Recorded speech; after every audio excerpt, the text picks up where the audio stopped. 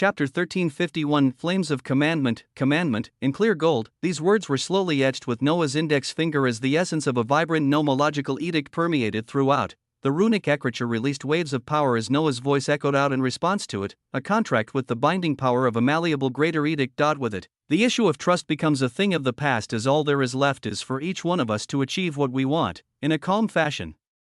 The runic ekriture of commandment flowed between their two galaxy-sized bodies, Noah's eyes remaining locked onto the wild and ancient-looking human form of Hyperion as his silver-white hair danced wildly on his shoulders. His eyes carrying innumerable lights as he gazed towards Noah coldly. Just the locks of a greater edict? And not even a completed one? His words carried a hint of disdain as there was finally a deficient field found in the being situated upon his throne that seemed to know of too many things. Noah raised his eyes at such words as with a glimmer, he leaned back on his throne while commanding the runic ekriture he had drawn out to swirl at the top of his palm. Hold on a second, in the infinite empire. Noah's grand universal form could be seen devouring the last bits of the 10th universe, his jaws closing with a glimmer of light as he licked his lips at the taste of the universe. It was a feeling that one could get addicted to the longer they spent doing it. With Noah only bringing himself to stop as the cosmos had produced the maximum it could at this time, after a day, more universal singularities could bloom into new universes. As for now, Noah stared at the results of the Assyrian true devouring that granted him a small puddle of the essence of reality, a puddle. But it should be enough for a simple change, a simple change. Noah wanted to do this with the little essence of reality he had just gathered, as the larger cluster had to be saved for what was to come. Author's jurisdiction, THRUM. The essence of the nomological edict of Kismet bloomed as its flames raged to tinge Noah's purple-blue universal form gold. His over 50 billion universes tinged and glowing gorgeously as Noah chose himself as the target and glanced at his status sheet. Noah Osmont, a normal existence that has nomological edicts. Greater nomological edict of samsara, 100%. Greater nomological edict of commandment, 1%, minor nomological edict of cessation, 12%, minor nomological edict of kismet, 100%, minor nomological edict of amelioration, 24%, minor nomological edict of bulwark, 12%, minor nomological edict of forgemaster, 55%, minor nomological edict of Kairos, 7%, current point in time, past points in time, A golden pen appeared on his hands as with it, the small puddle of the essence of reality began to move wildly as it awaited for the direction of change for the jurisdiction to be laid down. Noah moved with a sharp gaze as he knew what he wanted. Going forward to edit the percentage of the greater nomological edict of commandment from 1% to 100%. BZZZZT, awe-inspiring power erupted out as the essence of reality lying dormant within Noah's origin shot out, digging deeper into his origin as it wrapped around a portion of his soul and sank its austere jaws in. Immense pain, as if countless needles were prickling his very heart, could be felt as Noah saw the edited change of 100% he made turn from illusory and gradually became real. The immense pain he felt disappearing as a feeling of immense satisfaction began to suffuse throughout. The jurisdiction of an author was utilized, forcefully. An alteration was made as no resources like cosmic resource points or anything was utilized, just the price of the essence of reality to make a permanent change. As a millisecond later, another golden flame bloomed, a golden flame that came with it the gorgeous drops of golden blood, the true blood of higher existences, as it elevated Noah even closer to his goals. The flames of commandment burned brightly as Noah saw the edited status sheet fade, the first use of author's jurisdiction being the instant change of the progression of a greater edict from 1% to 100%. One golden text faded as another one rose before his eyes. Flames of commandment. The flames of commandment bloom in your origin as they usher in the bloodline of commandment. The title of commandment bloodline progenitor is granted for being the architect of this nomological edict, granting you the capability to introduce 9 other existences into your bloodline. Followers of the bloodline of commandment gain an increased chance of comprehending the nomological edict and have the task of fusing the required laws and Taos to be an eventuality.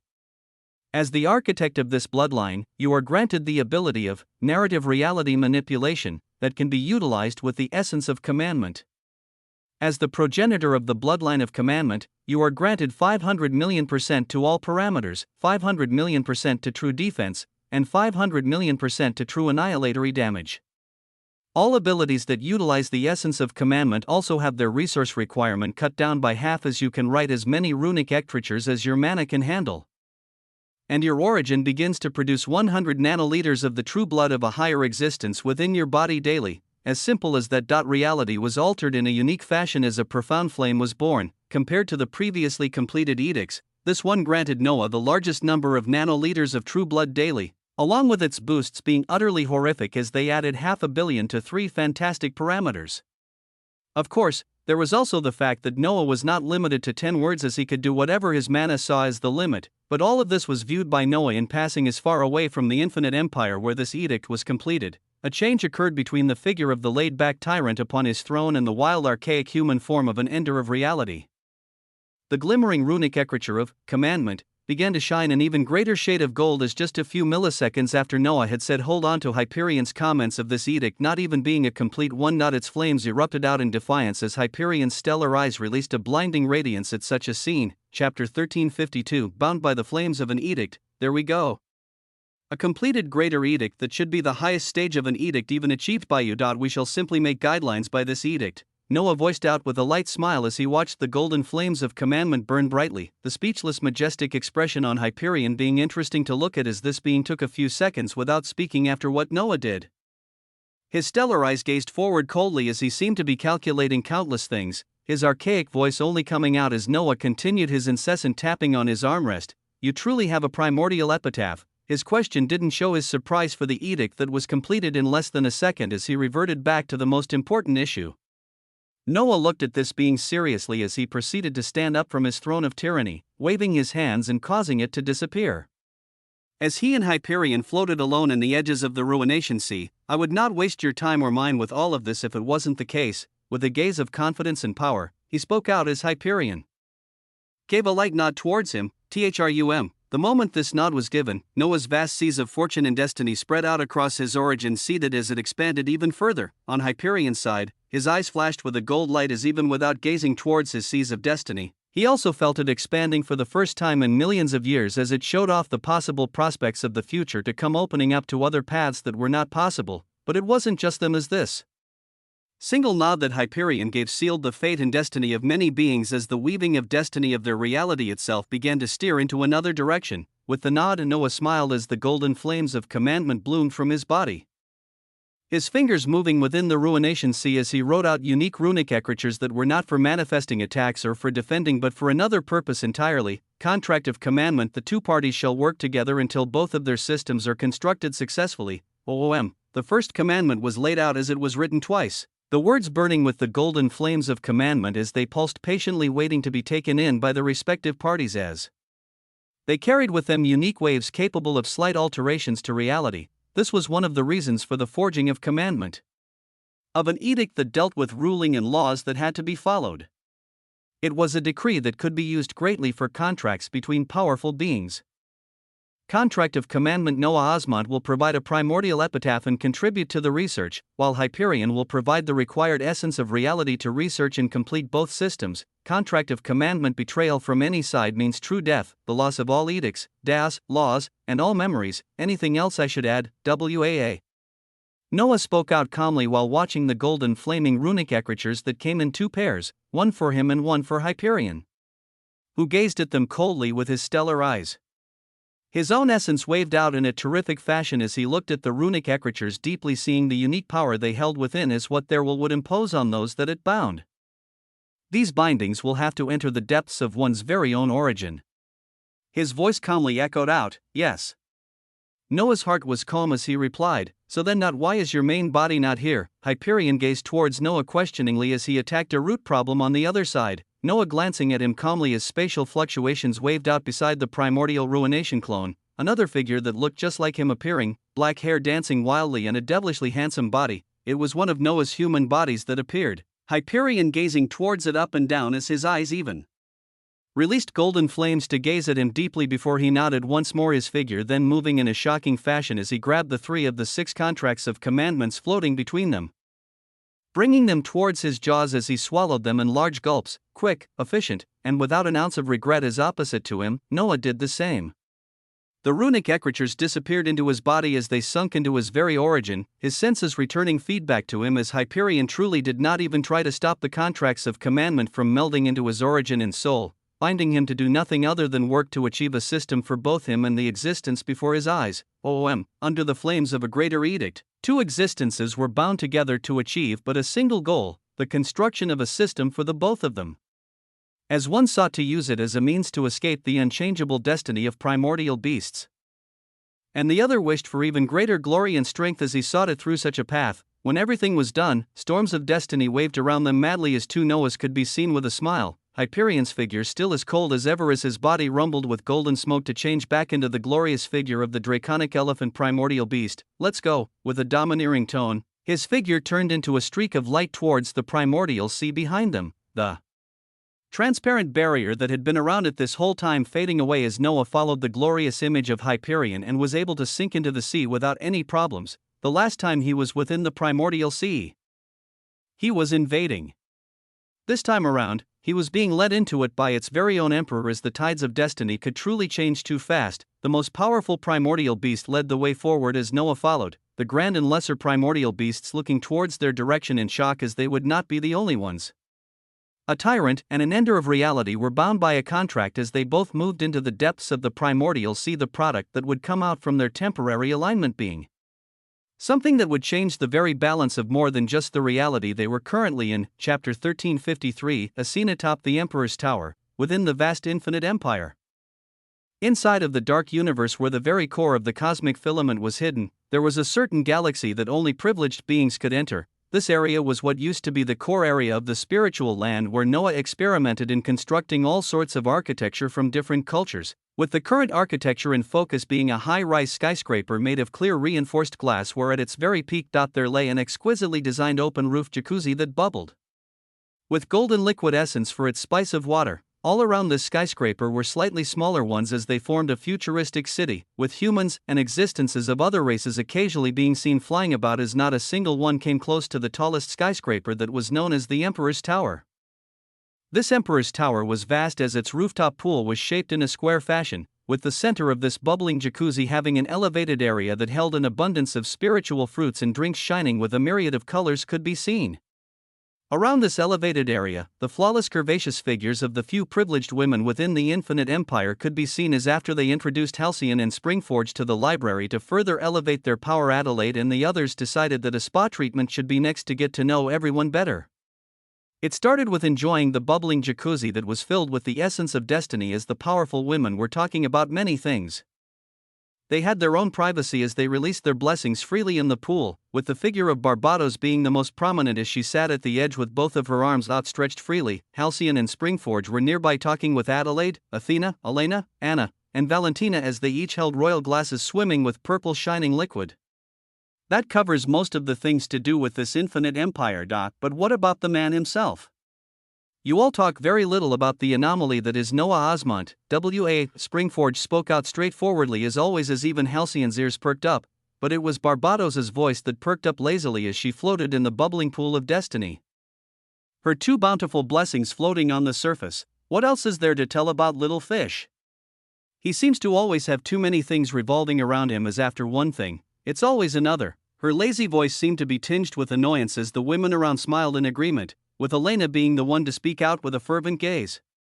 What more do you need to know but the fact that he shall be the one to usher in a brand new order into this reality and all other realities out there. The one to ascend through the ranks of power as nothing will stand by his side.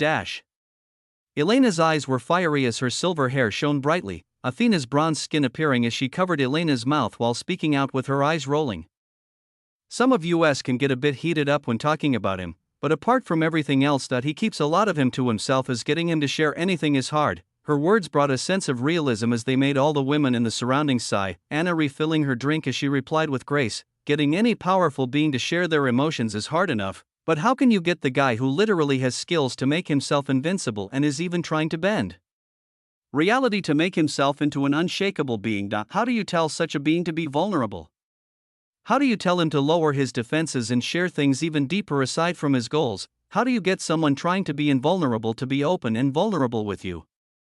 It was a question that stung the hearts of too many beings atop this skyscraper as the lazy voice of Barbados was the one to steer the conversation again. If there's anyone he's shared more things with, it has to be Sis Adelaide. Her nonchalant words caused all eyes to dangerously hone in onto Adelaide as she nearly choked on her drink. clearing her throat gracefully as she gave the floating Barbados a cold look while shaking her head. "What things, Sis Adelaide? You know how preoccupied he is recently, with even his clones doing this and that. You might find the whole reality is already conquered by him before he decides to spend some real time with us," Athena voiced out with yearning as she looked towards Adelaide. The Ice Queen, feeling all gazes land on her as she felt an immense weight on her shoulders, she looked at all the beings around her, even the lazily floating Barbados that had raised her head and was looking towards her direction, as all she could see were beings that cared about Noah and wanted to help him in any way. They all just want to help him. She sighed as she moved her wet hair down her shoulders as she spoke while staring out into the expansive sky. "You see, he has the capability to go back in time and undo many things. But he cannot undo the most important thing, as a person he wants to save. Does not want to be saved." The ears of all beings atop the skyscraper perked up as they listened with rapt attention. Adelaide narrating an issue Noah had been having that he even spoke to her about it at one point just to vent his emotions. Everybody listened with their utmost attention as they rarely got to learn in-depth things about Noah, where at the end of the story, nearly everyone was baffled as Springford's striking voice came out. His mom can't bring herself to leave his abusive father over some form of love? That's just, she shook her head as someone of her status could not understand, having lived too many years as her thought process was always on a grand scale, as emotions were very controllable things to her. Silence descended in the surroundings as it was Halcyon who spoke up next. If it is a form of love keeping her chained, as even Noah himself cannot break her out of it, he just has to bring her another form of love she can't say no to. Her eyes shone with the essence of Kairos as she spoke, the eyes of Adelaide lighting up as she replied with interest. "Next, something that a mom can love more than her husband or even her son." Adelaide muttered as the surroundings began to buzz with waves of power. With her eyes shining with the golden light of Kairos, Halcyon spoke out with a gaze of utter dignity and majesty. "If he just tells her that she has a grandchild, WAA." Her words reverberated across the rooftop pool as the powerful beings within looked at each other, their eyes shining with dangerous lights. Chapter 1354, Research and Development. The Primordial Sea, a unique location that had the terrifying and austere primordial as their home, even though the environment had been gradually changing in the past few days. First was the introduction of a few hundred cosmos that were reduced by nearly half from the devouring by a single ender of reality, and then there was the induction of many tainted ones that found their new abodes within this sea. At the top of all the tainted ones, there was Stormdust that had left everything behind by paying a heavy price, his current origin being neither human nor primordial beast, as his body released waves of unstable power. He was currently floating next to the forefathers and foremothers that had managed to survive and be by his side, waiting to see what the commotion outside of the primordial sea was all about, and soon enough, changes occurred as the vibrant aura of Hyperion could be felt returning towards them rapidly. Stormdust and the other tainted ones that ranged from paragons all the way to forefathers looked towards the oppressive aura of the ender of reality as they were shocked to find another being returning with Hyperion, this existence being someone they knew very well, as he and his forces had massacred a great deal of beings from their house of Stormdust and was partly the reason why they were currently here. Stormdust's body began to tremble with unstable power and strength as the now few billion universes within his origin began realizing powerful waves of power. The being he hated the most at this point in time, the one who had caused him to move forward into a path that he could not turn away from, his enemy. Why was he flying in calmly into his new home with his hands behind his back, as it seemed as if he was returning to his own home? Osmont, rumble. A crimson light bellowed out from Stormdust as he turned into a crimson flash of light that even towards normal grand primordial beasts he merely seemed like a flash of crimson light. His rage and disbelief were palpable as the grand figure of Hyperion watched on calmly, and Noah watched the incoming flash of light. As to him, it was actually extremely slow. The speed that Stormdust had achieved at this moment was nothing to Noah's eyes, as in a short period of time he had already added hundreds of millions of percentage boosts to all parameters and many more, where just a few minutes ago he added 500 million% to all parameters from the Flames of Commandment, so the figure of Stormdust to his current eyes was negligible as his thoughts moved and wrote a single runic eccriture with the Flames of Commandment. Bind, BZZZT. Space fluctuated as the blazing crimson figure was instantly brought to a halt the moment the written rune of Bind shone gold. The light of commandment shone upon him as it did its intended effect, his body that was traveling at a ridiculous velocity becoming stopped instantly as the wind was knocked out of him. HUK. A crude scream was released as Stormdust found not just his body but his origin and soul themselves were bound, as he couldn't even activate his mana. It was a terrifying prospect for this being, as after having forged a few billion universes with the aid of the blood of the ender of reality, he thought he could easily exceed Noah. And yet, he was stopped quite literally by a single written runic word from him. Hyperion stared at this scene impassively as he continued floating forward, not even paying any heed to this being that was the head of an entire faction within the primordial empire, as Noah did the same. Their figures flew past him as if he was a mere ant on their path, his use coming later as his body continued to be bound by the flames of a greater nomological edict, his eyes shaking in disbelief as his mental faculties nearly broke down from this event. Noah and Hyperion's figures sank further into the primordial sea as they arrived into an area where only the ender of reality could delve in. It was here that the endless rivers of primordial essence that led to countless cosmos sprouted out from. It was this location that could be considered the center LF the primordial sea, as the essence nearby had already liquefied. Hyperion turned towards Noah at this moment as he stared at him calmly. Noah, knowing what this being was looking for, his eyes flashed brightly, taking out a portion of a memory and displaying it outwardly at this moment. It was the figure of a terrific blueprint, the figure of the primordial epitaph he had obtained from Noah Eckert. BZZZT. The surroundings trembled as the mere reproduction of just the design of the primordial epitaph, an image of an intricate rectangular-shaped construct curved in countless runic lines and formulas weaving into each other, came to be. Its countless lines seemed to constantly be moving around as one could never fully see just what this primordial epitaph truly was. This is a recreation of the primordial epitaph of something called the Supreme Necromancer System, Noah's voice echoed out grandly as he recalled Eckert telling him of the first system he gained after the idle gaming system, the system that allowed him to bring primordial beasts into his fold by killing them, epitaph. The archaic voice of Hyperion echoed out grandly the moment the intricate structure of countless moving runes appeared, his third eye opening wide and committing the first primordial epitaph he came across to memory as he then began to analyze everything about it. If he understood this, he would be able to forge one for himself and possibly find a pathway the restrictions that bound him, so he moved either fervor to get started. At the same time, Noah's eyes flashed with the Tao of Blueprints and the Tao of Runes, the nomological edict of commandment, also blooming out as Noah's left eye then began to glimmer gold, everything being put on the line at this moment to research the primordial epitaph before their eyes so they could simply recreate their own systems thereafter. Chapter 1355 Research and Development 2. The process of researching concepts one was not knowledgeable of before could go many different ways, or one could enjoy the process as they felt enriched, or they would constantly be stuck during this process as they hated it. Noah was feeling the former emotions as with all of his inquisitive abilities, daos, and edicts set up, he felt like he was piercing through grand mysteries that others shouldn't be privy to. When he looked at the primordial epitaph, he saw its form that seemed to always be changing and made up of countless runic lines and symbols interweaving with each other, the cosmic Tao of runes and blueprints having their essence swirling around him as he tried to break down its minute details. If he could break down the primordial epitaph, then he could reconstruct it and even be capable of constructing one that fit his own modifications. It wasn't just him, but Hyperion was also staring at the epitaph between them with all of his attention, this being the one thing he was missing, as with it in the picture, he wouldn't blindly be wasting the essence of reality to try and forge one within Stormdust.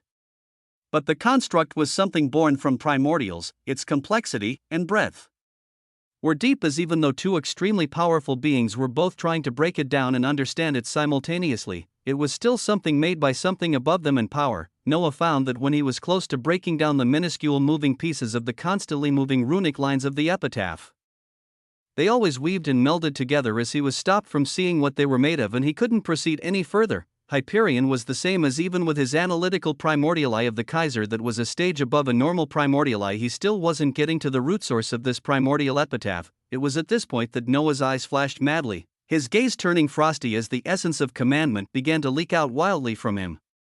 He had made it for instances like this where his level was too low to understand it, so he simply wanted to brute force his understanding through it. That is where you come along, my dear flames of commandment. His thoughts were bright as he looked towards the flames of commandment that when he completed them, they granted him the wondrous, narrative reality manipulation, a notch lower than author's jurisdiction, but it didn't require fortune and destiny along with the essence of reality to be utilized, even though its effects would not be as wild. Narrative reality manipulation, the modification and alteration of reality, is something only possible through the abstruse essence of reality, but some forms of essence can reach a level just below this and be capable of slight alterations to reality.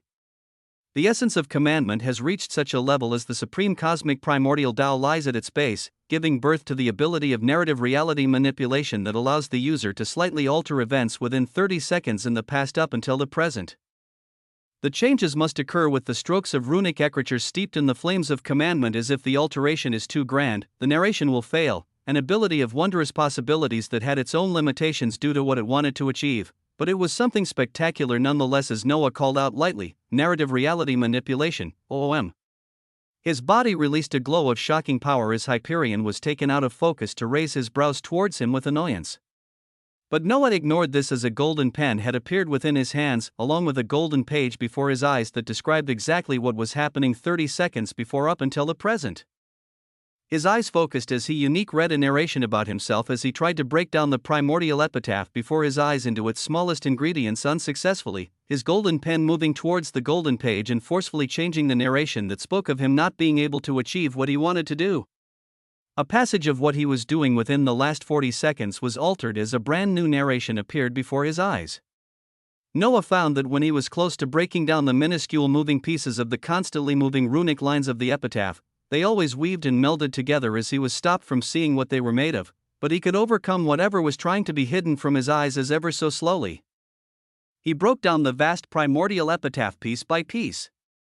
THRUM, the last sentence in the narration was written in runic ecritures as Noah wrote multiple strokes rapidly, changing the narration that was, and he couldn't proceed any further, to something else entirely. This dot was narrative reality manipulation as its effects were clearly seen moments later. Noah feeling his surroundings shaking as the abstruse primordial epitaph he couldn't discern the smallest details of before it began to slowly open itself up in front of his eyes as based on what he wrote. He was deconstructing it piece by piece. Even though it was vast, he could now somehow look at a single portion and break it down as soon enough. He would be able to understand much more about its composition. The being opposite to him was looking toward Noah with a sharp light as he hid the surprise within his eyes, where the stupendous ender of reality only saw the scene of the flames of a greater nomological edict wrap around Noah, and then his body began to be surrounded by waves of reality-altering essence as his entire surroundings became tinged with a multicolored light. He was forcefully altering reality to fit his needs in. Comprehending exactly what this primordial epitaph was, it was a ridiculous ability to display as Hyperion felt like he should not be left behind by a being lower in realm than him in understanding. His body lighting up brightly as he was even more domineering, Noah was utilizing a greater edict as he could achieve slight alterations in reality, but Hyperion, he actually had the essence of reality to do this and more, as at this moment, he focused in on his eyes to be capable of understanding the complex runic construct before him. A man and an ender of reality thus approached the core truth of a concept only primordials understood, each of them doing it through their own unique means. Chapter 1356 Research and Development 3. This, I see, these two words were blurted out at the same time between the two beings surrounding a primordial epitaph. They had made headway into what this runic construct was at its core. And they came to their conclusions nearly at the same time as their eyes shone with a competitive spirit. Noah had constantly been surrounded by the majestic essence of the nomological edict of commandment, an unseen golden pen always moving within his hands as he altered the narrated reality atop a golden page only he could see. Whenever the passage spoke of how complex the structure of the primordial epitaph was and how someone of his level couldn't discern it, he rewrote the narration to be capable of slowly understanding it, as he couldn't outright write the strokes that said, Noah entirely understood the primordial epitaph in and out. Such a thing would require the utilization of the essence of reality, with Noah only being capable of making this change through author's jurisdiction, with an abundant amount of essence of reality. But he achieved a lesser effect of this due to his own power and the edict of commandment that had its progression at 100%. If he didn't have this edict completed, even the simple alterations of reality would not be possible. As he did this, Hyperion did something even more domineering, as with the usage of the reserves of the essence of reality itself, he achieved a similar result. Out of all the native beings within this reality, nobody could say they were above the ender of reality in terms of their reserves of the essence of reality. So both of them used their means as they came to a conclusion at the same time. Noah looking closely at the primordial epitaph as he spoke with confidence and amazement. It is not inscribed with the essence of reality, but small and minute structures made of countless flames. Rumble. His words were a proclamation of their progress as Hyperion was the one to continue thereafter. I've been experimenting on Stormdust by trying to inscribe an epitaph with the essence of reality when this is actually just the final ingredient. the essence of reality was what came at the end. Before all this, the structure of the primordial epitaph was born of few flames of edicts. Multiple flames of edicts weaving together into runes that defined exactly what power the designer intended. The coming together of all of these minuscule flames of edicts defining the system itself as the essence of reality only powered it up. Yes. They had broken down the primordial epitaph before their eyes as the countless weaving of runes were found out to be minuscule structures of things they could only recognize as flames of edicts, and the way they weaved around together was capable of defining what the system was and what it could do with the essence of reality coming into play to make it possible. Systems were born from a combination of a large number of concepts fused into undeniable truths known as edicts, and these conceptual truths were further put together to simply inscribe the foundation of the system, and only then did the last ingredient to power it up come into play, their breakdown of the current primordial epitaph before they're allowed them to understand it dealt with forcefully binding the wills and origins of dead existences onto oneself. And then numerous flames of edicts weaved together to inscribe its other functions, such as the fact that one wouldn't require mana to call forth and control the existences bound by the supreme necromancer system, and many more concepts. Noah was able to understand this more clearly due to his Tao of runes and blueprints, seeing exactly how the bounds of the system were defined, as the only problem now was for them to recreate a primordial epitaph, either their own definitions, and this would give birth to their own systems. But we cannot do it. Noah's gaze turned placid as he was the one to speak out the cold hard truth. Hyperion's 3 eyes didn't dim as they shone even brighter at Noah's words, his golden tusks and elephantine trunk rising up madly as he also echoed out, but with an additional word: we cannot do it. Yet, rumble, they couldn't do it yet. At their current levels, it wasn't possible, as this was the reason why primordials could grant others their own design systems. It was because they made them from their own flames of edicts. For the sake of stability in forging a functional primordial epitaph, Noah saw that the one before their eyes held no less than 15 flames, 15 fully completed edicts, and it wasn't just that, as these edicts seemed to be closely intermingled with each other, as Noah was reminded of what he read from Cecilia's status sheet. A higher existence that has stepped on the path of consolidating her flames of edicts and has already obtained the lowest tier, the path of consolidating flames of edicts. Whatever product came from this, the lowest tier that was hidden before Noah's eyes. This was what primordials used to inscribe primordial epitaphs onto their champions. Hyperion's eyes burned brightly as he gazed towards the illusory primordial epitaph before them, as he voiced out with an undeniable fashion: all that is needed is a minimum of 15 flames of edicts, and it can be done. Noah listened to his words as his own eyes shone, thinking carefully as the nomological edict of commandments still danced around him. His voice ringing out: primordials have achieved another stage of power as they can meld their flames of edicts together to form something fantastical. This something is what they use to form primordial epitaphs. But we could possibly do it even without this if we work together. Yes.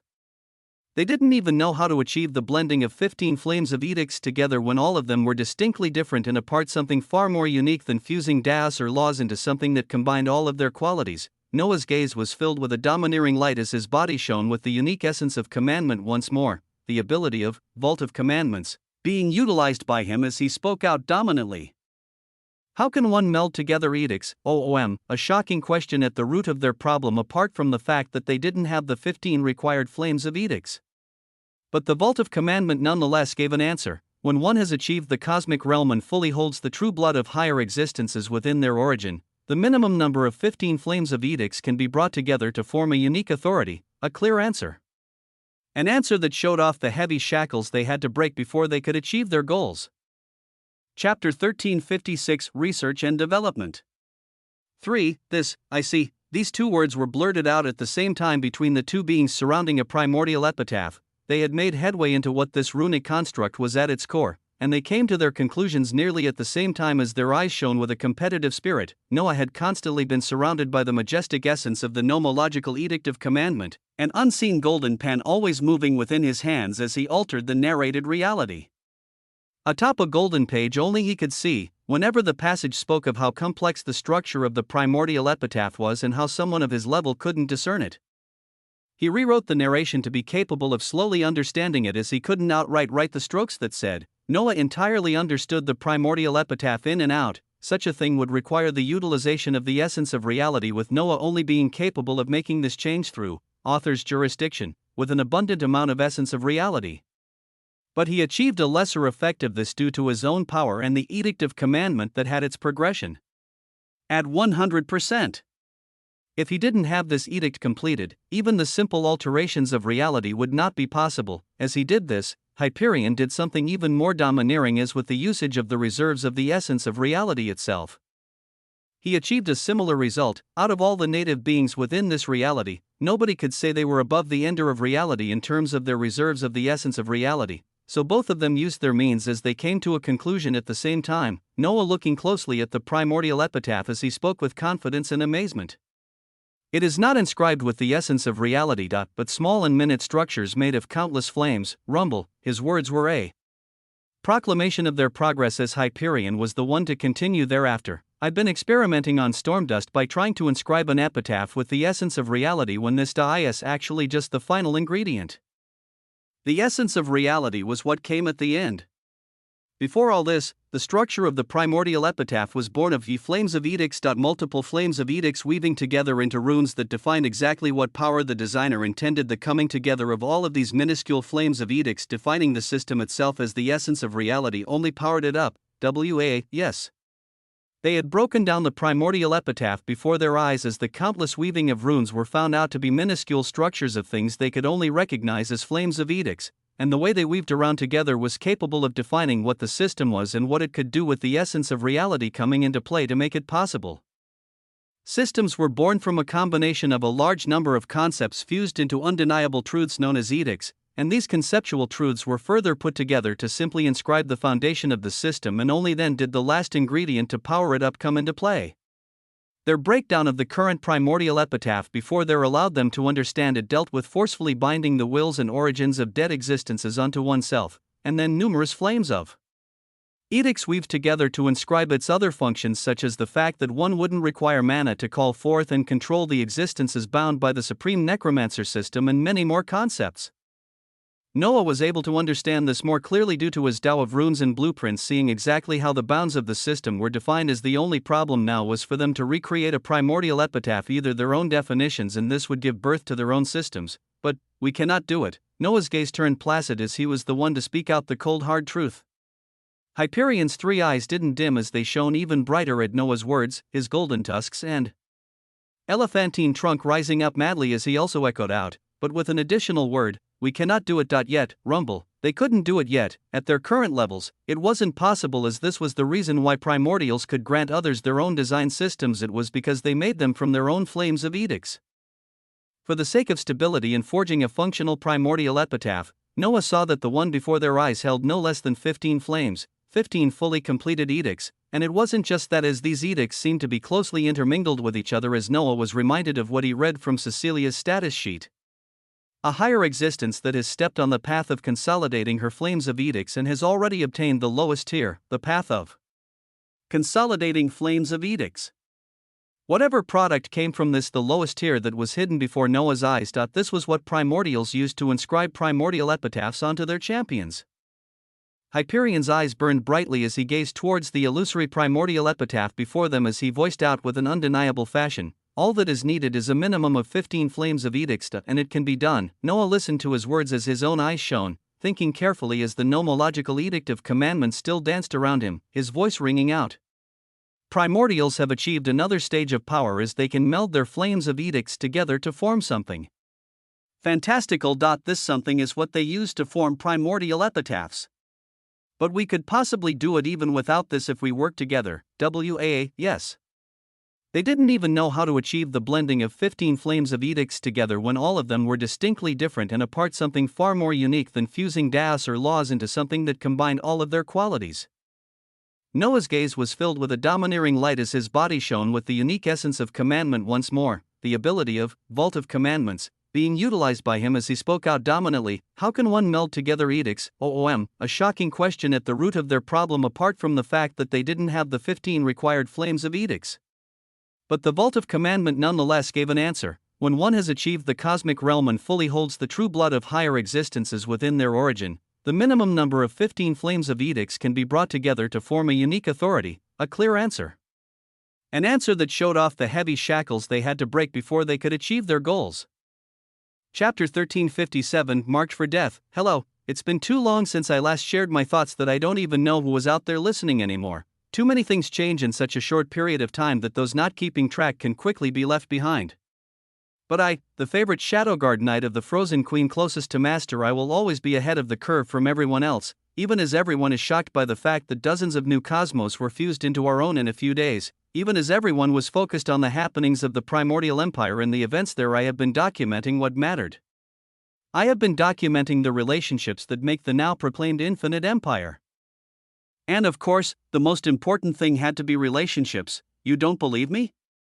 Look at what was currently happening right before my eyes. I'm sneakily documenting what I see while hidden in the dark, having followed Lady Adelaide from the Emperor's Tower, where she and all the other powerful ladies had returned from, with their eyes releasing dangerous lights that I have yet to figure out the meaning of. Their plans were interrupted as Master called upon them, and even I was shocked to see how quickly they all answered, as I was able to see once more why relationships mattered the most in this great land of ours. It was because after everyone was gathered, the esteemed Master said the flames of edicts were becoming increasingly important, as he had to explore all avenues, especially the bloodlines of these edicts, that he could actually grant 9 beings induction into one of his completed edicts, as it would be a matter of time before they comprehend it and have a terrifying tool within their hands. Those to be given induction into Master's completed edicts were, of course, those he was closest to, relationships.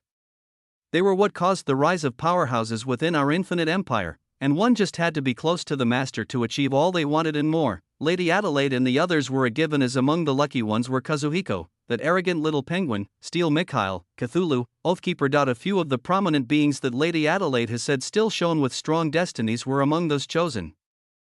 I was yet to be chosen, as I was a mere attending of the Lady Adelaide, but precisely due to my service to her, I knew I would be among those to be next in line as Master completed more and more edicts. After all, I was among those given the chance to choose an archetype, among those given the shining primordial king set and gotten the chance to spill the blood of primordial beasts. And your favorite knight will also be among those to be graced by Master's bloodline edicts when the time came. When I thought about this, I unconsciously focused on the esteemed Master once more, as I watched his chest split open to reveal pulsing golden blood, such a scene being something that would cause others to fall to their knees in awe and reverence as to us. It was currently the norm, when looking at this golden drop of blood that was releasing even smaller drops to induce the bloodline of an edict to a select few. The Master's eyes turned hazy as he spoke thoughtfully to himself. With the development of needing so many completed edicts, it seems I will have to work even more closely with Hyperion. Wait. Hold on a second there, Master. From what Lady Adelaide had told me, Hyperion was the name of the ender of reality. Esteemed Master. What exactly are you doing now, working with such an existence? Just when I thought I knew the extent of the esteemed Master and what he was capable of, I'm thrown a curveball once again. Just what crazy things are you trying to do now? Master, when one has achieved the cosmic realm and fully holds the true blood of higher existences within their origin, the minimum number of 15 flames of edicts can be brought together to form a unique authority. The message shown in gold as Noah made it visible to even Hyperion, his universal body in the infinite empire, beginning the process of bloodline induction into the nomological edicts of Kismet and Commandment, as he had to now know a whole lot more on this aspect. But in the depths of the primordial sea, Hyperion looked toward the golden word within shining eyes as he spoke out with his archaic voice. Your abilities are truly skewed into a unique direction. His words were impassive, as this was as much a compliment as anyone would receive from an ender of reality. Hyperion actually looking at Noah in a different light and re-evaluating him as he showed off the many unique abilities. Noah merely nodded, as his next question was a direct one that no expert would normally ask another, but his dark hair, tinged with a myriad of other colors, waved majestically as he voiced out, "How many completed edicts do you have?" An invasive question about one's power that Noah actually knew the answer to after seeing Hyperion's status sheet, but he still asked to see if this ender of reality was ready to go all the way to achieve what they wanted. The archaic eyes of this beast locked onto him as he followed Noah's thought process, his air of majestic leaking out of him as he replied calmly. 9, a number true to what Noah knew, was laid out as he nodded, his voice echoing out in a grand fashion as the nomological edict of commandment swirled around him. I currently have 2. Which just means we have to forge 4 more completed edicts and then fulfill the other conditions before we can forge primordial epitaphs, Noah voiced out nonchalantly as he didn't count samsara, and Hyperion gazed towards him coldly as his ancient voice echoing out, yes. Because completing edicts is so easy. Completing 9 edicts had taken Hyperion too many years, as he knew how slow the progress was. Yet this being before him spoke as if he could do it in mere days, as one could not help but be skeptical. Yet His confidence seemed to be as boundless as ever as the tyrant smiled brightly enough to show his pristine white teeth, his domineering voice echoing out, "Actually, yes. Completing edicts is very easy. Under the right conditions and resources, that is, WAA, the essence of commandment waved around him madly as Kismet also began to erupt from him, his eyes seeing the way forward as his voice continued to ring out. After the 15 completed edicts, I just have to step into the cosmic realm and we both have to then obtain a body filled fully with the true blood of higher existences."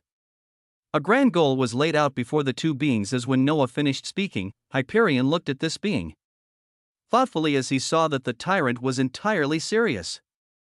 Since it was so, the ender of reality voiced out terrifying words to match Noah's, "Then, we will also need to get a hold of another blueprint of primordial epitaph to increase the chances of successfully designing two. For this, the blood of the champion must be spilled, WAA." A cruel light crossed Hyperion's eyes as he said so, waves of destiny echoing out. A champion was marked for death and dissection, chapter 1358, 3 conditions. The blood of the champion of reality must be spilled. The single primordial epitaph blueprint they had was good for research as it directed them towards some truth, but it wasn't enough for the both of them to confidently say that they could define the conditions of their own systems successfully even if they had all the required 15 flames of edicts right now. But even with your boasting, completing 4 more edicts will take time. It could stretch to hundreds of thousands of years. The voice of the ancient ender of reality still came out low as his golden trunk and tusk shimmered, Noah gazing towards the third eye of this beast as he waved his hands while replying with confidence, "I can forge and complete 4 edicts in a matter of days if need be, so I can take on the completion of that requirement, WAA." With utter confidence, he spoke out as his eyes swirled with the light of destiny, 3 conditions. This was what they had to accomplish before they could forge a system, the first 2 being the achievement of the cosmic realm and then the change of their very nature into that of a higher existence. The third condition was one that he did not have to complete alone, and he would have to get the help of Hyperion for him to complete quickly. This was the third condition that required a minimum of 15 fully completed edicts to even begin to etch a primordial epitaph. Apart from this, he could also utilize the power of Hyperion to fully achieve the first condition, but I will need your help in completing one of the conditions. His eyes shone with sharpness as Hyperion's grand form locked onto him fully. "I can fully take on the responsibility to complete the condition of the last 4 edicts and even go further to help you and myself towards changing our origins to be filled with the true blood of a higher existence. But I will need your aid in achieving my cosmic realm, THRUM." Noah spoke out calmly as in the midst of all this, his mind worked rapidly to get himself all the possible benefits as he would not let any avenue to be left unturned. The 3 eyes of Hyperion flashed with a cold light at this being understood many things, his voice tinged with annoyance as it reverberated out. "You want me to freely give you the lives of countless primordial beasts to complete your cosmos, yes? I want the origins of as many primordial beasts as it takes," Noah replied calmly as the surroundings once again began to shake with the terrifying and oppressive aura of a cosmic primordial beast. The tyrant was asking for the strongest primordial beast to freely give the lives of his own race to him. And the answer from this ender of reality was something he expected. Hyperion was a practical being, he cared not for humans as he only had an interest in them, and he cared even less for primordial beasts as they were tools for him to command to reach his aims.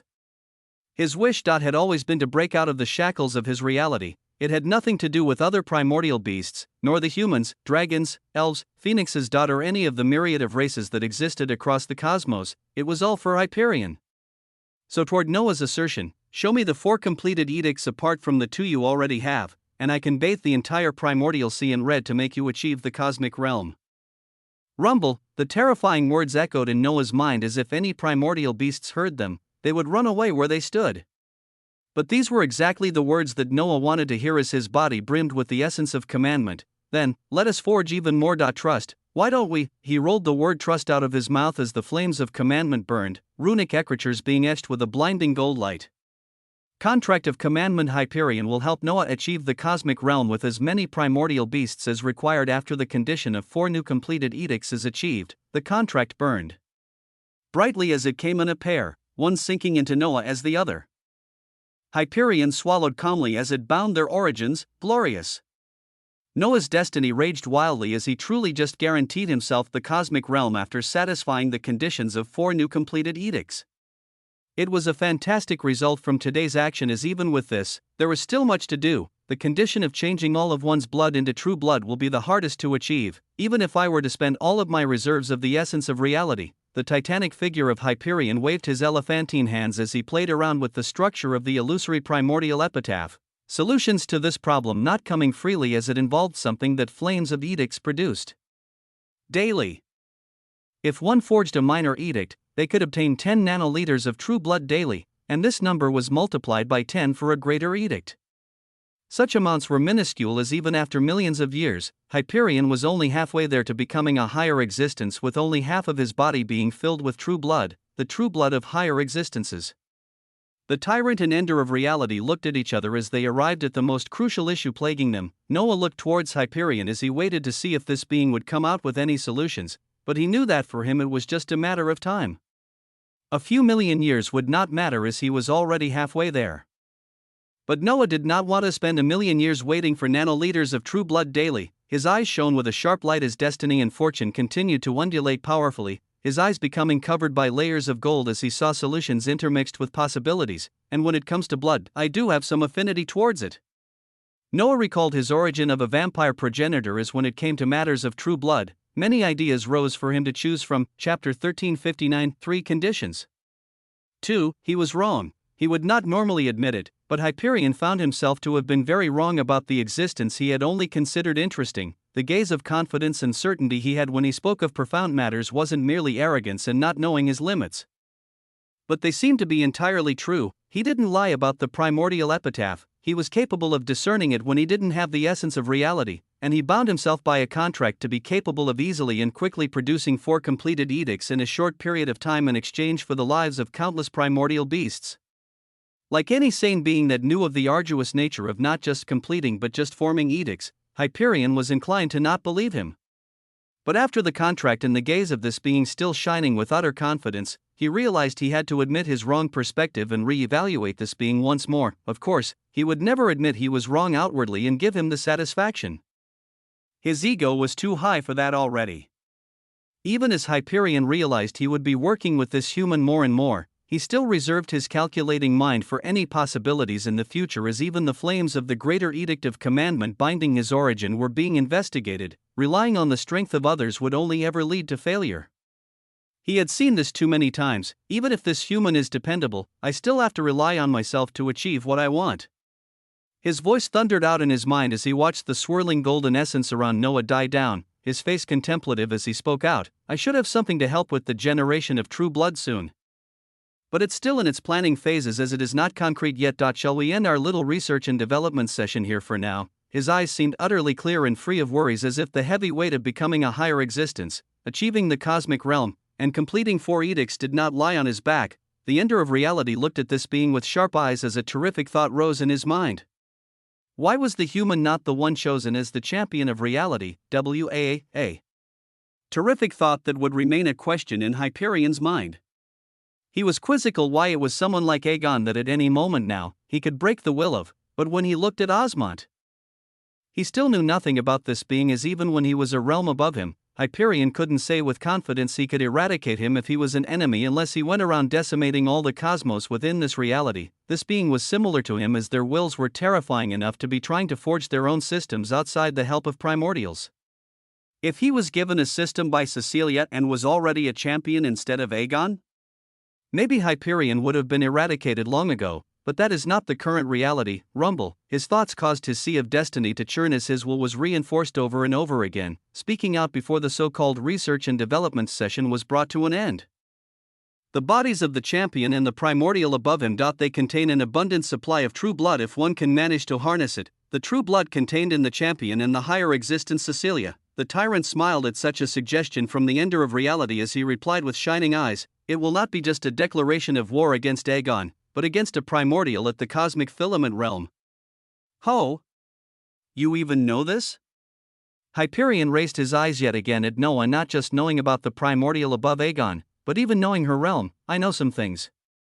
Noah waved his hands as he replied, his eyes shining ever brighter as Hyperion's words only further reinforced the ideas blooming within his mind for what he wanted to do. Many possibilities were currently clashing against each other as a path slowly bloomed in his mind. Noah glancing towards the stout figure of Hyperion again as he spoke. I have to focus on and implement the possible solutions. Do you care if I take the tainted ones under Stormdust before I leave? The existences under Stormdust that managed to leave the primordial empire and slip past his hands. They held an abundance of cores and resources of cosmic resource points that Noah could utilize to complete edicts, so he spoke out as he continued to understand more of Hyperion's nature. The Ender of Reality's eyes flashed as its tusks gleamed dangerously, looking towards the faraway direction where a few hundred cosmos remained as within them. Countless powerhouses from the House of Stormdust who had betrayed their very own existence to side with the primordial beasts remained. Stormdust is the one still needed for the last war, the rest are merely decorations. You can have them if you want. Rumble, countless lives traded with the passing of a few words. This was why it was crucial for one to rely on their own strength and never to just follow blindly. As all of those following Stormdust blindly would now find themselves facing a terrible fate. Noah's figure nodded as he glanced at the dense liquefied essence around him, his eyes flashing brightly as he then began to float towards the periphery of the primordial sea where Stormdust and the tainted ones beneath him were situated either inside of their cosmos or outside of it.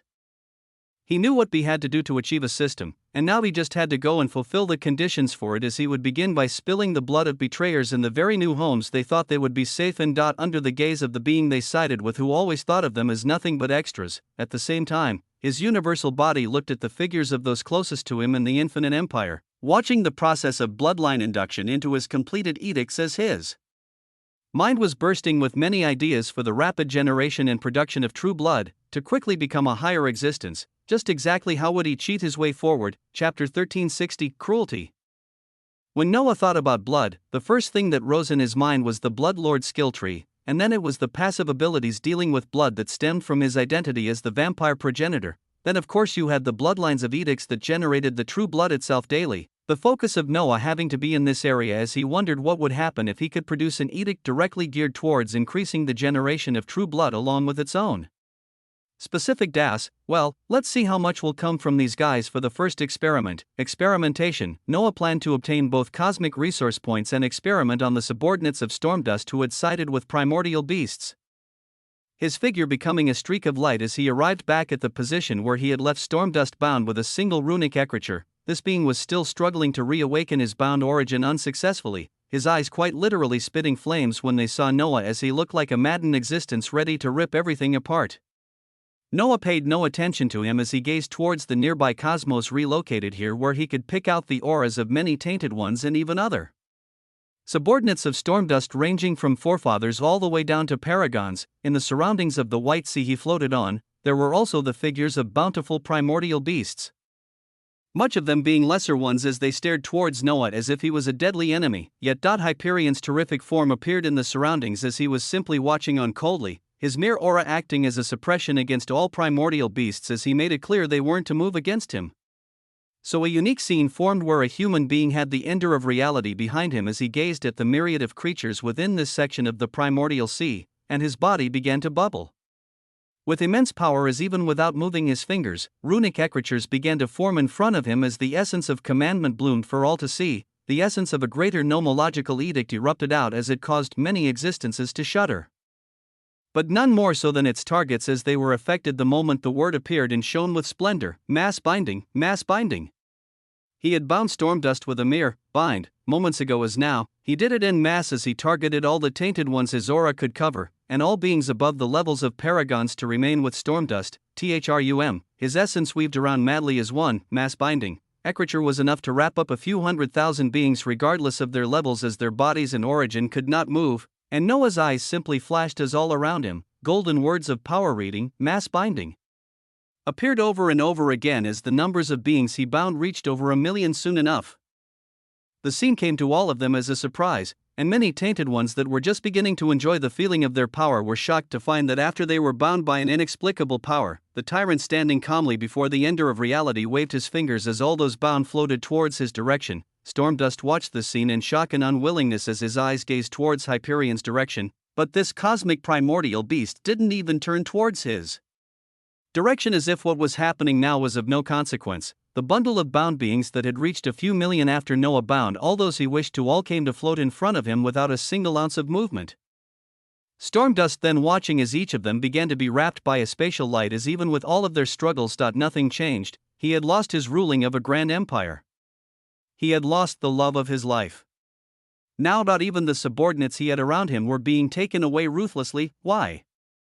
Why? As Stormdust wanted to scream these words towards Hyperion as he watched this powerful being do nothing as Noah did all this, as he took down the last vestiges of what remained with the House of Stormdust, without the interruption of primordial beasts or anything else. Noah did as he wished in the depths of the primordial sea, as the suppressed beasts could only watch in silence while those left behind by him cowered within their cosmos to try and make sure they weren't chosen to be taken away by the terrifying being who merely wrote words to incapacitate everyone, whether they were forefathers or paragons. The despair, wrath, and powerlessness within the eyes of Stormdust were palpable as he watched all this, his constant struggle over the vending on him causing Noah to look towards his direction after the light of teleportation covered all of the existences he had bound. Stormdust saw this tyrant look towards him with a calm smile as his own body began to be wrapped by a spatial light, but he didn't leave before voicing out a few words that struck Stormdust's heart more than anything else. "It's nothing personal, Rumble." His origin shook at these words as it was the answer to the question he wanted to scream towards Hyperion, the reason why for all of this to happen. It wasn't personal. He schemed. Others schemed, and he was merely the one to be on the losing end of it all. The light in Stormdust's eyes dimmed at this cruel reality as against the bindings holding him, he stopped struggling. His eyes were blank as he stared at the few hundred remaining cosmos under his name, all of them seeming lifeless to him as their strongest combatants were taken away just like that. With blank and sunken eyes, Stormdust didn't notice when Hyperion had come near him as his body pulsed with flames of edicts that wrapped around him to remove the binding that Noah ridiculously didn't take off even now. "Don't you worry, betrayer. This is just one of the pains you shall experience." A light of ingenuity and cruelty flashed within Hyperion's eyes as he said this, the fate of Stormdust in his last act to play already present within his eyes as he simply waited for it to become a reality. Chapter 1361 Bloodlines. In a nondescript area in the Ruination Sea, the recently teleported few million existences under Stormdust could be seen situated nearly into rows, and a figure of one of Noah's clones was releasing a ring of flames of Kismet in the surroundings as he created a huge space that no ruination essence could pierce through. He contained his experimental subjects and future cosmic resource points here as he didn't bring them back to the Infinite Empire, taking some caution to not allow others to easily locate his base for now. With them here, Noah could begin a sequence of plans to accomplish two of the three conditions required for forging a primordial epitaph.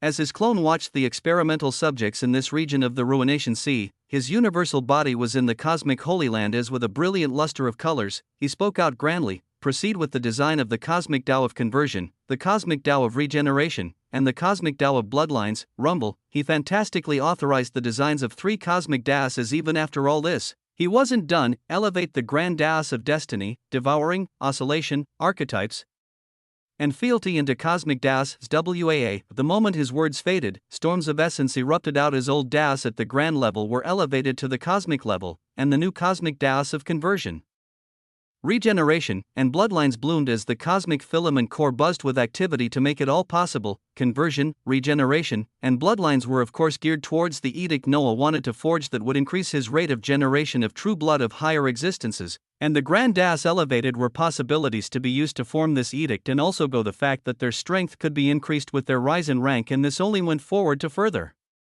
increase Noah's strength.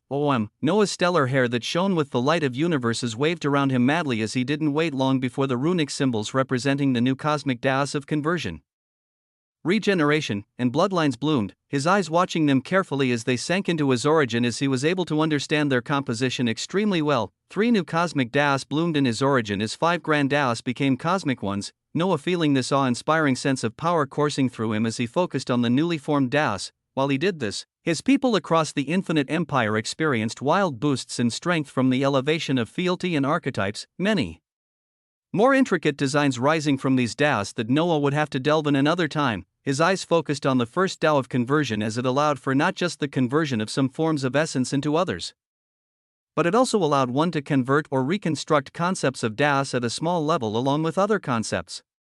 Noah designed this Tao in mind of the edict it would go towards producing an edict that allowed him to convert normal blood into true blood. Then there was the cosmic Tao of regeneration that vastly increased his rate of regeneration for all resources, and he designed this to aid in the increased generation of blood when he formed the edict. On top of resource regeneration, it also increased the generation of blood within his body by 10, directly increasing his daily output of the nanoliters of true blood. Lastly, there was the cosmic Tao of bloodlines, which fully deserved its own description. Cosmic Tao of bloodlines, a cosmic Tao birthed by the cosmic filament core of Noah Osmont. As the Tao architect, Noah Osmont can comprehend and assimilate the Tao at 10 times the normal speed. The cosmic Tao of bloodlines allows one the capability to consolidate any bloodlines below the level of bloodline edicts, being able to fuse the different types of lineage in one's origin into a single one. One can also choose to lock their other bloodlines to allow for the quadrupled effect of a single bloodline. Expert control over blood is granted as the abilities Bloodline Master, Devourer of Blood, Blood of Old, Unnatural Regeneration are granted. The cosmic Tao of bloodlines was the most unique out of the new ones, as it directly granted Noah the ability of unnatural regeneration that took a portion of the boosts that the cosmic Tao of regeneration provided and elevated them even more. With it also having the carryover effect for even the true blood within his body. Unnatural regeneration, your bloodline cells regenerate at an unnatural rate, increasing to be 1,000 times more for normal blood and 10 times as much for unique types of blood. Blood loss isn't a concept for a being such as you, a passive ability that directly increased the regeneration of different types of blood, and this included the true blood that was classified as unique. Noah felt these changes firsthand as the minuscule amounts of golden blood within his origin began to bubble, more of them slowly coming to fruition as he smiled when he felt these fantastic changes. After the design of these 3 Taos, he was ready to begin the forging of another edict, one that would be the highest tier edict he had made to date, as his destiny already told him it should be a peak greater edict. This was because he would be including not just the primordial Tao into it but also the Tao of ruination, and on top of this he would be doing something he had yet to do so far, and that was to incorporate not just laws and Taos into this edict, but also the concepts of things like the Blood Lord skill tree and the very essence of the vampire progenitor and its abilities. It is a new age of experimenting and trying new things. Why just stop at laws and Taos? Noah had such a domineering thought, as he was only confident in doing so due to nothing other than the primordial Tao that he saw work to interlink many things.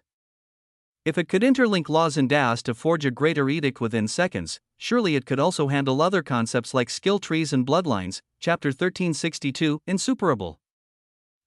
Within the cosmic Holy Land, a golden throne stood behind Noah as floated near its glimmering Aurelian steps, his universal form surrounded by the light of too many concepts. That's right, not laws and Taos alone, but many other concepts too. The concept of the vampire progenitor bloodline that he called forth outwardly as glimmering crimson speaks of blood floated around him. The core of the Blood Lord skill tree that held universal blood clones was also expressed outwardly as Noah called out the knowledge and authority of this skill tree that had bound to his origin. All of these were swirling along with the light of the cosmic Taos of conversion, regeneration, bloodlines, runes, primordial, ruination, fusion, destiny, fealty, oscillation, archetypes, chronos, and devouring. To top it all off, the laws of fate, karma, chaos, and time were also shining in a dazzling fashion around Noah as multiple shards of a cosmic primordial heart rotated around him. The Tao of fusion was already bathing everything as Noah was utilizing his primordial eye and utilizing the Tao of blueprints and edict of commandment to gaze at everything, his focus remaining on the primordial Tao that he knew could interlink everything together. Can you interlink all of these concepts together? Though Noah was in the dark in this as well. Kismet only showing him this through path to victory as something he should follow, but the result would be a surprise for him just like anyone else. Let's take it slow. His voice echoed out across the majestic-looking area within this holy land, his fingers beginning to move as he weaved the many concepts around him together. The nomological edict of commandment had its flames already summoned as narrative reality manipulation was ready for Noah to use at any point where he faced a roadblock, and his pioneering of not just the fusion of laws and Taos but many more concepts as well commenced. An austere air of wonder and fantasy permeated out as he first began by spreading primordial essence around everything, using it like a thick line that wrapped around the essence of the vampire progenitor bloodline and the Blood Lord skill tree first before he even touched the other Taos and laws. The sight he had under the Tao of blueprints allowed him to see the smallest makeup of these concepts and find the easiest ways to link them together, and he watched on as a crimson light pulled out when he cross-linked the concept of a skill tree and bloodline together, these two going well as they were of the same origin. Then came the Taos and laws. Noah's brows tightened as he weaved the primordial essence as a line of connection from the two previously fused concepts as he went towards the particles of the Tao of conversion, regeneration, and bloodlines first, finding this entirely difficult as even with the interlinking quality of the primordial essence, the connections did not seem to be stable when they formed. Noah saw the hardship appear as the fusion of the concepts of Bloodlord and the vampire progenitor bloodline caused instability, his will moving rapidly as the flames of commandment were activated. Narrative reality manipulation began to weave grandly as a golden pen appeared within his hands. His eyes themselves glazed gold as he saw an excerpt that showed his actions in the last 30 seconds as he went ahead and forcefully changed portions of it. Then came the Daosin laws. Noah's brows tightened as he weaved the primordial essence as a line of connection from the two previously fused concepts as he went towards the particles of the Tao of conversion, regeneration, and bloodlines first, finding this to be difficult at first, but he slowly watched on as the primordial essence clutched onto every concept by force to connect them all together. Waves of the pristine essence of commandment echoed out as they also went to bathe the mixture of different concepts, slight alterations in reality being made through narrative reality manipulation as the hardship Noah faced with connecting other concepts to Daos faded, truly watching the interlinking process continue. Good. His eyes released beams of stellar light as he continued, slowly but surely weaving other Daos together as primordial essence acted like a bridge, stretching out to all of them. But due to the large number of cosmic Daos involved in the hardship of weaving them all together, the process took some time. Unlike when he completed a greater nomological edict within seconds, he found himself delicately moving forward to fuse the many differing concepts as he only moved on to the next cosmic Tao or law when one concept was fully inducted into the edict that had yet to form. Like this, hours passed. His universal body continued to shine in a resplendent manner as his hands weaved around him constantly, directing the primordial essence in many different directions as after the Daos of conversion, regeneration, and bloodlines were fully fused, he proceeded towards destiny. Runes, oscillation, and all the other ones contained within this Tao was constantly the light of the nomological edict of commandment shown as he utilized narrative reality manipulation to erase any mistakes or advance himself forward. He continued on like this as in the outside world. Nobody knew what a tremendous task he was undertaking or what fantastical wonder would come out of it, but Noah remained steadfast as he took everything on his shoulders. A day passed, 3 days passed. If it were anyone else, even someone at the cosmic realm, they would have utterly been exhausted of mana after constantly keeping active the essence so many Daos and edicts, but it only required Noah's concentration as on the 4th day. He finally saw the locks of the last cosmic Tao. He finally saw the locks of ruination closing in to finish the fusion of all the concepts together. Ruination was actually the hardest concept to include as it should have directly opposed the primordial essence, but Noah had seen how the white essence had interlinked with the crimson essence before as he simply repeated this carefully. And he watched with shining eyes as an enormous piece of a puzzle became completed, a piece of a puzzle that, at the moment of its completion, a beam of a multicolored light shot from it as it pierced past the cosmic Holy Land. And even out of the cosmos itself as an entirely radiant beam of light actually erupted from the infinite empire and shot out into the ruination sea. Chapter 1363, Insuperable. 2. A blinding ray of multicolored light overcoming all barriers and shooting out for countless light years. In the depths of the primordial sea, a meditating Hyperion raised his draconic elephantine head as he saw a blinding multicolored light shoot past a portion of the primordial sea and continue to edge upwards, the light causing the cosmic origin of this being to tremble when he gazed at it. It wasn't a gaze that spoke of more power or dominance, but it was a gaze of suppression. Suppression as if he was looking at something a reach higher than anything he had before. His eyes flashed sharply and dangerously as he looked at this light, turning down towards the direction it shot out from as he disappeared towards its direction as a streak of light. Far from the primordial sea, within the primordial empire. The champion of reality saw the same thing as while he held onto the fair body of Havenbreaker on a grand bed of utter comfort. His eyes burst open to stare at a certain direction where his primordial eye honed in to see a blinding pillar of multicolored light shooting out from an origin of a single area and out into the expansive ruination sea as it seemed to continue endlessly. Whap! His figure instantly disappeared from the embrace of his love as she woke up drowsily, but he was gone chasing the origin of the light that brought a sense of oppression to the origin of even a champion of reality. Noah's eyes released arcs of stellar multicolored light as he saw this fantastic beam of light shoot forth endlessly from the fully fused cluster of many concepts that also shone with a glorious of multiple colors that sank into him while his origin churned out its endless drives of mana into the cosmic filament core of the infinite empire. He did so as his face carried an expression of immense happiness and also a tinge of annoyance, happiness at what he had been able to achieve and annoyance at the ridiculous light show it came with. His cosmic core understood his intentions as it accepted his mana and commands, its cosmos becoming wrapped in blinding rays of spatial light as in the next second. A unique scene occurred in the Ruination Sea as a uniquely connected cluster of 100 cosmos disappeared. The seas churned and toiled as in the next second, the titanous structure of the cluster of cosmos disappeared and the Crimson Sea rushed to fill the space it was in. A few seconds after this, the figure of another titanous structure appeared as Hyperion's profound form materialized. His three eyes gazing at everything thoughtfully as he locked onto the space being filled by ruination essence. Is it him?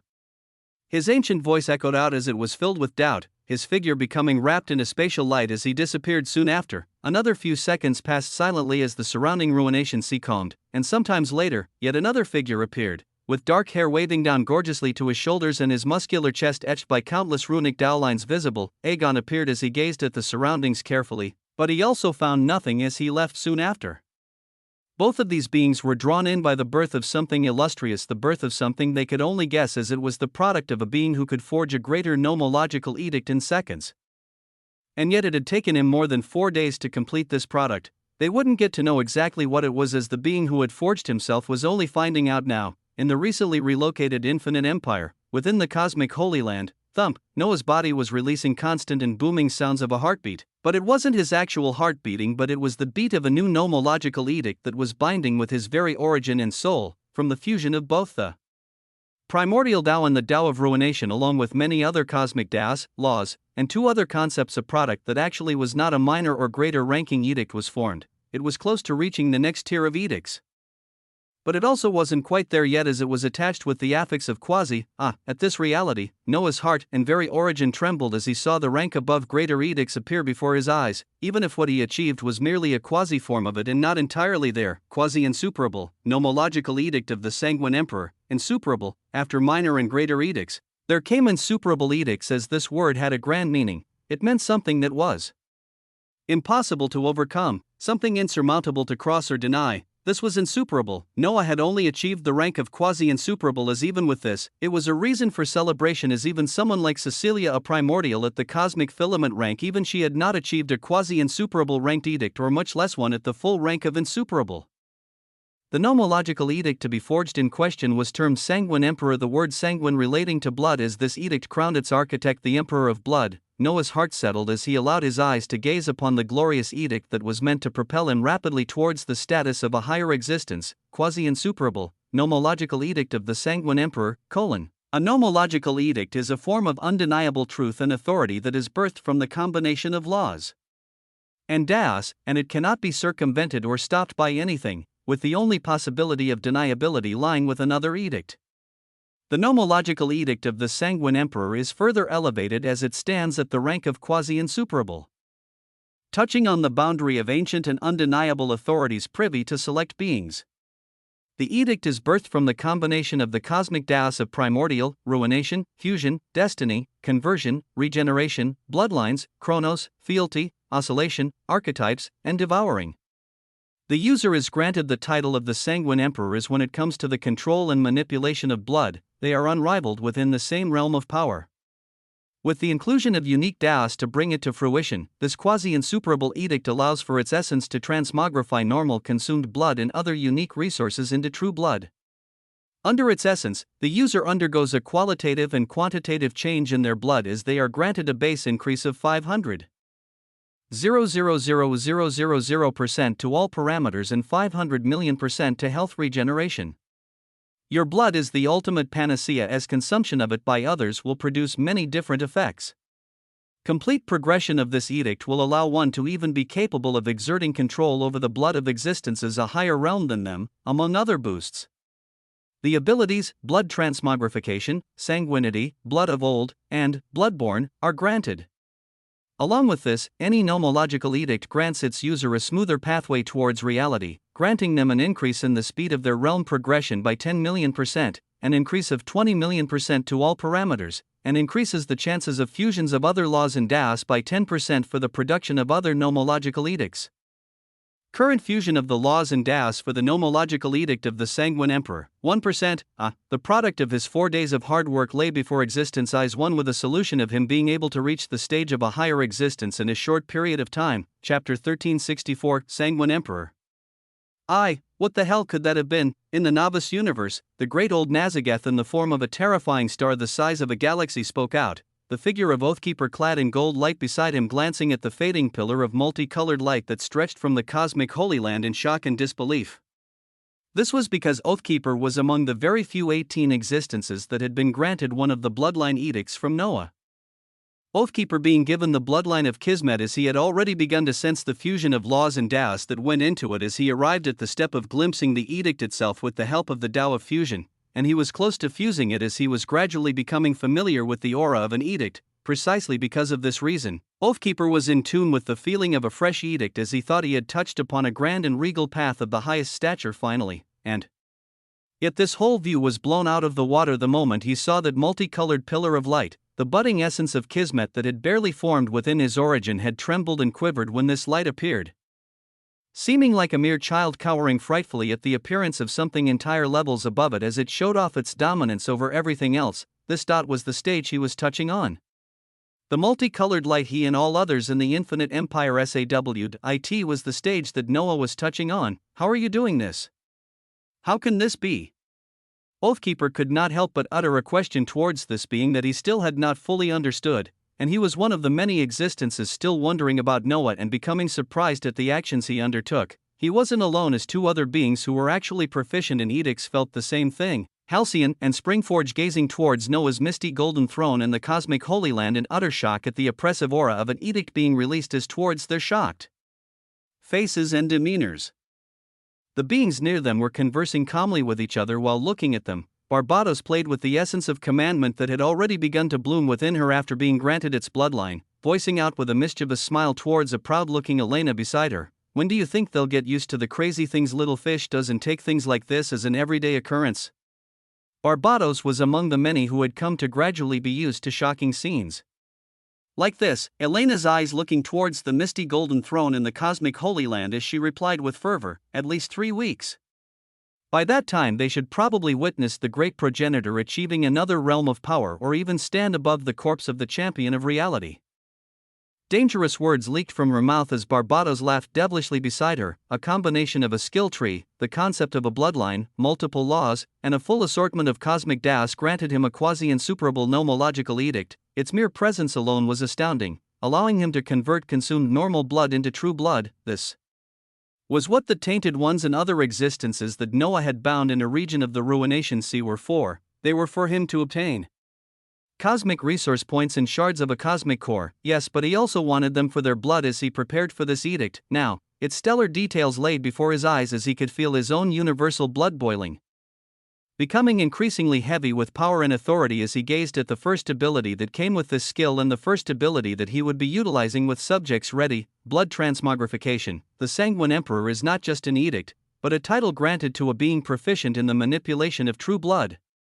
The more basic abilities of such a title is the conversion of unique resources in normal blood into true blood itself, being capable of replenishing oneself as for so long as your true blood courses through your veins, you shall not perish lest it be through the ravages of cycles of time.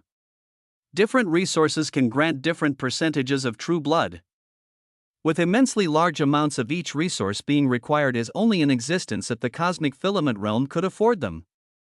The first and most costly resource is the resource of mana that is capable of generating 20% of your true blood, then the resource of fortune and destiny being capable of generating another 20%, the resource of unique treasures/items being capable of generating another 20%, and the remaining 40% is only capable of being transmogrified from normal devoured and one's own blood. The authority of the Sanguine Emperor can be extended from the Emperor himself towards 9 other beings as a maximum of 40% of their blood can be transformed into true blood, and another extension to 81 other beings as a maximum of 20% of their blood can be transformed into true blood. Transmogrification is a basic ability of the Sanguine Emperor as much more lies waiting, beautiful. How else could Noah describe it but beautiful? The concept of true blood itself was so foreign and new that he was getting nanoliters of it from bloodlines of completed edicts, and yet now with the advent of the nomological edict of the Sanguine Emperor, he could forge 20% of all his true blood with mana alone. Mana, if it wasn't capped at 20% for this resource, he would have blown through it entirely and fully achieved a full body of true blood as even with this small percentage alone. Nobody else had access to it but him. Not even a primordial like Cecilia had the authority of a Sanguine Emperor to be capable of transforming pure mana into true blood. But I can. His voice came out as below in the austere cosmic Holy Land, his floating figure taking a meditative position in the space as he called out dominantly, blood transmogrification. Rumble, Chapter 1365, Sanguine Emperor. 2. Blood transmogrification, OM. A glorious authority descended as his origin pulsed with ancient authority, the essence of the Sanguine Emperor erupting wildly within Noah's body as it asked him what exactly he wanted to transmogrify. Mana, he called out with a glimmer of light as the essence of the Sanguine Emperor agreed, beginning to pull from his very origin as the beautiful cerulean blue color of mana bloomed out madly. Mana came from one's origin, and only 20% of his true blood could come from the transmogrification of mana. Normally, as stated in the description of the skill, one had to have mana equivalent to the cosmic filament realm to be capable of having enough mana to achieve this successful transmogrification. Noah didn't know this, but even those at this level would have had to drain their mana reserves dozens of times over before they fully obtained 20% of their true blood from this resource. Yet for him, OOM, the gorgeous cerulean blue covered his universal form as in conjunction with the vibrant, undulating light of the essence of the Sanguine Lord, this mana began to be absorbed and disappear with terrifying speed.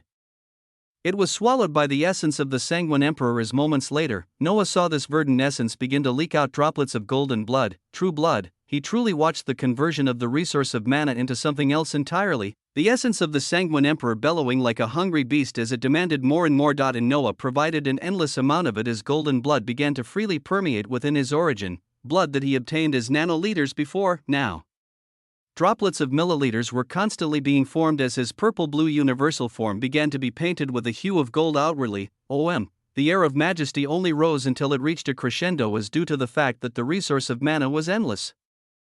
The essence of the Sanguine Emperor pulled out insane amounts equivalent to the reserves of multiple cosmic filament realm existences in a short period of time as hundreds of milliliters of true blood were produced as enough golden blood was transmogrified to fill 20% of Noah's body in origin. Thump.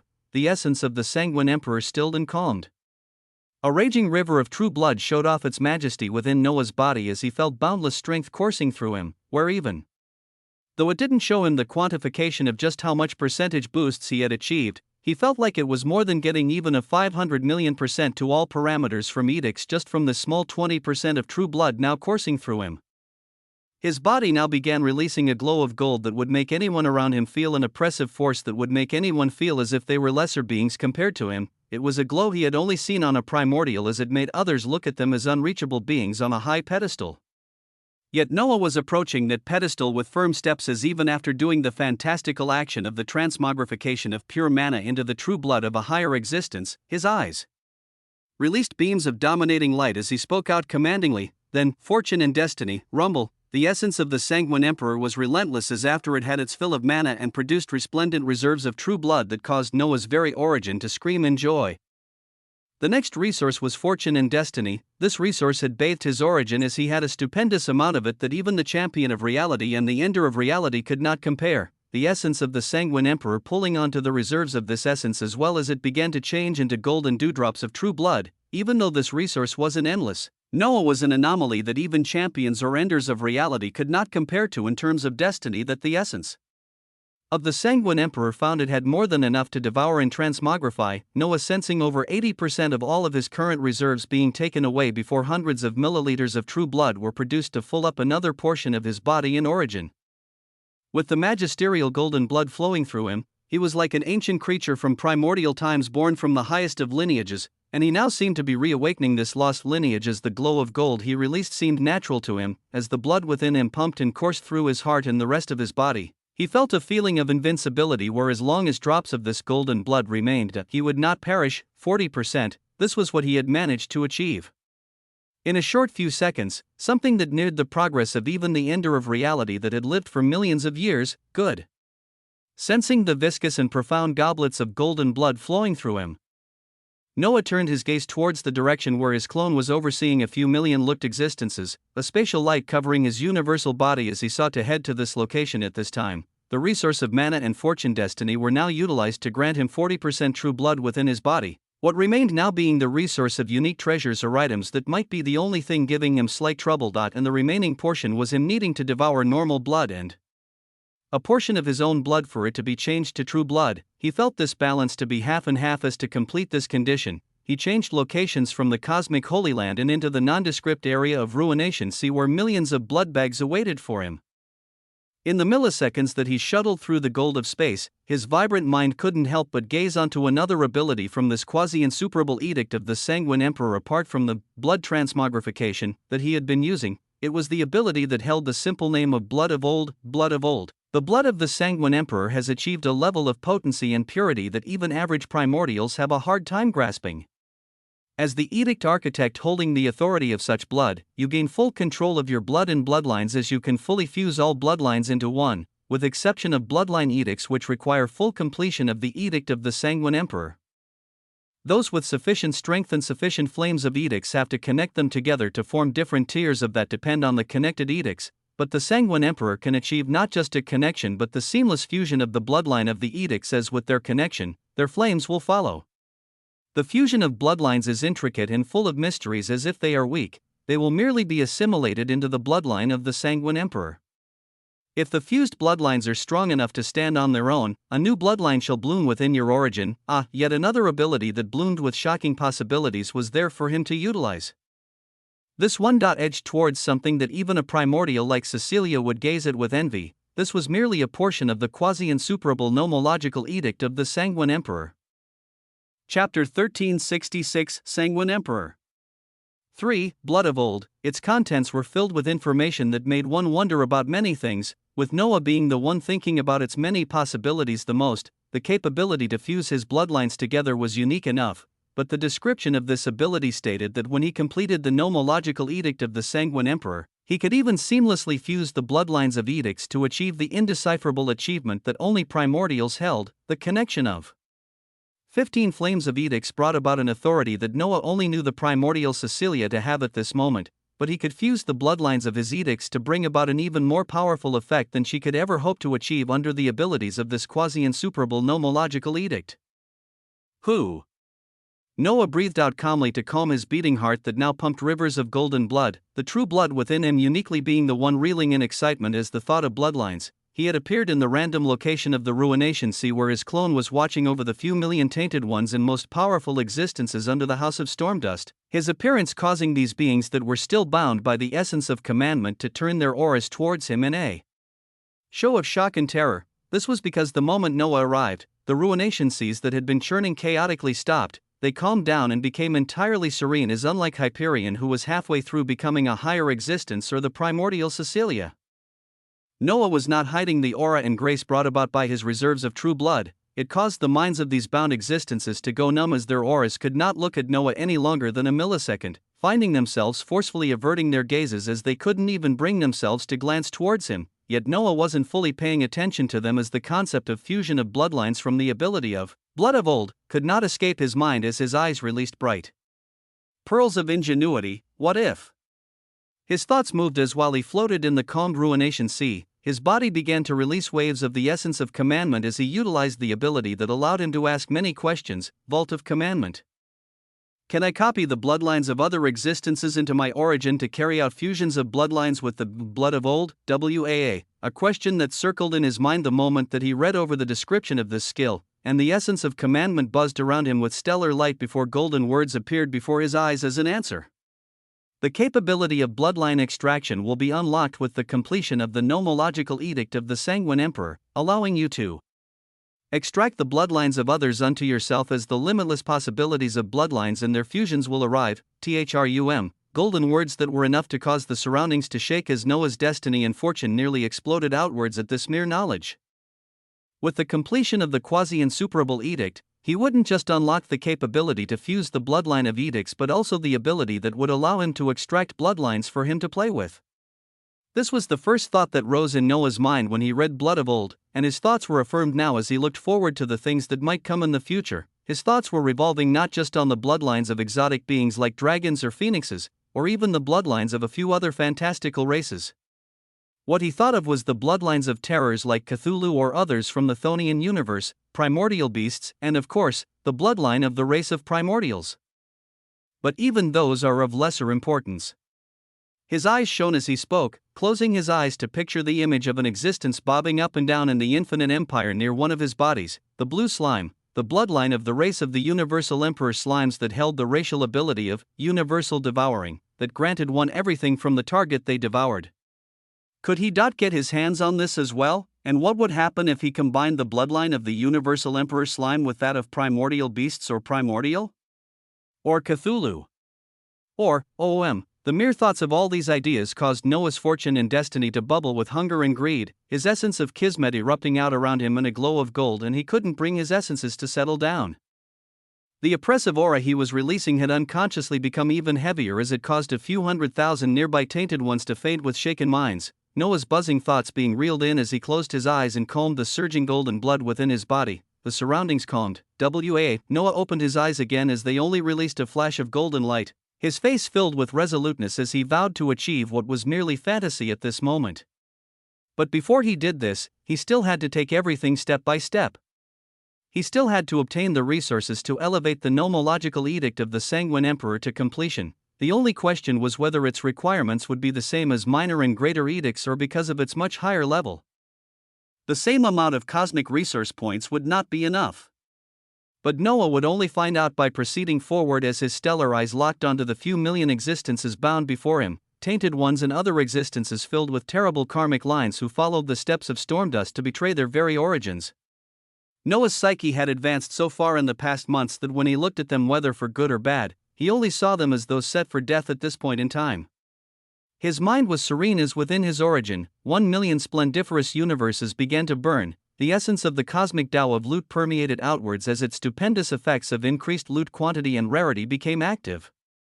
Noah not even lifting a finger as he simply locked his gaze onto the few million existences as he saw the raging crimson blood pumping throughout all of their bodies, thump, as their hearts beat in conjunction, the destiny of all of those still conscious warning them of impending and unstoppable doom as their blood became more active. Noah saw this blood and he sought all of it, so he called out, blood transmogrification, thump.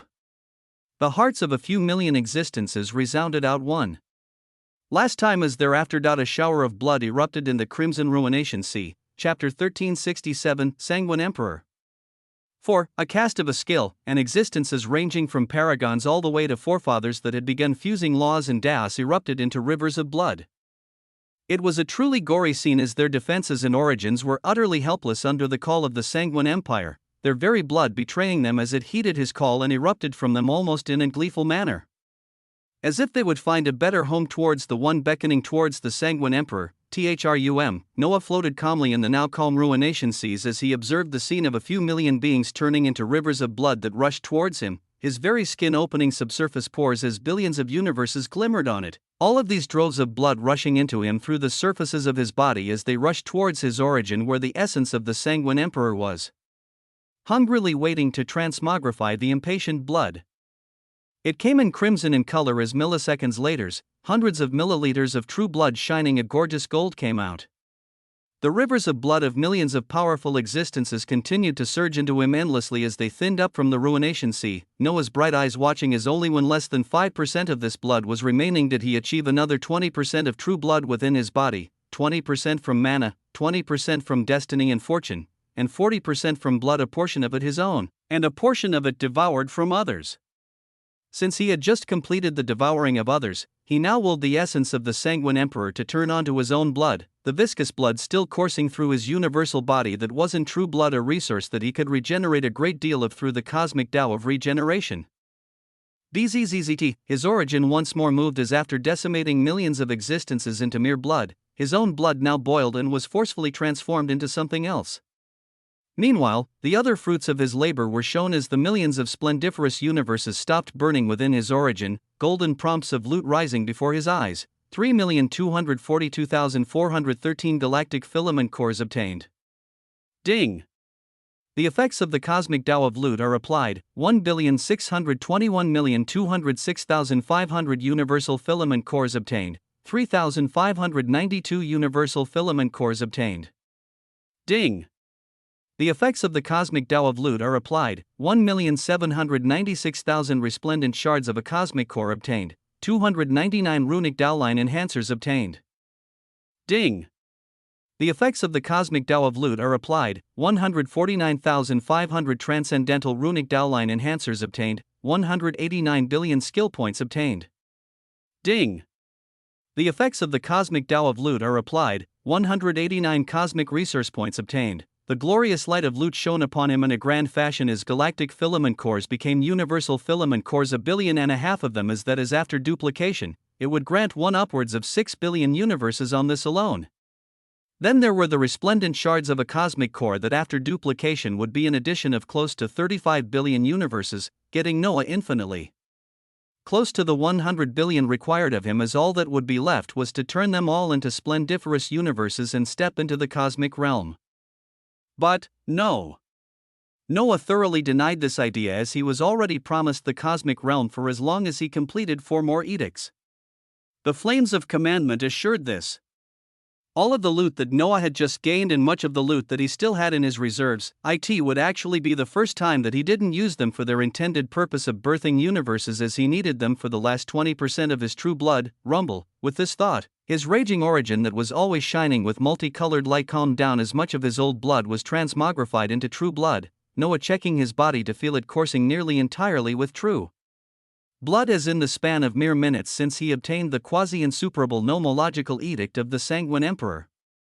He was 80% of the way towards becoming a higher existence. 80%. The resources of mana, fortune and destiny, and blood had fully been utilized, as only 20% remained, and the description of the blood transmogrification skill stated that this latter percentage could be achieved by the devouring of unique treasures or items, the loot within Noah's hands. What was more unique than this cluster of loot? If he used it in its usual manner, he might not get his hands on sufficient treasures or items that would cover the last percentage of true blood he required. But with its usage, he would actually achieve something that even the ender of reality who had lived for millions of years could not. The elevation from a lower existence to a higher existence. Just what would it entail? What did primordials have under their banner that Noah would tap into? It was a burning question that Noah would not delay. His origin released crimson rays of light as ruination finished the duplication of the loot, Noah waving his hands as from his expansive space, the glittering array of over 1 billion universal filament cores and over 1 million resplendent shards of a cosmic core appeared. Noah's dominant eyes held no emotion when looking at all of this loot that could grant one tens of billions of universes, his voice calling out to the essence of the Sanguine Emperor as he wanted the last 20% of his true blood. As he wanted the olive branch to enter the stage of a higher existence, the essence of the Sanguine Emperor erupted out like the deadliest flames as they latched onto the loot before Noah, beginning to melt it all down before bringing it into his body in the form of gorgeous and iridescent golden blobs of blood, all of this made possible by the single design of a quasi-insuperable edict. An edict that Noah also wanted to bring to completion as soon as possible, his expectant eyes paying attention to the burning of loot before him as he awaited a grand achievement, while he asked once more, what will it take to complete the nomological edict of the Sanguine Emperor? The essence of commandment moved as the vault was called upon once more. Golden words appearing before Noah after just a few seconds, the usage of the edict for at least 10 million years, or through the forceful elevation through the essence of reality, or through the author's jurisdiction that would require less utilization of the essence of reality, or by the addition of 200 cosmic resource points, a myriad of methods as Noah's eyes focused on the last one. It was logical that an edict above greater would require much more for its elevation, and this was shown at this moment as the Sanguine Emperor required double the amount of cosmic resource points to be completed. Noah released a breath of relief at this, as it wasn't 1,000 cosmic resource points or something that ridiculous, as he attributed this to the quasi-level of the edict. And a smile couldn't help but etch his face as while he watched the last percentages of his true blood be completed, he also knew that he had the required cosmic resource points to complete a quasi-insuperable nomological edict at this very moment. Chapter 1368, The Flames of the Sanguine Emperor. Countless resources were burned and liquefied before Noah's very eyes as in turn, golden drops of true blood were formed within his body. It was a fantastical and serene process that showed the advancement of a being from one stage into another, and Noah would be the only one from his reality to do so at this time. As this process continued, Noah looked into his status panel that was currently fluctuating constantly, trying to quantify the rapid changes occurring within him as there were too many. There was also a unique process occurring within his origin as while his true blood neared 100% completion. He felt this viscous mass of liquid wrap around his origin as uniquely without absorbing any treasures. He felt new universes being formed rapidly inside his origin. Was this another boost of becoming a higher existence? His true blood actually passively forging him his universes. It was such a ridiculous concept that Noah could only observe the changes so far as he would only understand everything after it was completed. Then, there was the edict of the Sanguine Emperor itself that with its first two abilities alone, too many pathways opened. Blood transmogrification paved the way toward him becoming a higher existence, and, blood of old, had everything one could dream about on the subject of bloodlines. Before the completion of the edict, Noah glanced at its other two abilities that were in no way lesser than the first two. Sanguinity. The blood of the Sanguine Emperor carries unique qualities as it is capable of producing sanguine clones, replicated versions of oneself, as the number varies based on what level of sanguine clones are being summoned. To summon sanguine clones at the level of lower existences, the only cost is one's blood and mana, as theoretically, an infinite number of lower existence sanguine clones can be called out. The production of true sanguine clones at the level of higher existences carrying the same level of true blood is nearly impossible, but the Sanguine Emperor at the level of quasi-insuperable allows one to be capable of summoning 3 higher existence sanguine clones when they step onto this level themselves. Apart from the replication into clones, the Sanguine Emperor can recall all clones to fuse into himself momentarily as they transform into the genuine Sanguine Emperor. The level of power of this transformation is dependent on the number and level of clones, with the most powerful version of the Sanguine Emperor only being able to be called out from the fusion of many higher existence sanguine clones into your original body. The portion of Bloodlord's skill tree that was fused into this edict finally showed itself, and it was something terrifying to gaze at as Noah's mind nearly exploded when he looked at sanguinity, infinite clones, infinite clones at the level of lower existences, but he had no problem with this.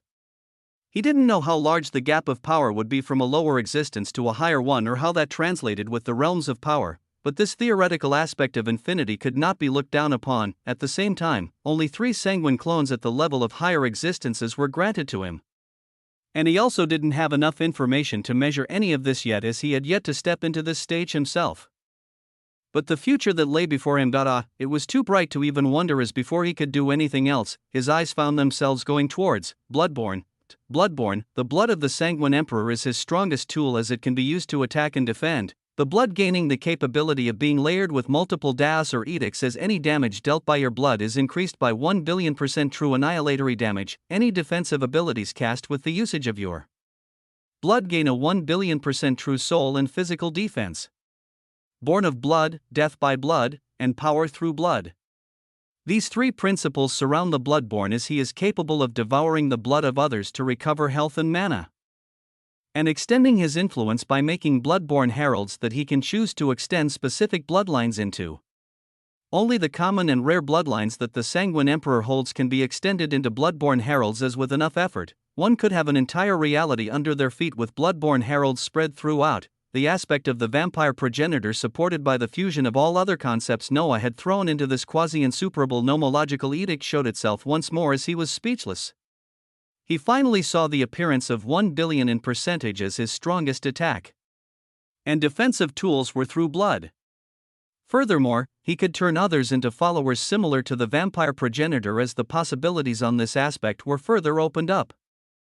I need to fuse skill trees and other concepts into daos more, he couldn't help but voice out as he looked at this glorious product of a nomological edict that was about to be completed, not being able to help himself but think of the other skill trees and concepts he had, and what fantastic things could bloom when he added them to fuse daos and designing edicts. What could the Cthulhu skill tree bring? The concept of the undead legions? Hell, even the concept of the 7 deadly sins incorporated into an edict, WAA. The sheer possibilities were endless as Noah's stellar eyes released profound rays of light, the affirmation within them becoming even more solid as he turned his gaze towards the quasi-insuperable nomological edict of the Sanguine Emperor. With a heavy and profoundly expectant heart, he voiced out, "Put all cosmic resource points into the nomological edict of the Sanguine Emperor." Rumble, surrounded by a crimson ruination sea, his words were heard as they were soon followed. his origin beginning to bubble crazily as while the last few percentages of true blood entered his body. The profound change of a quasi-insuperable nomological edict being completed occurred first, chapter 1369, the flames of the sanguine emperor. 2. Just what distinction was there between the flames of minor and greater edicts compared to those at the quasi-insuperable level? Noah received an answer for this firsthand as while he watched the cosmic resource points that were an enhancement from skill points by the reality-altering effects of increased loot quantity and rarity. He felt a flame stronger than any other begin to rise from the depths of his origin. One's origin was extremely unique, as if it was imagined like a circle that one could sense and feel clearly. They would be able to feel the concepts of the skills and universal laws in the periphery of this circle. The racial characteristics or bloodlines were further into this circle as das could be felt even deeper, and edicts could be felt even further in as at this moment. Noah could feel the flames of the sanguine emperor beginning to erupt near the center of his origin, near the center. But not at the exact center, as it seemed something even more pristine was waiting for him to place there. But this quasi-insuperable nomological edict had come so far as after the 200th cosmic resource points flooded into it. Noah's origin bubbled madly with a unique power. Pristine flames with the color of blood fully sprouted, these flames overpowering Noah's origin the moment they arrived, as they bloomed to cover his whole figure soon after their appearance into the ruination sea, causing the environment to quake madly as a pillar of multicolored light began to form above Noah's head. A multicolored pillar of authority and power that undeniably wanted to announce itself across the whole reality. But before it could sprout out madly and with defiance, Noah's eyes swirled with the bloody flames of the sanguine emperor as he commanded out, the forming multicolored pillar of light that would have announced the completion of a quasi-insuperable nomological edict to the whole reality trembled as it stopped right in its tracks. Fearfully receding as only the glorious figure of Noah's universal form surrounded by bloody flames remained, and glorious his figure was as even the essence of ruination in the surroundings didn't dare to approach him. It was as if he existed in his own space as he lifted his hands up to see the flames dancing on them, at the bloody flames that screamed of power and regality that could overpower any minor or greater edicts. He looked at the details of the flames of the sanguine emperor. Flames of the sanguine emperor. The flames of the sanguine emperor bloom in your origin as they usher in the bloodline of the sanguine emperor. The title of the sanguine emperor bloodline progenitor is granted for being the architect of this nomological edict, granting you the capability to introduce one other existence into your bloodline. The tier of this edict is extremely high, as for the sake of purity, only a single follower is allowed. The follower of the bloodline of the sanguine emperor will gain an increased chance of comprehending the nomological edict and have the task of fusing the required laws and daos to be an eventuality. A natural suppression effect also exists with this edict against any greater or minor nomological edicts due its higher rank, with the essence of lower edicts losing 60% of their effectiveness when facing the sanguine emperor. As the architect of this bloodline edict, you are granted the abilities of bloodline extraction and sanguine aggregation that can be utilized with the essence of the sanguine emperor. As the progenitor of the bloodline of the sanguine emperor, you are granted 5 billion% to all parameters, 5 billion% to true defense, and 5 billion% to true annihilatory damage.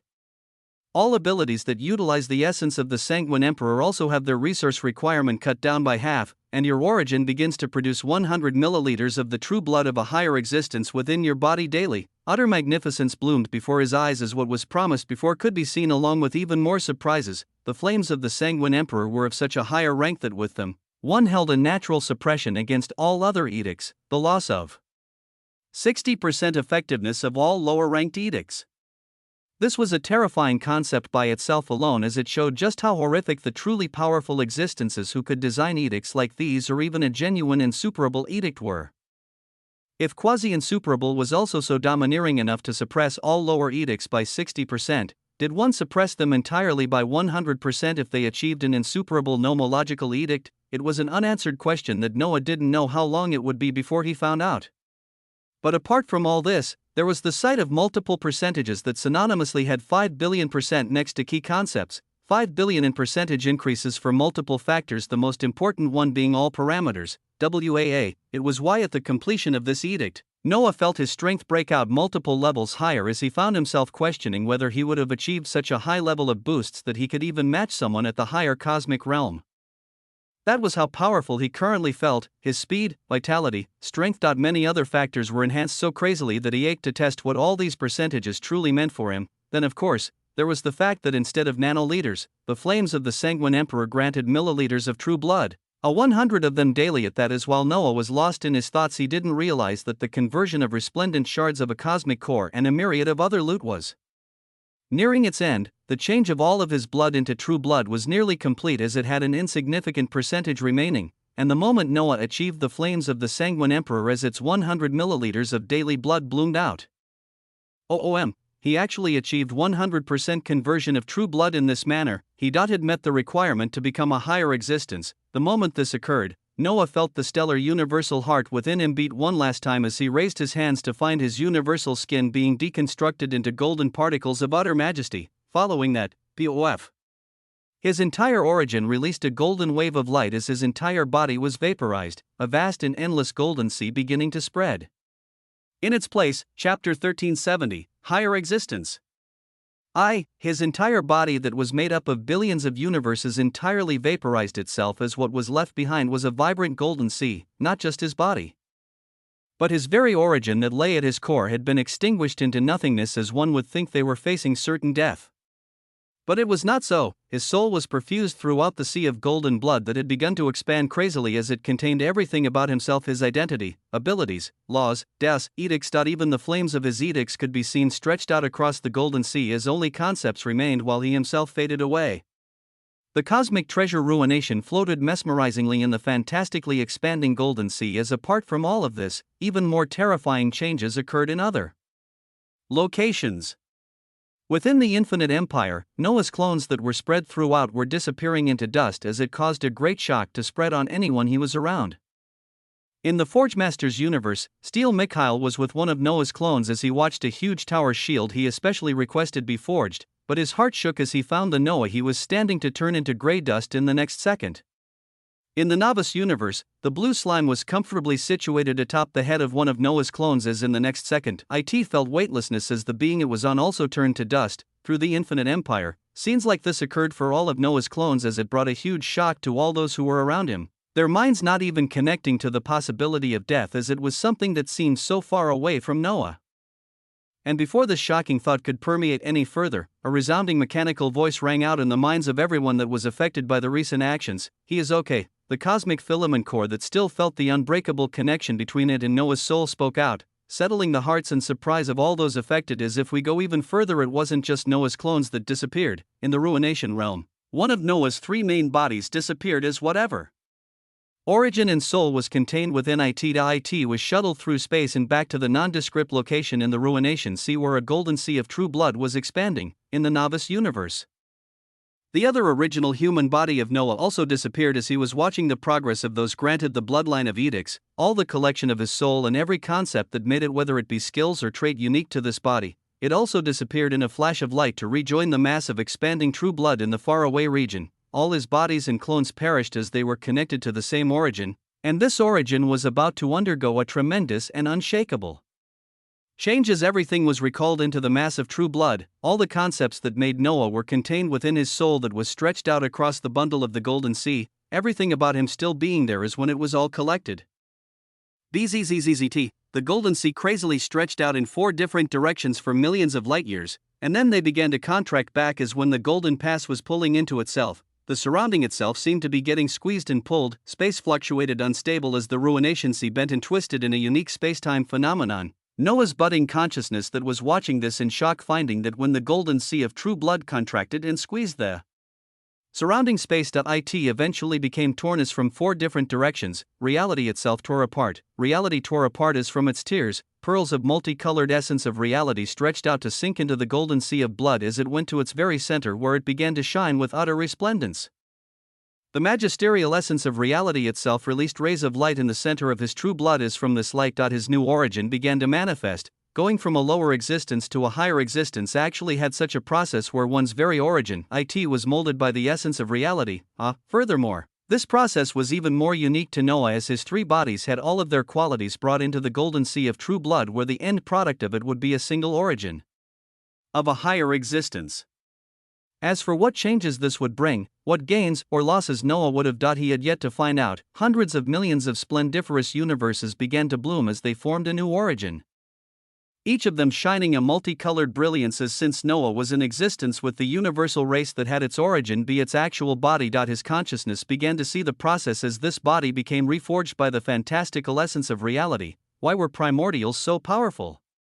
What made them stand out since the beginning of time as the strongest beings? As countless eons later, they still stood on top of every other existences and races across the myriad of realities. What gave this race of beings across the multiple races the capability to split apart the main reality itself into countless ones, to bloom into limitless possibilities? Well, for one, their origins were molded by the very essence of reality, as something that Noah did not yet know was that every single primordial since their birth was a higher existence. Rumble, majesty crackled and suffused the surroundings as the golden sea of true blood began to recede calmly around the reforging origin and body, entering its interconnected system of veins and arteries as this resplendent sea enclosed in on itself to form an enormous golden cocoon the size of a galaxy. Thump! The cocoon released a constant and resounding beat that caused the surrounding ruination essence to tremble, an oppressive and mystical aura leaking from it.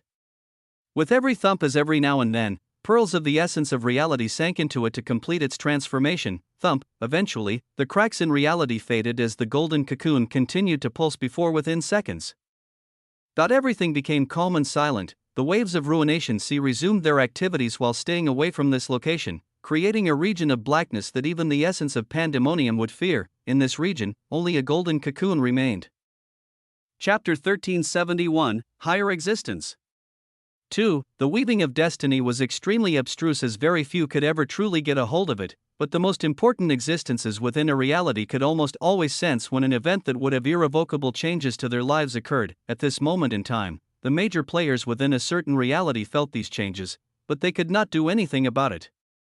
In the primordial empire and in the primordial sea, Aegon and Hyperion raised their heads as even though they had no direction to look towards. Their origins trembled as their destiny churned in differing manners. Whether it was warning them of danger or opportunity, neither of them knew. All they knew was that something consequential had happened that would go on to affect their reality in a huge way. Aegon was perplexed as the possibilities of what this could have been were very little, but Hyperion's eyes shone with carefulness as they recalled a certain being he was contractually bound to, but none of them had any idea that in a small region of space within the vast ruination sea, a hand glimmering in multicolored stellar light broke free from a cocoon, while releasing an awe-inspiring air and power, the entire body attached to this hand broke out of the cocoon that shattered into particles of light that receded into this body that came to float serenely in a region of blackness that even the essence of ruination stayed away from. Oh, his voice came out in waves as his entire body pulsed with a golden glow, Noah feeling inexplicable changes all around him as his entire body and origin felt foreign even to him. It gave off a multicolored glow as he wasn't adorned in any clothes, his purple-blue universal form being free for all to see as apart from the sculpted stellar muscles. One could also notice the incredible runic dowlines tinged with golden rings that were etched throughout his body, and his eyes that shone bright red and gold with the eye of ruination and the primordial eye. His body shone mostly with the purple-blue color of billions of stellar universes, but the glow of gold seemed to be fighting amidst the array of colors as it stemmed from the liters of true blood that now coursed through him. His face, its devilish handsomeness was stupendously elevated by multiple factors as he seemed to carry a trace of beauty and grace that would blind any lower existences. It was why a being like Cecilia preferred to wear a veil, as the inherent beauty of higher existences was just too extreme. But of course, Noah wouldn't be able to see the full effects of this unless another person glanced at him. In the past few hours, his consciousness flittered in and out of existence as he knew that his very body and origin were being reforged as he became a higher existence, and he wouldn't know the terrific extent of all of the changes until he looked deeply into himself and tested everything. But there was an entity that was connected deep with his soul that was able to see everything, all the changes that occurred to him even now. I can display the changes that have occurred so far, Master. The voice of the cosmic filament core rang out as Noah smiled lightly. Go ahead, W.A. The bodies and origins of a lower existence have been shed as with the reforging through the essence of reality. You have gained the title of a higher existence. The separate origins under you have been fused into one, all the traits stemming from each being carried within the single body of a higher existence. With the complete change to your physiology and nature, a new stage has opened up before you as the information is summarized within the higher existence title. With much more waiting for your own exploration, golden text after golden text dripped before Noah's stellar eyes as he calmly read through it, his gaze landing on a bundle of text that spoke about the title of a higher existence, a title granted to accomplished existences that have had their origins forged by the essence of reality itself. The stage of a higher existence allows one to seamlessly break the bounds of their reality and traverse outside of it as one feels a pull within their very origin towards the main reality. The origin of a higher existence is unique as the true blood coursing through it allows for the passive formation of 100 million splendiferous universes daily, as well as the capability to store and utilize the essence of reality within one's origin. The regeneration of essence of reality is an extremely hard task, as the easiest way is to meet the prerequisite of forging an ascendant halo through the connection of 15 flames of edicts.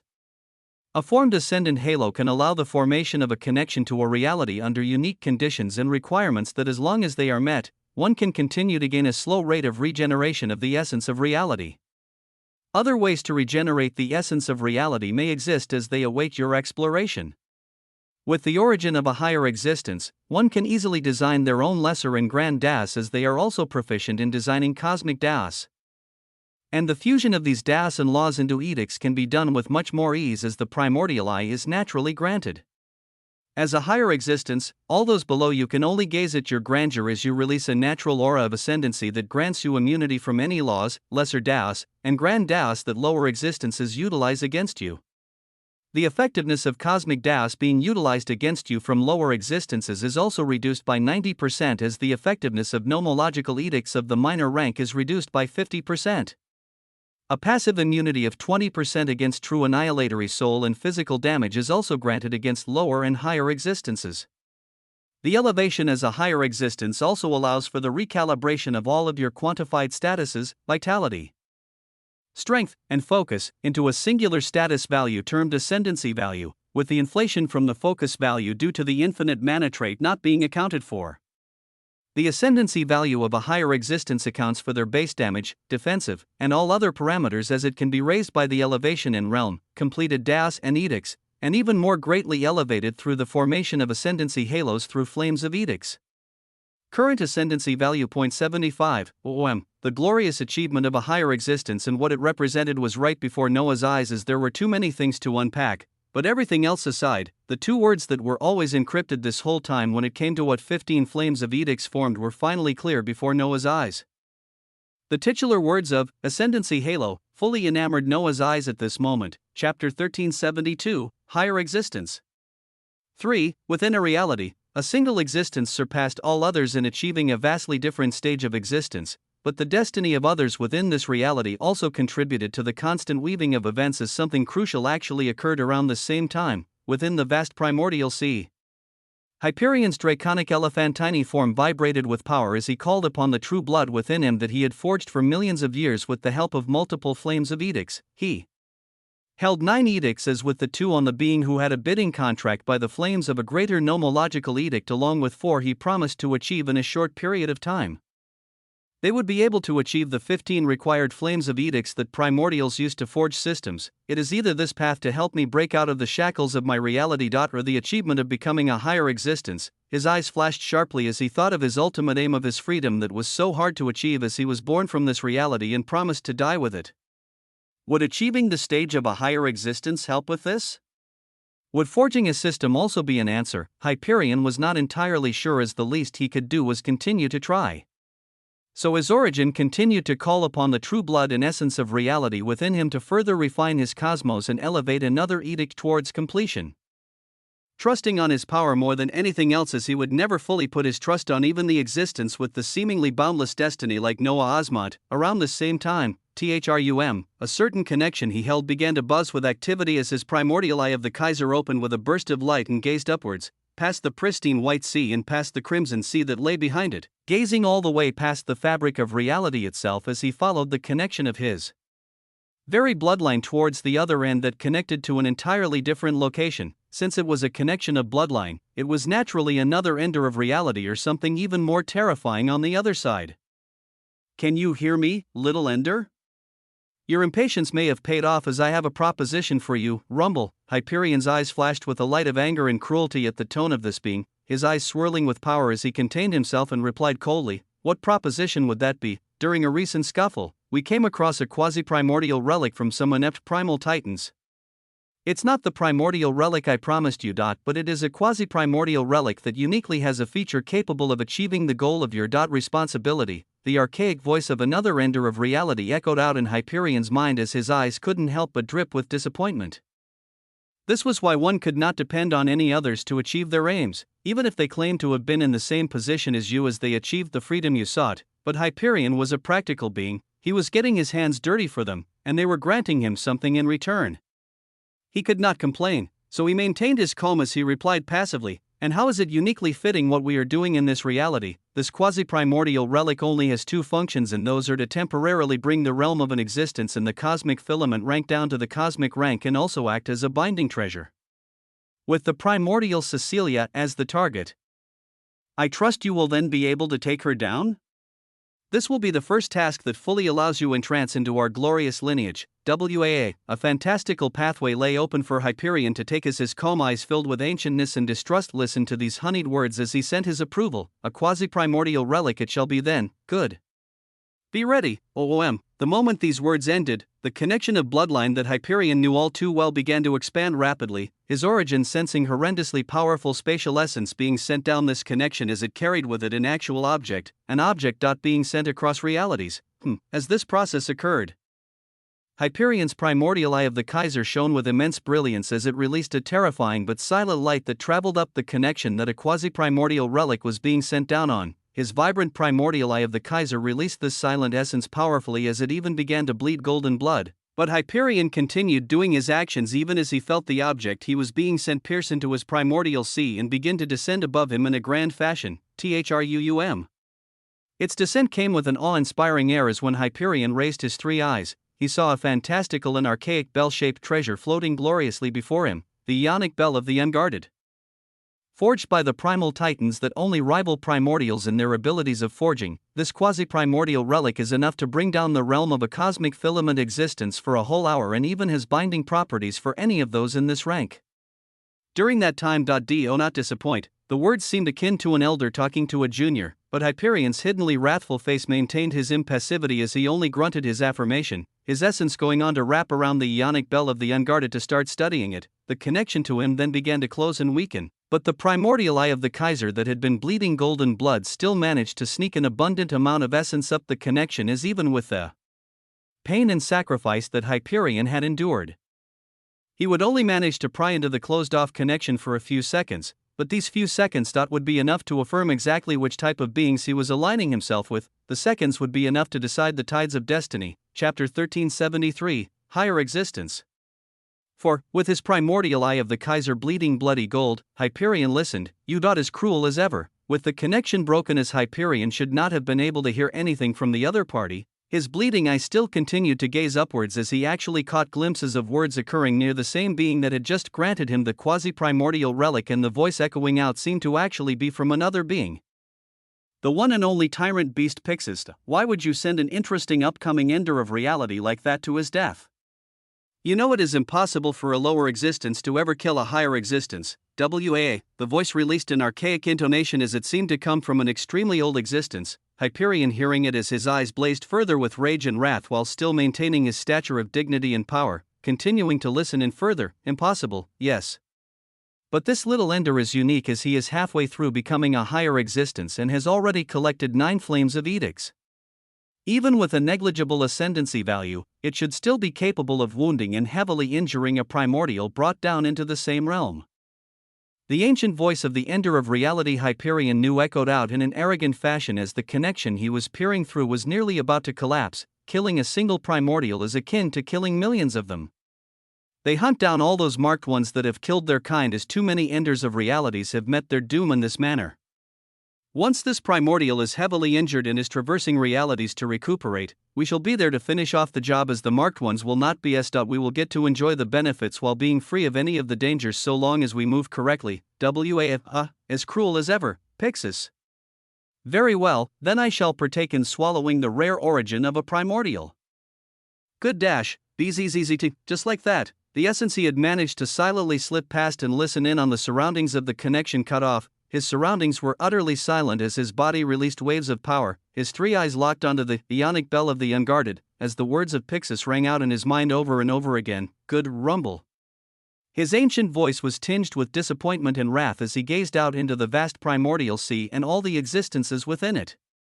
Just like how he didn't care for the grand and lesser primordial beasts under him, neither did the ender of reality and the power that lay behind them. The words of a certain tyrant rang out in Hyperion's mind at this moment as he found himself grasping onto the ionic bell of the unguarded, tightly. "It's nothing personal," something that Osmond had said to Stormdust not too long ago resounded in his kind as flames of multiple edicts erupted around Hyperion. Everything was for the sake of power and one's own benefits, and Hyperion would forge forward as he saw this mentality increasingly stretch even to the highest level of existences he knew. They would plot and scheme, he would plot and scheme. At the end of it all, they shall see who lived the longest and prospered. Rumble, the true blood within him boiled with power and grandeur as he continued to seek for his freedom. And he would achieve it without a doubt, for he was Hyperion, Ascendancy Halo. Ascendancy Value. Two new concepts that came with the elevation to a higher existence, and also information that explained more about the power of primordials. Once one held 15 flames of edicts, they could be connected to form an ascendancy halo that was actually one of the major determining factors of one's ascendancy value, which was simply a measure of all of their power. In the case of Noah, this number could be trusted and not trusted at the same time, as when one compared him to higher existences, he had the perk of infinite mana that others could not even dream of. But just how did this perk compare to primordial and higher existences, being capable of forging 100 million splendiferous universes daily? What a ridiculous reality! Even though he had the identity of a higher existence himself, he still marveled at the fact that primordials had the perk of the passive formation of 100 million splendiferous universes, as in a short period of 1,000 days. They would achieve the cosmic realm, approximately 3 years, and one achieved the cosmic realm. No need to fight. No need for treasures. Just by being a higher existence alone, the cosmic realm was guaranteed. How long would it take before they stepped into the cosmic filament realm? And with the rate of 100 million splendiferous universes every day, just how ridiculous was the advancement in this realm that even an existence like Cecilia, who had lived for dozens of millions of years, was still only in the cosmic filament realm? There were too many mysteries to look over, as the main thing that came on Noah's mind surrounding this concept was that the older a higher existence was, the more powerful they were bound to be. He could feel this right now, as within his origin, he currently sensed 60 billion universes, as his elevated into a higher existence seemed to have granted him a few billion more, and thousands of splendiferous universes were constantly being formed in his body in a passive manner, as even if he did nothing, he would achieving the cosmic realm in around a year. Glorious, yes, this and the concept of ascendancy halos and ascendancy values were the first glorious concepts of becoming a higher existence. The next biggest thing that Noah saw was the aura of ascendancy that wholly separated higher existences and lower existences. It made him instantly think of the enemy that Halcyon had foreseen would exterminate reality, of Aegon, the champion of reality himself, and where he currently stood against this being in terms of power, even though he was an entire realm higher. With Noah's perks and natural suppression as a higher existence, would Aegon still be an undefeatable figure with his system? This was the question. And when it came to questions, the flames of commandment erupted out at a faster rate than anything Noah had seen before, the changes in his elevation of status barely manifesting themselves yet, as the activation of the Vault of Commandments was completed over 100 times faster than what Noah could do before. His eyes shone with languid light as he wondered, in terms of power, how did Aegon compare to his 0.75 ascendancy value as a higher existence at the universal filament realm? What is Aegon's ascendancy value? The flames of commandment wavered and rose madly as droves of mana flooded out, the glimmer of reality-altering effects that this essence had flooding out as moments later. A golden answer rose before Noah's eyes: the champion of reality has not achieved the level of a higher existence, as his ascendancy value has not been assigned, but based on his realm of power and current edicts, an approximate ascendancy value of 0.70 is most accurate. Noah smiled in a dazzling fashion as his surroundings began to tremble and quake. It seemed that the natural suppression of the aura of ascendancy was enough to overcome a gap in an entire realm when comparing to a lower existence, as at this point in time, he had actually stepped ahead of the champion of reality. Chapter 1374, Higher Existence. He had actually exceeded the champion Ifrilati that had been granted the invincible system and had been proceeding on the path of power for millions of years, and of course, how could he not, as a higher existence, his aura of ascendancy alone made him immune to much of the attacks of a lower existence, where only the essence of a cosmic Tao would have an effect that was even further reduced by 90%, while even minor nomological edicts have their effectiveness cut by 50% against him. Just with this alone, any lower existence would have to bow his head when facing Noah. But the question came about this being system and how such things factored into ascendancy values, as even Noah didn't have his infinite mana being something accounted for, even though it made up everything about him. So even though ascendancy values were bound to be important as they showed off the level of power for higher existences, they were also not absolute, as anomalous beings like Noah could have things that could not even be accounted for. Noah released a breath as he thought the information he already had was sufficient enough, but this seemed like a signal to the cosmic filament core as its prompts continued to descend in shimmering golden letters even now. Your origin has been reforged by the essence of reality. All three traits of infinite mana, protagonist, and samsara universal Tao origin have taken up root in the newly forged space where the essence of reality can now be stored. If bathed within by a significant amount of this unique essence, there lays a possibility for the evolution of these traits. Since a primordial I had already been attained before ascending to become a higher existence, a change has occurred as the old primordial I has been transformed into the primordial I of the pioneer. Hold on there just a second. The prompts would continue to descend down if Noah had not spoken out against the cosmic filament core. And his smile was brilliant as he took the time to adapt to the new changes he found in the golden prompts. He first checked his glimmering origin that was molded by the essence of reality, as he could barely describe the current feeling of this origin now. One could compare his old origin to a bicycle and his new one to an entirely too expensive electric car, as everything about it felt dazzling, but nothing more so than the unique enclosure near the center of his origin where he sought out a small cluster of the essence of reality. I actually obtained the leftovers? His eyes couldn't hide their smile as he saw he had gained a significant portion of the essence of reality after his transformation. Not all of it being used to reforge his origin, as the remainder stayed with him, and he could actually will it to move freely as his consciousness wrapped around the multicolored essence that began to move under his commands. Within this space in his origin where this essence was stored, he also felt the core concepts that made up his traits as he expectantly watched to see what the future would bring for him if they truly evolved while being basked in the essence of reality. Thereafter, he focused on his left eye. His primordial eye that he had obtained from the runic Tao line of the primordial Tao was something that could also be obtained from becoming a higher existence. And since he already had one during this process, his eye underwent an evolution.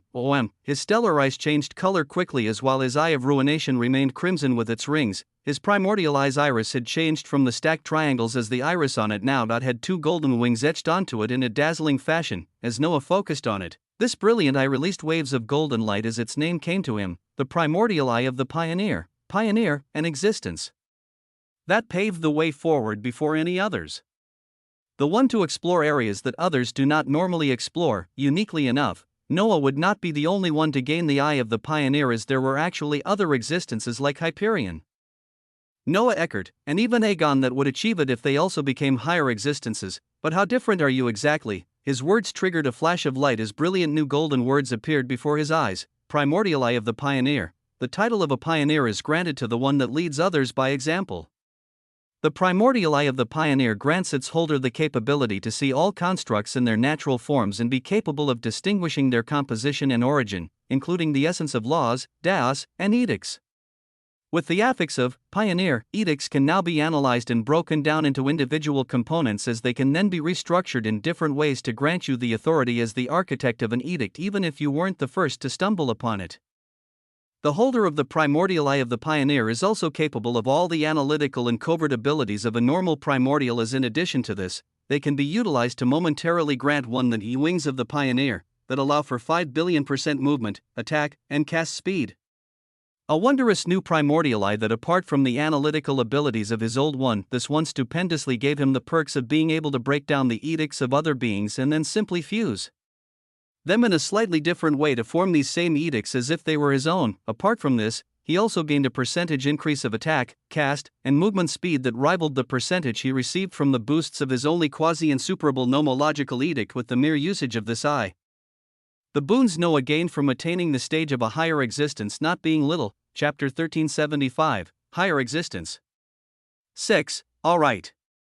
He flexed his muscles that vibrated like exploding universes as he fully sensed his overflowing power, finishing checking everything new while watching the prompts of the cosmic filament core on small minute changes that didn't drastically elevate his power. He also recalled how his clones and main body had undergone death as he was reforged, thinking of the people closest to him that must be worried as he gazed at the abilities of the quasi-insuperable nomological edict of the Sanguine Emperor. He had yet to gaze at the abilities of bloodline extraction and sanguine aggregation that he unlocked by completing this edict.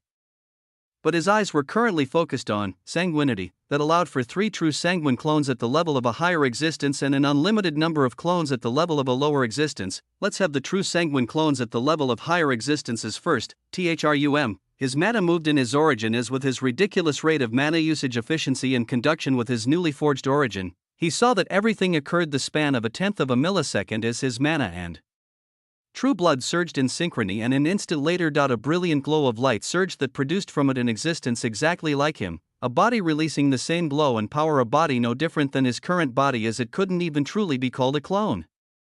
But this was one of the 3 true sanguine clones that Noah could call forth as higher existences. More, his true blood churned once more in his synergies with mana, the 2 resources being used up as in another instant. 2 more true sanguine clones bloomed in the ruination sea as 4 Noahs, each releasing a shocking aura of power, glanced at each other. Thereafter, his body glowed dozens of times in the next few milliseconds as around him over 100 more Noahs appeared in a grandiose fashion. These Noahs didn't have the golden glow of a higher existence present on the 4 central Noahs as they were lower existences, but the power they could display was still something utterly ridiculous, as Noah truly could summon an infinite amount of such clones. Yet they do drain true blood. Noah's voice echoed out as he sensed his constantly regenerating true blood that was required along with mana to produce these clones had dwindled, this being the only possible limiter that he would have to test in the future to come. As for this future, there were still many things for him to do. He had 3 more edicts to complete, the task of bloodlines to extract and look at possibilities of fusion, and especially the bloodline of the Universal Emperor Slime that was the last of its kind. When it came to the condition of edicts he had to complete with Hyperion, he could forge new edicts and complete them as he planned to seek new quasi-insuperable nomological edicts or even genuine insuperable edicts. Or he could simply complete the edicts he currently had, like Forgemaster, Bulwark, and Cessation, all minor edicts, and all of them would be extremely easy to complete as he now held a significant amount of the essence of reality left over from his advancement as a higher existence. There were possibilities and paths for him to choose from, but as always, he would consult with his destiny and fortune for the best path forward. As for now, he had to calm the hearts of those he unconsciously traumatized within the Infinite Empire. His sanguine clones disappeared as they teleported to multiple locations, some going towards multiple cosmos within the Infinite Empire, while one of the true sanguine clones at the level of a higher existence teleported towards the cosmic Holy Land. As for Noah's main body, let's test the speed and power. His body brimmed with awe as his primordial eye of the pioneer shone with a rapid light, the 2 wings within them enlarging in the span of less than a millisecond as they appeared on Noah's back in a stupendous fashion. BZZZT, he released waves of incredulous power as 5 billion% was granted in 3 parameters of speed, his eyes looking towards the direction where he sensed his infinite empire as he took a single step. Whap, his leg lifted in the vast ruination sea as halfway through his step. He arrived before the boundary of one of the outer cosmos of his infinite empire. This speed wasn't even fast anymore, but simply mind-bending, as it was far, far faster than light, as it just seemed like Noah flitted through space and even did something that was faster than teleportation. He let out a devilish laugh as his feet moved once more, his figure instantly vanishing and appearing in a space filled with ice and snow. His sanguine clones would go see all the beings closest to him as his main body appeared in this space of ice and snow to see none other than the Ice Queen. Adelaide's surprised figure turned around as her fair hands that were playing with the fluttering snow of pristine beauty around her came to stop, gazing towards Noah's form in utter shock as he still had his aura of a higher existence leaking out along with the golden wings currently glowing vibrantly on his back. Any other being that saw this might have fallen into a stupor as they fell to their knees, but Adelaide looked at Noah's devilishly handsome face as she only turned into a streak of light that rushed into his embrace. You scared us." Adelaide rushed towards him with her clear blue eyes watery as she wrapped her arms around his radiant figure, Noah stroking her vibrant blue hair as he smiled lightly. "When you just disappeared like that and even my messages couldn't reach you, I doubt we." She raised her head from his chest as she looked deeply into his stellar eyes. Noah looking back into hers as he spoke with a smile on his face, "You don't have to worry. I will always be here." Adelaide's eyes shone with light as she heard this, her voice echoing out softly as she sank back into his chest, "Now and always, now and always." Noah gave a firm reply as Adelaide's heart brightened up, speaking even more softly and with a sense of shyness this time around, "Then, I think I may have a solution for the only problem you can't tackle. Something me and you can work on right now." Her eyes were hazy as she spoke, Noah looking towards her with interest as he listened, his own eyes soon releasing a sharp light of decisiveness when he heard her shy words as he wondered why he didn't think of such an easy solution. "For this, we can definitely get started right away."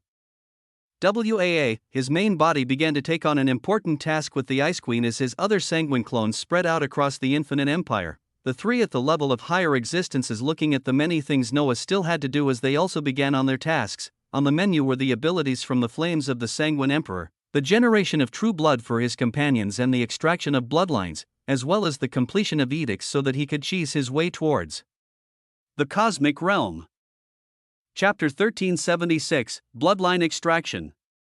In the midst of grandiose actions like becoming a higher existences and constructing edicts at the level of quasi-insuperable tier, Noah was brought down to earth on one of the only things he could not yet solve, the issue of his mother that was chained in time by something even he could not fully understand, love. Yet such an issue had received a wondrous proposal from Adelaide, and Noah only needed a few milliseconds before he thought about everything as the essence of Kismet then began to dance wildly within his origin, his destiny also rising in waves as it showed this was a very likely successful path. Before he began though, he looked at the shy figure of the Ice Queen that was always stoic. Yet she could barely raise her head at this moment to look at him.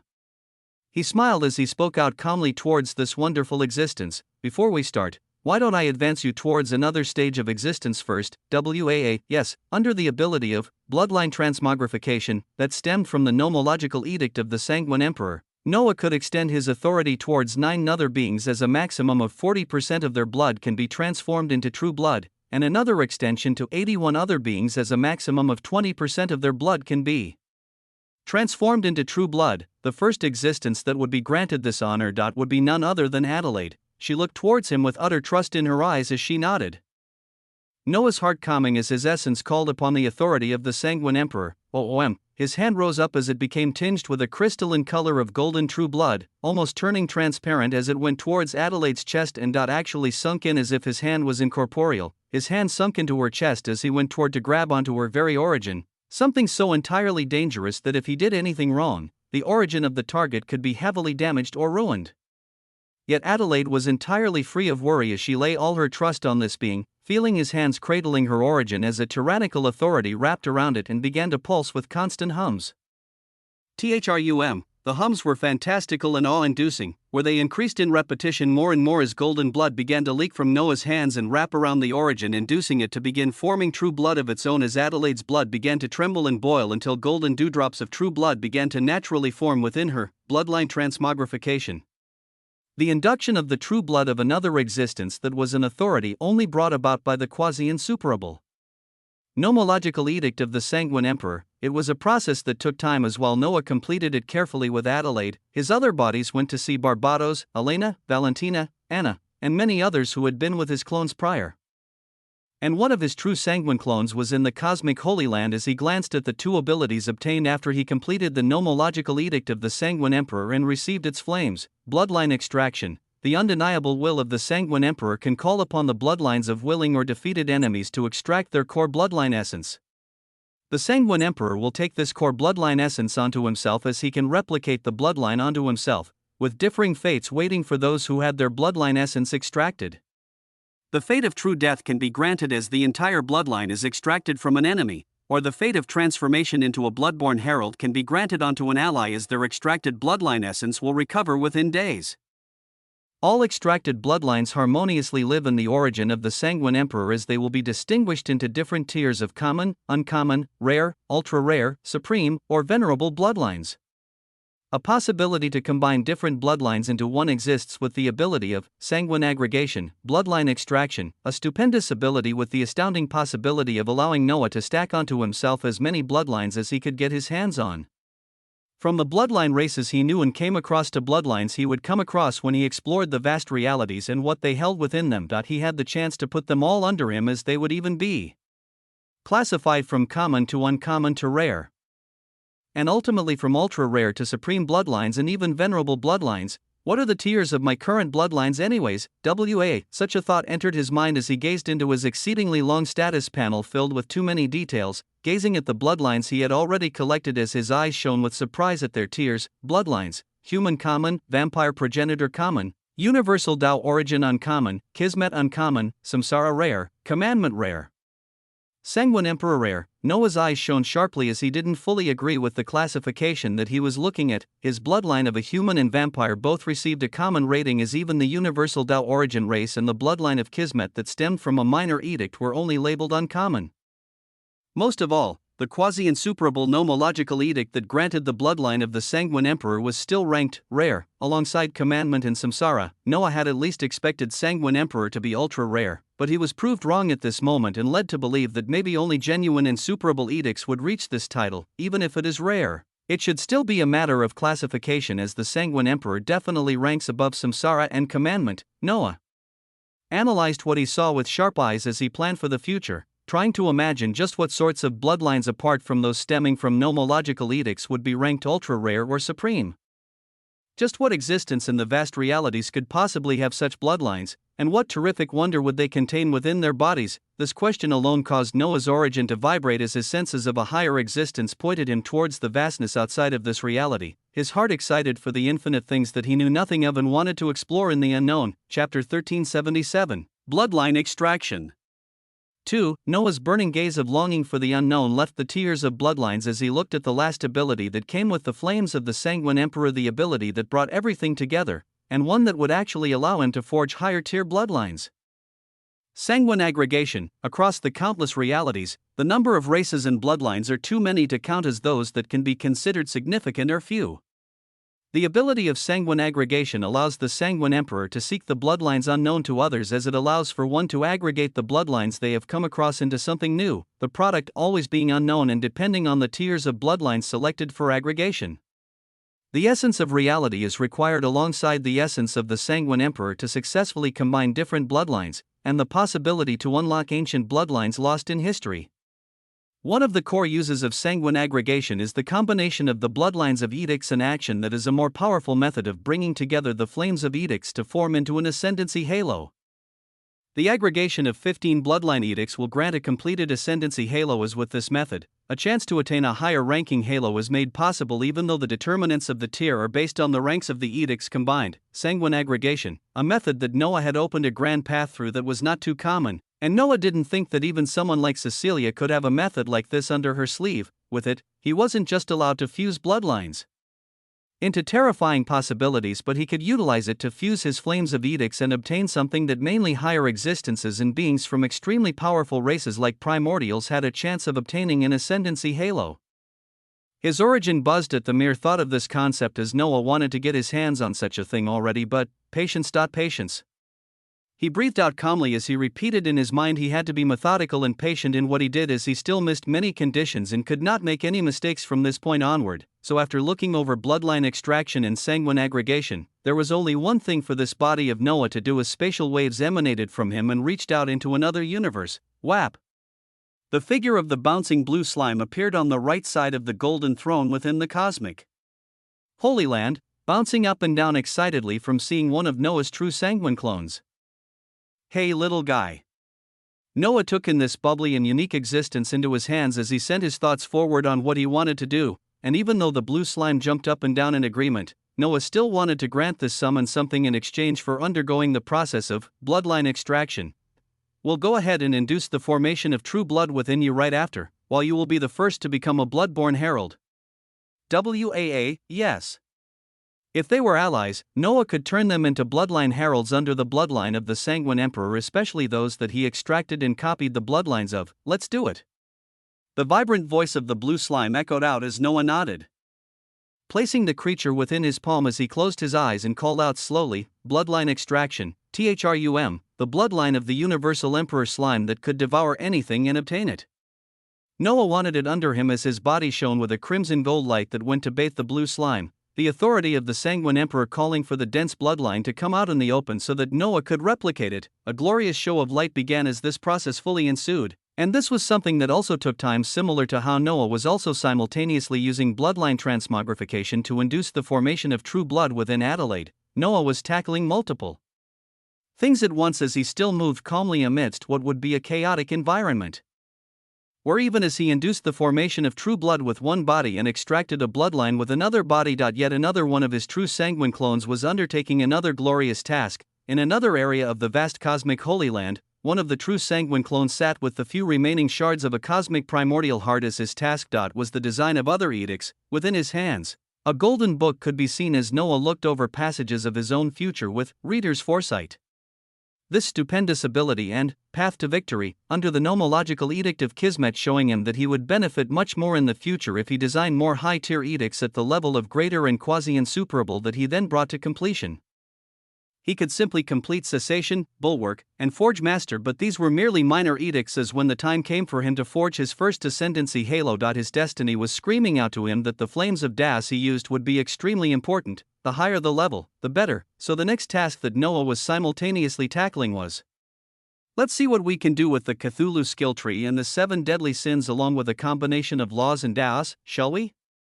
Rumble, yet another experiment in other concepts in Das, as Noah was excited to see if it would result in another quasi-insuperable edict or something even more fantastical. He already had an idea of what he wanted to bring to fruition with the concepts of the 7 deadly sins in Cthulhu.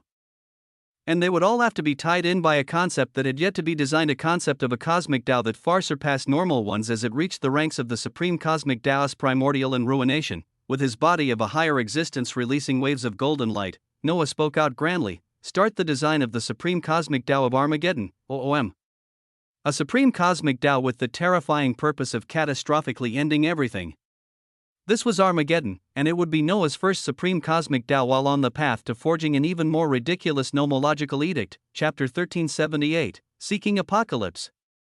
The formulation of Taos was always a favorite pastime for Noah, with the design bringing a sense of fulfillment every single time that it was completed from the cosmic filament core. This time around, Noah was conducting multiple actions with his clones, as after a true sanguine clone sent the command to begin the design of the supreme cosmic Tao of Armageddon, the cosmic core went to work as it designed what Noah had in mind and changed what could not be brought to fruition until a wonderful product was completed, OOM, at the depths of the cosmic filament core. An austere light of majesty hummed out more than normal, as this was the design of the first supreme cosmic Tao, the authority such a concept held surpassing many things, as one had to ask themselves what made it supreme. Ruination destroyed while primordial built, and these were the 2 supreme cosmic Taos behind the balance of the cosmos spread out across reality. For an essence that rivaled such concepts, Armageddon had to be unique. BZZZT, the fantastic show and birth of this powerful Tao occurred silently, as most of the beings within the infinite empire were preoccupied with Noah's return and the new blow of majesty he held, its formation also being completed silently as an obsidian runic mark swiftly shot out from the cosmic filament core and rushed towards Noah's main body that was currently floating in front of Adelaide. His concentration as he finished inducing the 40% true blood within her wasn't reduced even by a little, as the terrifying black runic sigil that read, Armageddon, sank into his origin, his body beginning to resonate with a resonant light as this newly forged supreme cosmic Tao bound itself to his origin and began to produce a new essence, an essence that should have been rivaling that of ruination and primordial bloomed within his origin at a terrifying rate, as it was pure black in color. Noah's consciousness wrapped around it as he uniquely found it to be clashing against the essence of ruination within his body. Clashing.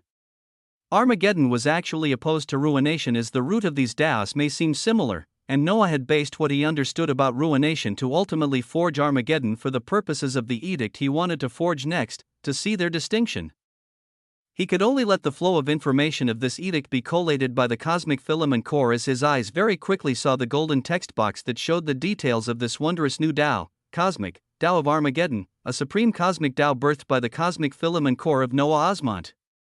As the Tao architect, Noah Osmont can comprehend and assimilate the Tao at 10 times the normal speed.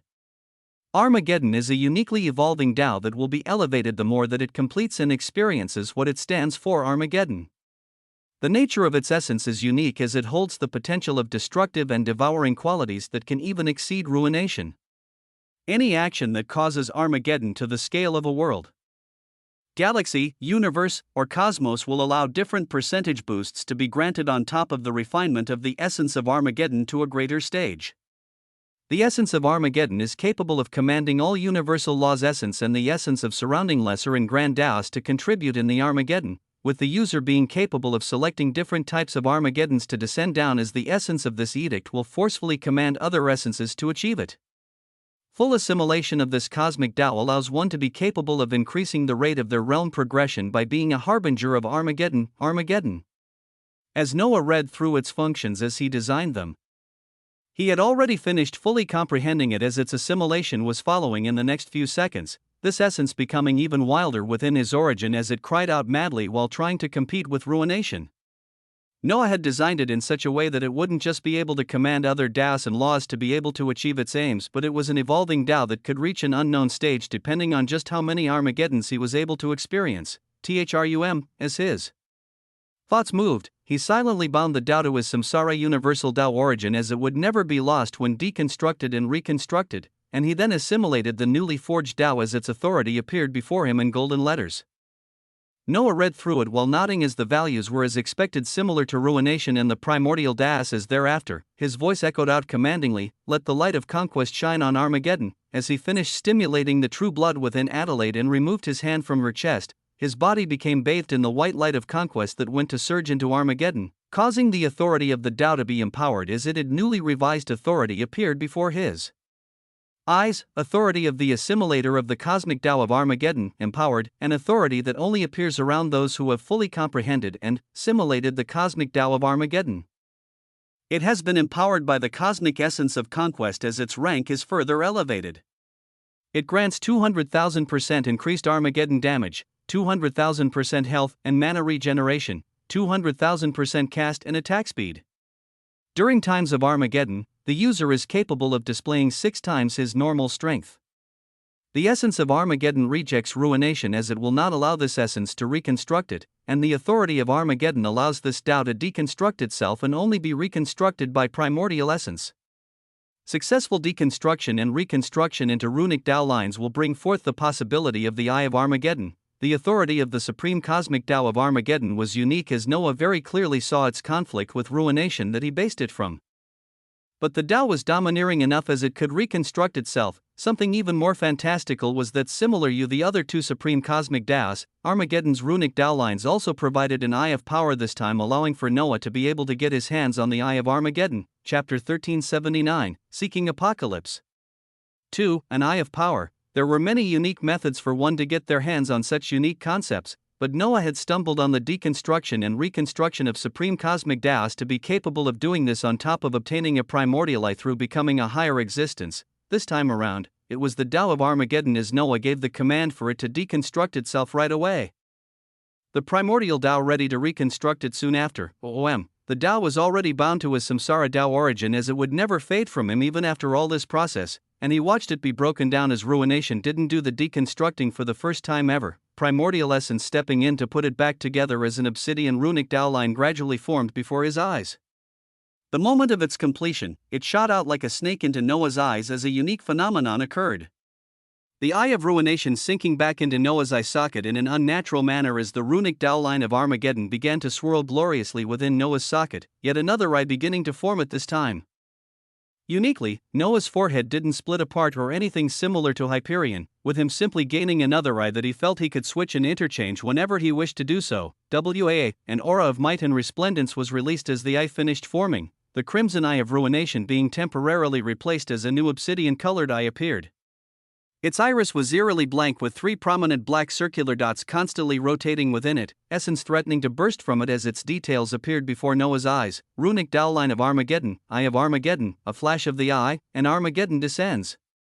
The light of Armageddon can be released as it deals true annihilatory physical and soul damage on a grand scale, where based on the mana placed in it could affect something as small as a world or as large as a cosmos. The user is granted atomic vision as they can theoretically be capable of disintegrating objects and existences from a molecular level, increasing their true annihilatory physical and soul damage by 50 million%. The user is also granted a special Armageddon chronovision that allows them to peer across spacetime to sense any incoming Armageddons on a grand scale.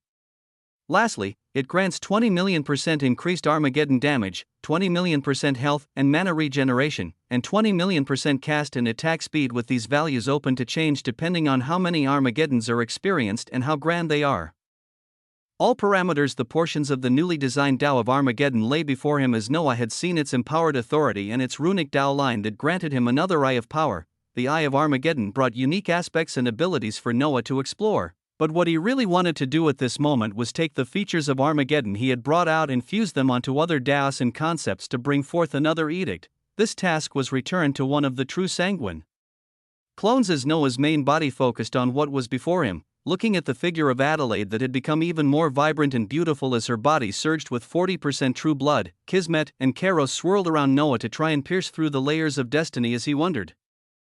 Would his progeny be the same tier of existence as him the moment they were born? Would they be akin to primordials that have their origins formed from the essence of reality, as his children would be guaranteed the cosmic realm in less than 3 years? It was a terrific prospect as Noah delved in to fully explore it, the answer not being something he would have to wait on for long, as with the time ratio of the cosmic Holy Land, anything was possible. A single day outside was equivalent to 5,000 days or 13 years within the cosmic Holy Land.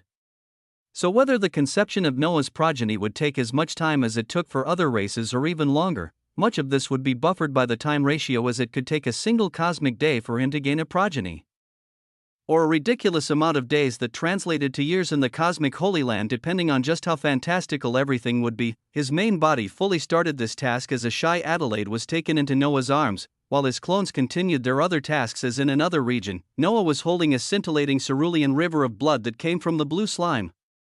It was a replication of its origin as it sank into Noah's body and delved into his soul, transferring from this clone and into the faraway origin of the main body silently as Noah gained another bloodline in a smooth and utterly easy fashion. The body of the blue slime that should have been weakened momentarily was actually surging with power. Golden blood surrounding it to finish its transformation into the first blood-born herald, as thereafter, its true blood would also be induced to form by Noah. But the true sanguine clone monitored the introduction of the bloodline of the Universal Emperor Slime as he saw it appear within the panel of bloodlines, fantastically finding this bloodline to ranked rare. Alongside his completed Greater Edict's bloodlines and the quasi-insuperable bloodline, it further showed the potential the race of Universal Emperor Slimes had, but this was mere potential alone, as even such a rare race of beings was nearly all killed by the machinations of a single hegemony of Kronos. It told Noah that even with the most profound bloodline, one's power was still what mattered the most. But with such a bloodline in his hands, Noah also saw the absolute skills of universal devouring, among many others, now being usable to him, a deep smile becoming etched on his face as he could now devour primordial beasts to obtain the essence of reality similar to the blue slime, and this would just be one of the positives coming from this. Now, he could also go and obtain the bloodline of Cthulhu among other possibilities, as he saw just what could be brought to fruition if he then utilized sanguine aggregation and fused all of these bloodlines together. It was a glorious path to follow, as while one clone continued on this path, another had shards of a cosmic primordial heart around him, as the cosmic Tao essence of Armageddon was the first to be swirling around him. Other cosmic Taos soon following, as on top of it all, the concept of the Cthulhu skill tree and the 7 deadly sins were being pulled out of Noah's origin to be fused with everything else. It was the beginning process of forging a nomological edict Noah had planned for in advance, where he even had its name before he forged Armageddon, as he uniquely wanted an edict of something he had experienced before multiple times over: apocalypse, with Armageddon as the main ingredient in concepts of skill trees, Taos, and laws dancing into the picture. He wanted to forge the nomological edict of apocalypse that would be his strongest offensive component yet. Chapter 1380, Seeking Apocalypse 3. It's just fucking insane at this point. How do I apologize for my improper wording? I really do. Hello, it's the one and only Shadowguard Knight here. I have to take my thoughts out somehow, or it feels like I will lose my last shred of common sense, and I just have to describe how insane things just became. What I'm referring to, of course, is fealty, the purely ridiculous and unbelievable Tao of fealty that grants us a percentage of the Master's power.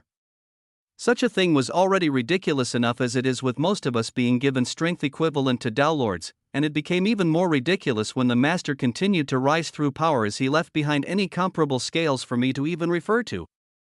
The issue in question occurred within the last hours when all of Master's clones disappeared, many of us reacting in surprise and shock before the cosmic filament core combed us. But after his disappearance, all of us began to feel out origins receive an outpouring of power that entirely shot past the scale of a downlord, and I could even remember the moment when I passed the equivalent of a forefather one would meet in the primordial empire, forefathers. Beings that had glimpsed edicts as they were close to fusing these abstruse concepts that I'm currently too dumb to put together, and yet I surpassed them on the pure power I could release by doing absolutely nothing. It was surreal. Even now, as I gaze up from the novice universe and watch the faraway sparring that Kazuhiko and the Sword Emperor were having, I could see their strikes carrying a unique and oppressive energy that was enough to shatter galaxies that only stemmed from Master. We all felt the continual and gradual increase in our power from our connection of fealty, those like me benefiting the most. As you see, I played things very smart. Others put their focus in trying to comprehend as many daos and laws, to fuse them into edicts, but I placed most of my focus on fealty as I entirely assimilated it like a select few within the infinite empire. The power that I could borrow from the Master. Was entirely insane to comprehend that by the time he returned to us and we saw him surrounded by pulsing rays of golden light, I saw that I had achieved a power equivalent or even surpassing what I saw Stormdust display during the final battle we had in the cosmic battlefield. The power exceeded a faction head of the primordial empire that had lived for millions of years. It was entirely surreal as I truly wonder what was happening to the scales of power. I further confirmed my thoughts when I saw Sis Barbados summon an undead legion that contended against the newly arriving Sis Springforge, this green-haired sister. Looking even more confused than anyone else within the infinite empire as she wasn't yet influenced by our broken common sense, I could still hear the raucous laughter of Sis Barbados as she stood on top of an abyssal undead Chelan while her legion overwhelmed Sis Springforge, even while her body was illuminated with her Tao of amelioration. Her strength, and my strength that could now unbelievable rival the heads of factions, wasn't unique as too many of us had such power. And what continues to ruin my common sense the most is that this is applicable to all those under Master, even if it's with varying degrees. It meant the elderly that had never been exposed to mana or rose through the ranks of power, but they had answered the call of fealty from Master. It meant these beings now had strength surpassing a Downlord. It meant children now had the strength of Downlords. I'm happy with the restrictions Master put for all of us to not be able to use his power against each other or our surroundings in harmful ways, otherwise entire galaxies would be exploding just from children playing around. This was the new reality that was forming under the Master, a reality of countless quintillions of beings within his infinite empire boasting strength that an insignificant percentage of something like the primordial empire had. It was an entirely unbalanced and broken system of power that the Master had purposefully or inadvertently created, and as shocked as I was, I'm loving it. That's my venting for the day. I don't know what entry I'll put in my diary next, but it truly just might be when the Master already has the champion of reality under his heel, Apocalypse. Noah was truly seeking Apocalypse as the clutter of many concepts surrounded him in a maddened fashion, the essence of blueprints and runes covering his eyes to break all of these concepts down, while the essence of commandment was ready to rewrite any errors. This would be the design of the strongest offensive edict under his belt, as one might find themselves asking why he continued seeking such powerful and stellar paths of power. The answer was the system he wanted to forge, requiring a specific number of completed edicts he had to meet, and also the realization of how much of an advantage the primordials had and how far ahead they would be. The true enemy he was overcoming was not Aegon. With the target that he and Hyperion set being the primordial Cecilia, for such a being that was a higher existence since birth and had lived for dozens of millions of years, the terrifying power she held had to be countered against something that was currently Noah's strong suit, and that was forging the ranks of edicts that even she has not been able to so far. Only after Cecilia was overcome could Noah freely expand his influence across the cosmos of this reality as he prepared his infinite empire to gain the qualifications to become a seat of reality. The champion of reality that she had forged. They would only be an appetizer for Noah, as their souls would pave the way for him to understand systems better and to forge his own with the help of an ender of reality soon after. Chapter 1381, Seeking Apocalypse. 4. Daos, edicts, bloodlines, ascendancy halos, and systems. These were Noah's current goals. As to achieve them, he would do whatever it took. The weaving of essence around the true sanguine clone was chaotic and tumultuous as Noah tried to put together the nomological edict of Apocalypse, with him finding the root of this problem coming as Armageddon and Ruination clashed with each other amidst the cluster of essence. The two were showing more opposition than even any reaction either had with the primordial essence, and Noah's sharp eyes could already see the decision he had to make if he wanted to complete the nomological edict of Apocalypse successfully. He was trying to brute force his way into doing it, where he even activated commandment to try and rewrite the narrative and focus on the primordial essence with its interlinking quality to try and connect ruination and Armageddon, but the two diametrically opposed and fought against each other as Noah made the decision he knew he would have to make ever since he read it on Reader's Foresight. BZZZT. The essence of ruination reduced and ultimately faded from his cluster of das and things. Became calm, with his essence of fusion and primordial beginning to seamlessly connect everything around him thereafter. Just like his first quasi-insuperable nomological edict, what he worked on now would just have two supreme cosmic daos in it.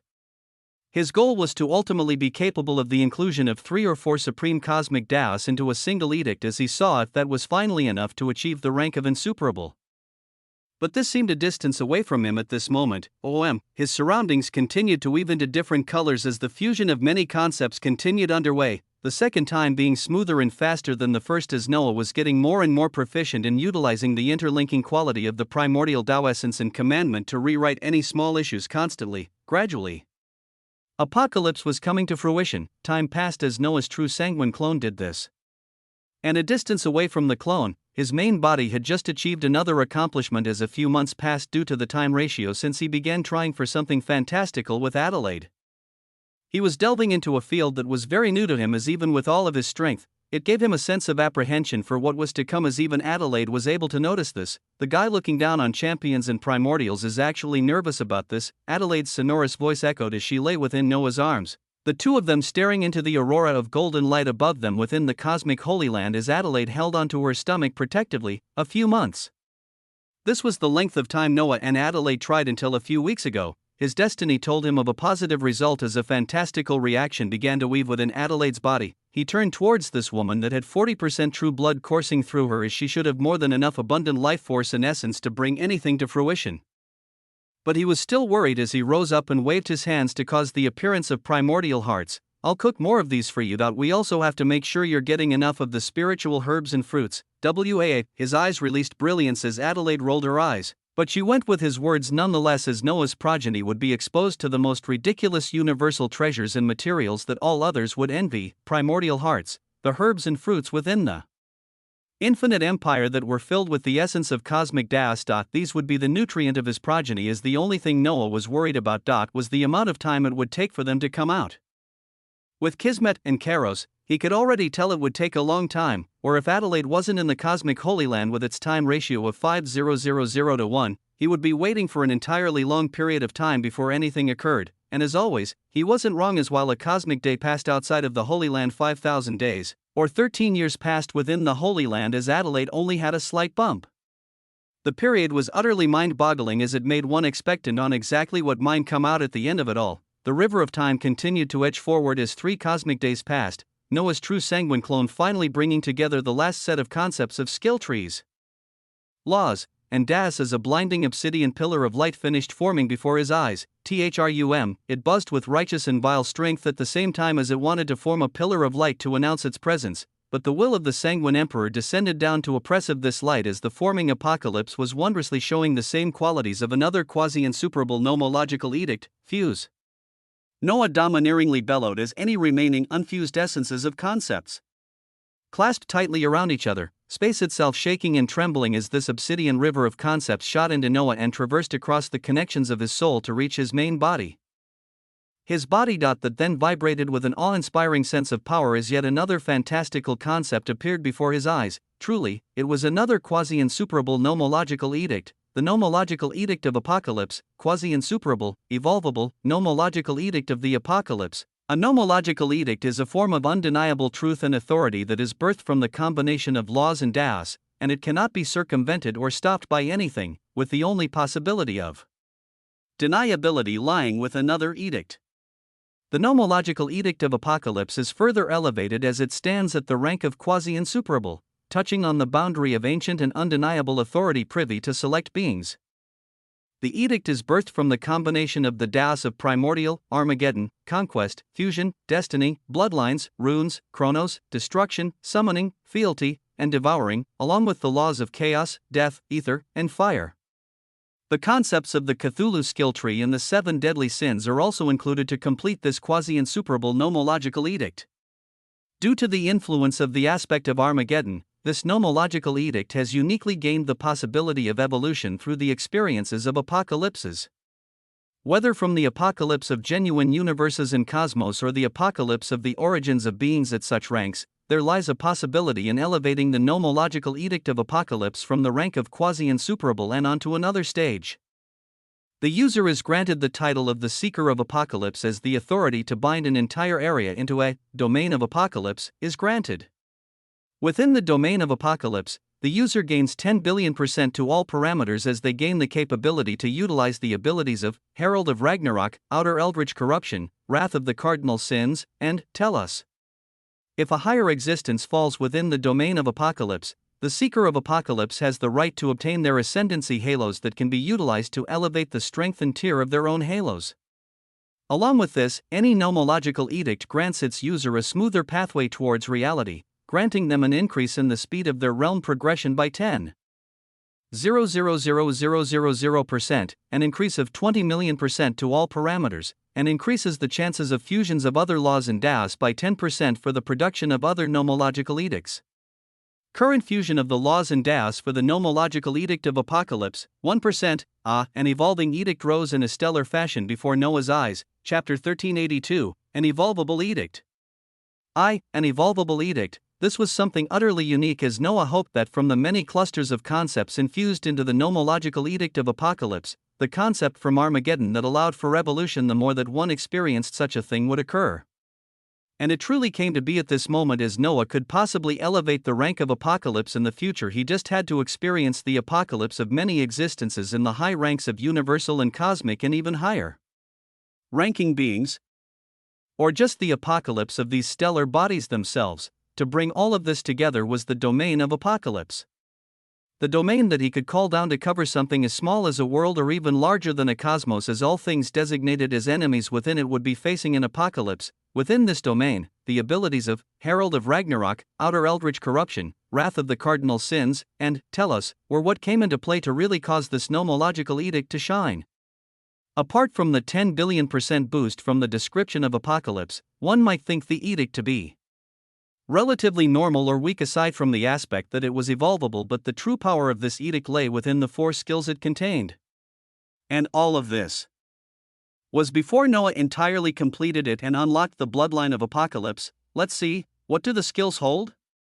Noah's gaze was that of an ancient being overseeing his work as he waved his hands to cause the appearance of the abilities that came with the quasi-insuperable nomological edict of apocalypse, Herald of Ragnarok. At the center of the domain of apocalypse, the Tower of Ragnarok rises as it beckons with it the end.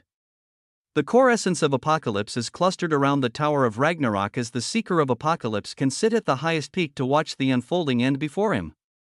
So long as mana is provided, the Tower of Ragnarok will release condensed universes filled with the unstable essence of the quasi-insuperable nomological edict of apocalypse.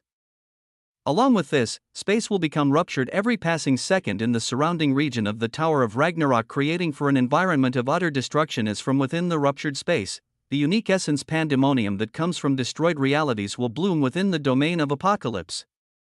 Within the Tower of Ragnarok, the vassals of the Seeker of Apocalypse can answer the call to be heralds of apocalypse as they are reinforced by the essence of apocalypse, their lives tied to the Seeker of Apocalypse as if he does not perish. They will continue to lay waste to the enemies within the domain of apocalypse even in death. Lastly, when higher existences that have forged an ascendancy halos fall within the domain of apocalypse, the Tower of Ragnarok rips out their halos from them and refines them into something that the Seeker of Apocalypse can utilize to enhance the power and rank of his own ascendancy halos, Outer Eldritch Corruption. The entire domain of apocalypse becomes entrenched and overlapped with an entirely different dimension as it is tinged with the corruption of the Outer Eldritch of old. The Seeker of Apocalypse has gained the authority to call forth the youngest Outer Eldritchs from the forgotten realities, with their rank being equivalent to his own as they pervasively seek the apocalypse of all things within the domain.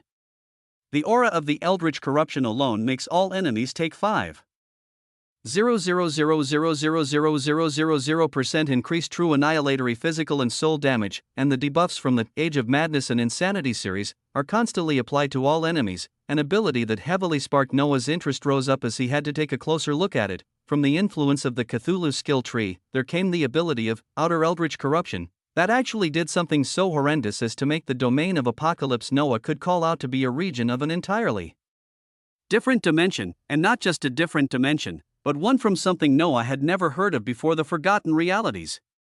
Noah had gained the capability to command the weakest beings from these forgotten realities through this ability, a concept that made him heavily curious about these forgotten realities and what horrific existences lay within them.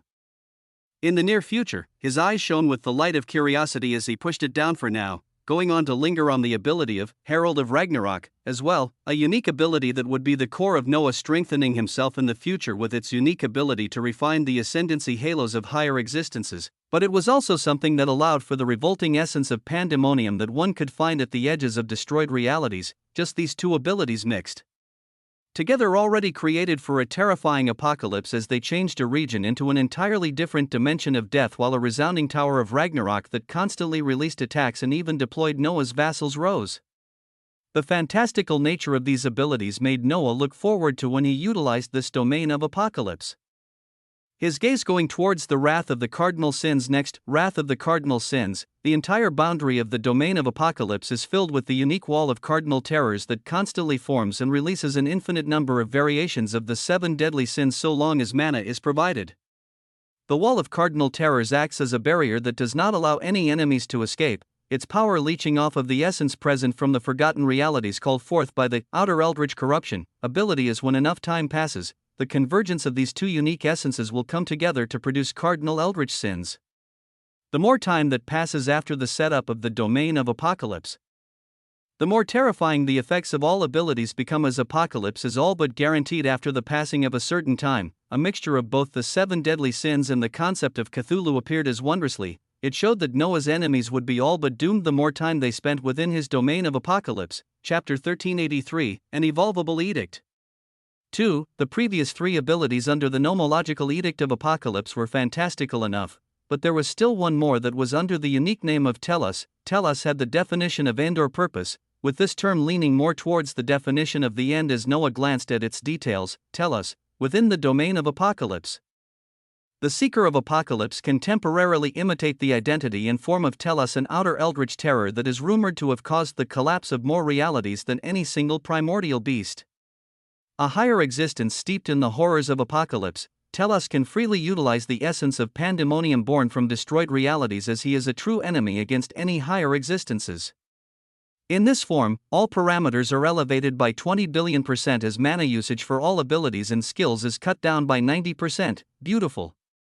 The first 20 billion% increase within a single skill lay before Noah as he sighed with appreciation. The telos ability and the other 3 within the nomological edict of apocalypse, forging a heavily offensive nomological edict that if anyone got stuck in it was highly unlikely for them to leave it alive. With the established domain of apocalypse, they had to face outer eldritch terrors, infinite cardinal sins, a tower of Ragnarok, and now a form of an existence that was more proficient in destroying realities than primordial beasts. It was bound to be a true apocalypse, as before Noah could enjoy reading over the description of the skills for too long. BZZT. His origin released waves of communication that stemmed from a relationship and the bindings of the flames of commandment that Noah shared with only one other existence. Noah's will delved into the bindings as he felt a tug from the existence he still needed the help of to forge his future system, one of his true sanguine clones rising to take up the call to see what the ender of reality wanted. He had accomplished many things in the span of a few days, as he was now waiting for his first progeny within the cosmic Holy Land where years were passing, and he was slowly collecting bloodlines as he just finished the forging of another quasi-insuperable nomological edict. Now, one of his true sanguine clones became wrapped in a spatial light as his target was a region he was invited into by none other than Hyperion. In the primordial sea, the figure of the draconic elephantine primordial beast floated alone as Noah appeared not too far away from him. From the true sanguine clone that came, the blatant aura of a higher existence that Noah had, having been withdrawn as if one looked at him. He didn't show any illusory universal filament or cosmos on his body, nor release any waves of energy at all, where he seemed like a harmless normal human being that had not even become connected to mana. This was a perk that all higher existence enjoyed, the greater level of control of energy as if they wished it. Nothing would leak from their bodies. Hyperion gazed towards Noah's appearing figure as his third eye shone with light, his ancient voice coming out soon after, "You have changed. WAA, I have." Noah replied lightly as when he moved, the primordial essence dared not to approach him without his permission as he floated closer to the titanous body of the ender of reality. His words continuing, "Why did you call me here?" Hyperion stared at him closely for a few seconds without replying, his tusks releasing a golden sheen an instant later as a gigantic bell appeared beside him, his draconic elephantine head turning reminiscent as he gazed at this bell while speaking. "Your appearance has changed the weaving of destiny I had perceived greatly, and I am not sure whether to give you credit for it or simply treat it as a coincidental result of your anomalous actions. Originally, I was going to play with the champion of reality as I slowly made him lose everything around him, with the last straw being the unfaithful woman he keeps beside him, where I would have broken this last pillar of support of his not by my hands but by the hands of his very own primordial." Yes, the weaving of destiny had been drastically changed from the future that Hyperion or even someone like Halcyon had seen, where a future where the enemy of reality would have risen from the champion of reality itself was gradually being abolished. Hyperion would have been the true cause of this as he dismantled everything around Aegon until he turned mad, but now everything had changed. This weaving of destiny is gradually changing as I now do not fully know which path it will take, but I know that what I seek will be completed after the champion of reality and the primordial above him lie before my feet as their memories become mine. As the mysteries of systems are laid bare. The ancient voice of the ender of reality echoed across the primordial sea as he held on to the ionic bell of the unguarded, the quasi-primordial relic that was given by another ender of reality. For that, I have obtained this quasi-primordial relic from an existence outside of this reality. An existence that had planned to use me as a scapegoat for the death of a primordial. Noah's calm eyes turned sharp as he heard this, his eyes looking at the quasi-primordial relic and Hyperion in turn as the ancient voice of this being continued to echo out and give Noah a burst of information. The knowledge of marked ones who were beings that had committed the unfortunate act of killing a primordial. The ender of reality that was more than likely a higher existence who planned to take all the rewards from Cecilia but none of the blame. A scheme that involved an ender of reality, a champion, and its primordial. Noah heard all of this as he viewed Hyperion in an entirely different light, this existence concluding his speech with a set of shocking words. "This is why I will now be beginning to set up the events leading to the last war within this reality. A war that will draw on the primordial herself as before this. I need to know more about the being that is contractually bound to me. I need to know the timeline for the completion of your 4 completed edicts. I need to know if you were the one who just caused the recent commotion." With a piercing gaze, Hyperion focused on Noah, who had a carefree smile as if everything was weaving the way it was supposed to. Chapter 1384. Why kill just a single higher existence? The ender of reality wanted to know more about the anomaly that was Noah Osmond, about the being that he was contractually bound to by the flames of a greater nomological edict. He asked of the recent commotion that had occurred across the ruination and primordial sea, of the feeling of the descent of a concept that even Hyperion felt an oppression from. Noah had a carefree smile as with his body that seemed like any normal human being instantly changed as the surrounding primordial essence howled out fearfully and spread away from him. It was because his body had begun to release a crimson aura that even caused something like primordial essence to run away fearfully, and it was an essence that caused Hyperion's gaze to turn grim as he remembered this feeling very closely. "I told you a few days back that I would handle the task of completing 4 new edicts in a short period of time." Noah's voice came out in waves of calmness and power as his hands stretched out and played with the essence of the Sanguine Emperor, the essence of a quasi-insuperable nomological edict. "This is something I managed to stumble on as I was fulfilling that promise, an edict that is half a stage above greater." As he spoke, the essence of the Sanguine Emperor gradually began to burn as it turned into crimson liquid flames, the appearances of these flames causing Hyperion's eyes to squint. As his ancient voice echoed out, "And you have already completed this new edict that you just forged?" "Yes." Noah snapped his fingers as the flames of the Sanguine Emperor were extinguished, his body returning to a normal human being as he continued with a smile. "That is why when I say I will complete the requirements of edicts in a short period of time, know that I only speak the truth. Whatever preparations have to be done to set up the war for this reality. Call down the primordial herself. Such preparations can begin anytime you wish, as I will only need a few more days." His words were without an ounce of lies, as the ones that resonated in Hyperion's mind were that he only spoke the truth. The ender of reality was silent as he measured this being that always proved he was underestimated at every turn. The voice of this beast coming out with a sense of doubt and wonder for the first time. "I've never met an existence like you." Genuine words from an ender of reality. Words that spoke of the uniqueness of Noah Osmond as even a cosmic primordial beast was stumped when it came to understanding this being. Noah shook his head with a longing expression when he heard such words, raising his head up as he looked past the primordial sea and into vastness that he only dreamed of. That's because we're locked in a single reality out of an infinite amount of realities. You know, I just found out about forgotten realities where outer eldritch terrors reside, of existences that destroy realities more than even primordial beasts. And even the primal titans you mentioned that match primordials in terms of forging, there's countless things we do not yet know of and even more countless realities with existences that could entirely exceed anything I can do. What we're trying to do now is simply gain the power to expand our horizons and be able to step onto this infinite path of possibilities. Rumble. His words alone caused the surrounding destiny to churn as Noah's own golden seas of fortune raged, Hyperion feeling his own destiny rise in waves as he inadvertently thought of his freedom from being bound to this reality forever. What they were doing now was just taking the steps to break out of the shackles that bound him. Such words resonated in Hyperion's mind as he gazed towards Noah and wondered but a single thing. Can this existence actually be trusted and relied on? Even though their very shaky level of trust came from the flames of a greater nomological edict that bound them, Hyperion had seen too many examples of how he just couldn't depend on others. The most recent example was someone of his own race and blood that had achieved his freedom, another ender of reality that actually schemed against Hyperion for their own gain. This was the singular truth Hyperion had learned over and over again: others would always let you down, and everything had to be done by one's own hands. But this existence before him.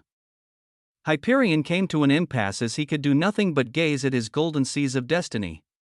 Of course, ever since this being came to the primordial sea with his first proposition, his destiny had been rising and undulating ever higher as it seemed to favor the cooperation with this existence. Even if he couldn't trust others, could he not trust his own destiny? He saw the yearning to explore the infinite realities on the face of this being as, after significant contemplation and thinking of the flames that bound the both of them, the ender of reality decided to proceed carefully with this being, but never releasing his expectations of disappointment. This ender of reality that was also a practical existence, so he spoke out calmly as he thought of the future. Even if we manage to take out the primordial, there is still another higher existence apart from her, if not two, that would be waiting outside the boundary of this reality. He thought of the tyrant beast Pixis and the existences he was conversing with that had mentioned they also wanted to partake in the origin of a primordial. Multiple higher existences? Words of pondering rose from the figure of Noah that wasn't releasing any speculative essence, his eyes turning sharp a moment later as he spoke domineeringly. So what if there are more higher existences? If there's more of them, we simply kill more of them. Why must we just kill a single higher existence? Rumble, Chapter 1385. Why kill just a single higher existence? 2. So what if there are more higher existences? If there's more of them, we simply kill more of them.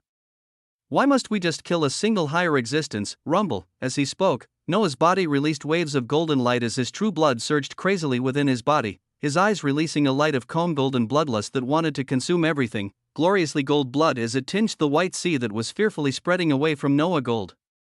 The ender of reality saw the robust golden surge as his elephantine trunk and tusks released a profound glow of resplendence. Shock finally appeared in the eyes of the ender of reality as it sensed the aura from Noah that it had only ever presumed to feel on a single being. I also told you I would solve the problem of true blood once more. I only speak of truth. Silence, utter and complete silence. Hyperion and the primordial sea alone witnessed the figure of Noah as the aura of a higher existence leaked from him madly, his eyes shining multiple colors as the irises constantly changed. His left eye had its iris shining with golden wings within them, while his right eye kept interchanging from a crimson circular-lined iris to a blank white one with 3 black rotating circles. The might and power he released seemed to be nearing Hyperion's even with all the edicts that the ender of reality had stacked up. When I complete the 3 remaining edicts and partake in a feast of primordial beasts to reach the cosmic realm, I can complete the condition of helping you achieve the stage of a higher existence, as at that time the war for this reality can ensue. Words of utter confidence and valor echoed out as the vibrant aura of someone that had completely changed their blood into true blood spread out wildly. Madness. The archaic voice of the ender of reality echoed out as one could uniquely notice his draconic elephantine expression to be forming a devilish smile, whether this cold-faced cosmic beast knew it or not. But I like such madness. Very well, the stage shall be set, rumble. Two beings came to an agreement as the fate of a reality was also decided by such an agreement. Noah's aura receded rapidly as he returned to being nothing but a normal human being.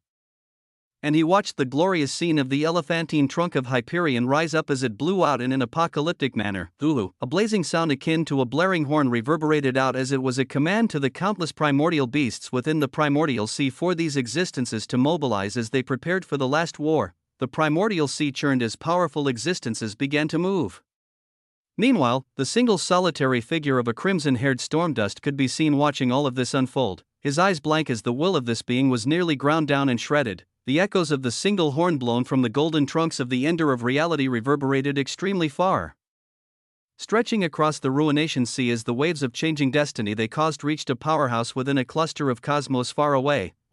With his black hair waving calmly atop his head, Aegon opened his eyes as a multitude of flames of edicts rotated around him. His invincible system made it so that anyone defined and set as his enemy by both sides was the target that would be overcome on all possible fields. The ender of reality was on the same field as him as Aegon didn't get any boosts on this aspect, but his generation of true blood and completion of edicts shot up exponentially with the help of his system that since the events of the cosmic battlefield he had completed a minor and a greater nomological edict. He had to be invincible across all enemies he came across. His system deemed it so. If they were above him, he would reach their stage shortly. If they had more completed edicts than him, he would achieve the same ones shortly. Until in time that he remained invincible, he had to consider them his enemies, and they had to consider Aegon as an enemy.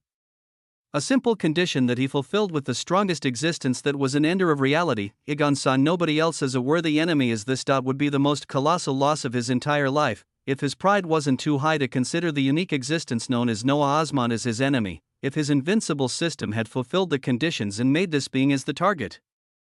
His system would have been trying to exceed him in all the areas that Aegon was deficient in terms of mana, in terms of the quality of edicts, in terms of true blood. It might have been a coincidence that would have caused for the rise of another shocking anomaly rare across dozens of realities, but Aegon did not even gaze at a being with a lower realm than him as his enemy.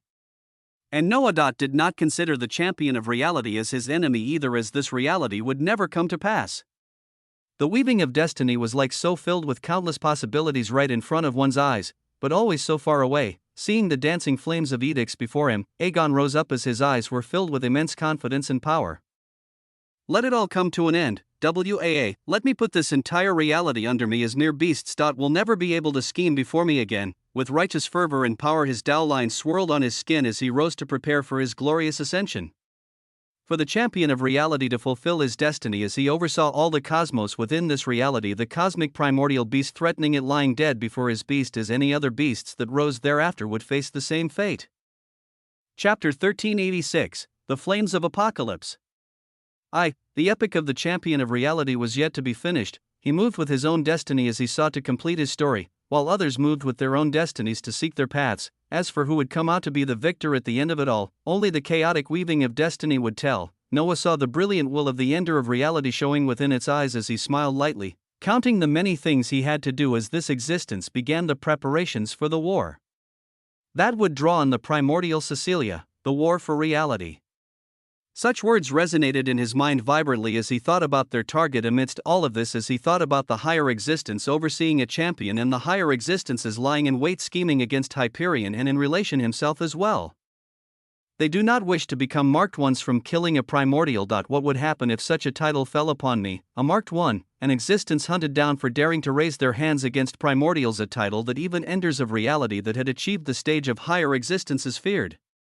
It made Noah curious about the structure of the world that these existences moved in, and what sorts of unique structures there lay across the infinite realities for him to find out. As the blaring horn of Hyperion died down, Noah nodded towards this existence while his body began to glimmer with a spatial light, his eyes spending a bit more time focusing on the ionic bell of the unguarded that lay beside this ender of reality. I'll let you know when I achieve completion of the requirements. Until then, whap! With a flash of light, he disappeared. Hyperion's body crackled with arcs of profound light as he stared at where Noah had disappeared, noticing his gaze towards the quasi-primordial relic he had obtained, as the gaze didn't contain any envy or greed, and it was just a gaze of interest that one would have if they found something new and interesting that they hadn't seen before. What can make an existence only look at a quasi-primordial relic with a mere gaze of interest? A stupendous question echoed silently in the mind of Hyperion as he would not receive an answer at this moment in time, with a timeline set in place. Noah had a clear picture of the things he had to do and in what order before a shocking undertaking occurred within this reality. The first step involved finishing the nomological edict of apocalypse, as for this he would have to pull out author's jurisdiction for the smoothest and most efficient use of the essence of reality that he currently had. After achieving the stage of a higher existence, he could now control this unique essence, as he could do something like burn it into the concept of apocalypse within his origin to raise up this nomological edict, or he could simply edit reality with author's jurisdiction, as this essence would be utilized in a much more efficient way. Of course, that was because he only had a measly 12 cosmic resource points left and basically very few shards of a cosmic primordial heart to make any changes through the usage of loot, so he simply called out author's jurisdiction, WAA. The magisterial jurisdiction of an author descended unto Noah as his focus was himself. Pulling up his status sheet as he delved into the nomological edicts and clicked on them, a golden pen appearing in his hands as from the measly 1% on the nomological edict of apocalypse, he edited it to be 100%, a simple and direct change in reality, as its consequence was a third of all the reserves of essence of reality that Noah had retained since his ascension to the level of a higher existence.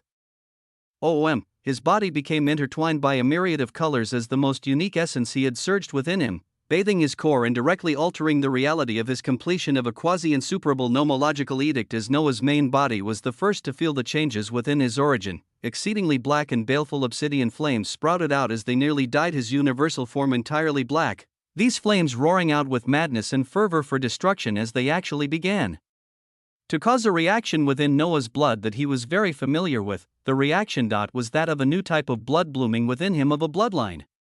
But the unique thing was that Noah didn't just feel a single new bloodline, and he instead felt multiple. It actually seemed like the completion of the nomological edict of apocalypse had begun generating two new bloodlines within Noah the moment of its completion, the flames beginning to burn brightly as Noah was bombarded with unique authority and information for the newly rising flames of apocalypse. Flames of apocalypse. The flames of apocalypse bloom in your origin as they usher in the bloodline of apocalypse, as well as the initial ignition of the bloodline of the apocalyptic raceborn. From Apocalypse itself, telos. The title of the Apocalypse bloodline progenitor is granted for being the architect of this nomological edict, granting you the capability to introduce one other existence into your bloodline. The tier of this edict is extremely high, as for the sake of purity, only a single follower is allowed. The follower of the bloodline of Apocalypse will gain an increased chance of comprehending the nomological edict and have the task of fusing the required laws and daos to be an eventuality. A natural suppression effect also exists with this edict against any greater or minor nomological edicts due its higher rank, with the essence of lower edicts losing 60% of their effectiveness when facing the seeker of apocalypse. As the architect of this bloodline edict, you are granted the abilities of Reality Devourer and Apocalyptic Erasure that can be utilized with the essence of reality in conjunction with the essence of apocalypse. As the progenitor of the bloodline of apocalypse, you are granted 5 billion% to all parameters, 5 billion% to true defense, and 5 billion% to true annihilatory damage. All abilities that utilize the essence of apocalypse also have their resource requirement cut down by half, and your origin produces an extra 10 million splendiferous universes daily. The flames of apocalypse danced madly as they granted Noah droves of new information. Chapter 1387, The Flames of Apocalypse. 2. The flames of apocalypse didn't just grant him the bloodline of apocalypse, but it also granted the bloodline of telos the existence that Noah could only take the form of through the skill, telos, that came with the edict of apocalypse. Now, he had actually begun the induction into the terrifying bloodline of this creature that was more than likely located in the forgotten realities, telos. Noah said this word with awe as he felt the blooming of the complete bloodline of apocalypse, as well as the induction of a stellar new bloodline with its blood so dark and viscous that it felt like it could devour everything, and in the case of the abilities under the flames of apocalypse, they could truly do so, as Noah was at a loss when he gazed at the first one. It was Reality Devourer, a true seeker of apocalypse and holder of the bloodline of telos enters adulthood when they undertake the task of devouring an entire reality. As soon as this action is completed, they achieve the cosmic filament rank, as the devouring of future realities sets them on the path of forging their own origin into a true reality. The bloodline of telos is taboo among the higher existences as they leave behind an immense path of destruction with countless lives lost, being existences that are hunted down with more fervor than even marked ones or primordial beasts due to the potential level of power they can reach. If the user chooses to embark on the destructive path of devouring realities, they must be prepared for the gaze of countless higher existences that follows. The ability is locked until the full bloodline of Telos is gained, with this process being increased the more that one imposes apocalypse on others. After the achievement of a full bloodline, it is recommended to only utilize this ability under the guidance of an elder Telos that can mask your entrance into adulthood, a terrifying ability that even made someone like Noah turn grim. The cost of the ability was heavy as its boons were even heavier, but it required a mentality and level of brutality that one might be able to find in an existence literally born from apocalypse but not Noah. The cost of this ability was the utter and complete destruction of an entire reality. A heavy, heavy burden for anyone to carry, as genocide wasn't even enough to put weight on such an action. This wasn't to mention the fact that the bloodline of Telos itself was actually taboo due to their potential, and such a thing had begun to bloom within Noah currently. He felt like he was forging a nuclear bomb that could explode any second. Any second that he somehow became capable of devouring an entire reality, and the ability became unlocked after he achieved this full bloodline from the flames of apocalypse. Maybe if I can actually come in contact with an elder Telos if I ever visit the forgotten realities, his voice echoed out with curiosity as wondered what would unfold in the future, his eyes landing on the other ability that came with the flames of apocalypse, apocalyptic erasure, a unique power that is brought about by the flames of apocalypse and the essence of reality. Apocalyptic erasure is capable of eradicating everything to its core throughout space and time. It negates the effects and perks of any minor or greater nomological flames of edicts, as if this ability is used against an enemy that does not have at least an opposing quasi-insuperable nomological edict. True death is guaranteed. The effects of apocalyptic erasure can further be broken down to targets where the seeker of apocalypse can target the life and origin of an existence, or their memories, or their comprehension in laws, daos, and edicts. The cost for the essence of reality and essence of apocalypse is least for completely erasing the memories of a being or the concepts they comprehended, while the cost is greatly higher for utterly erasing an existence across spacetime. Rumble. Noah's heart turned utterly tumultuous when he read the details of apocalyptic erasure. Yes, it was exceedingly dominant and overpowered to the point that others could only stare in wonder, but this wasn't what caused his heart to turn tumultuous. It was the effects of this ability and what it truly meant in the eyes of someone like Noah. When he read over it, the first thing that appeared in his mind was how wrong he had been, how utterly and completely wrong he had been, as he believed himself to be invincible, that he wasn't even worried when he thought about the unknown existences and powers waiting out there in the infinite realities. But just now, he was shown an ability that he was able to obtain from completing a quasi-insuperable nomological edict. An ability that allowed one to utterly erase and grant a being true death across space and time, as the perks of any edicts below it were erased.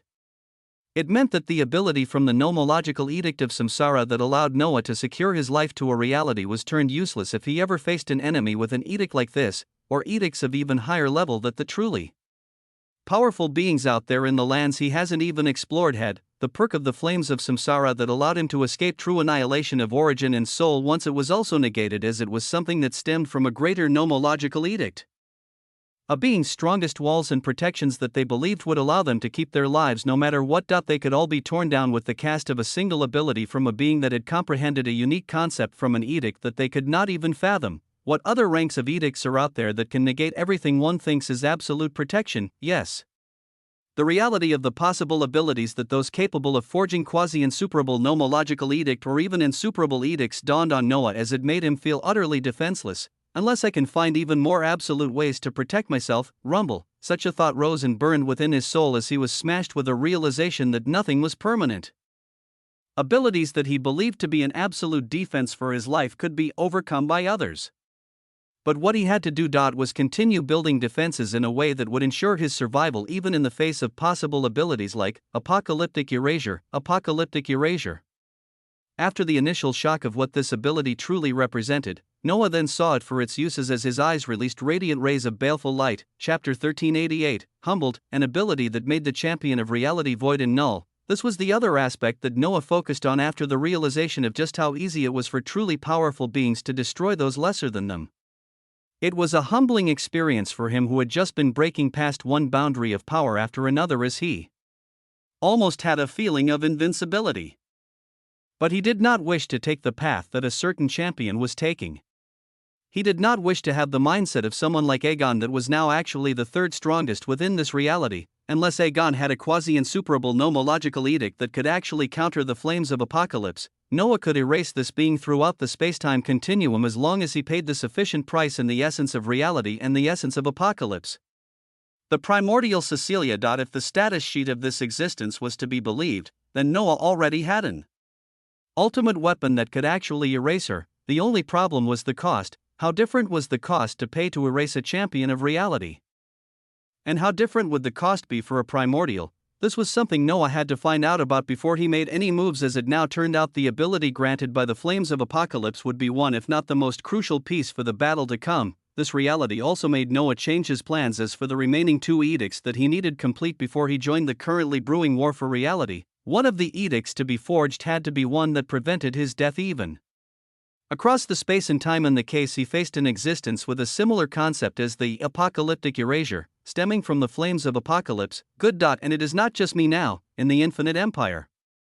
Noah's true sanguine clone saw the scene reflected from his main body, with Adelaide lovingly stroking her protruded belly, with his words reminding him that he had many things to protect and make sure that nothing wrong would ever descend unto them. On the subject of his future progeny, even as days continued to pass in cosmic time and years passed in the cosmic Holy Land, the process of gestation taking such a long period of time that it made Noah curious of the wonder that would come out of it all. His true sanguine clone refocused soon after as he waved his hands to call out the last few remaining shards of a cosmic primordial heart, intent on putting ideas into reality as a cluster of Daos and other concepts appeared around him.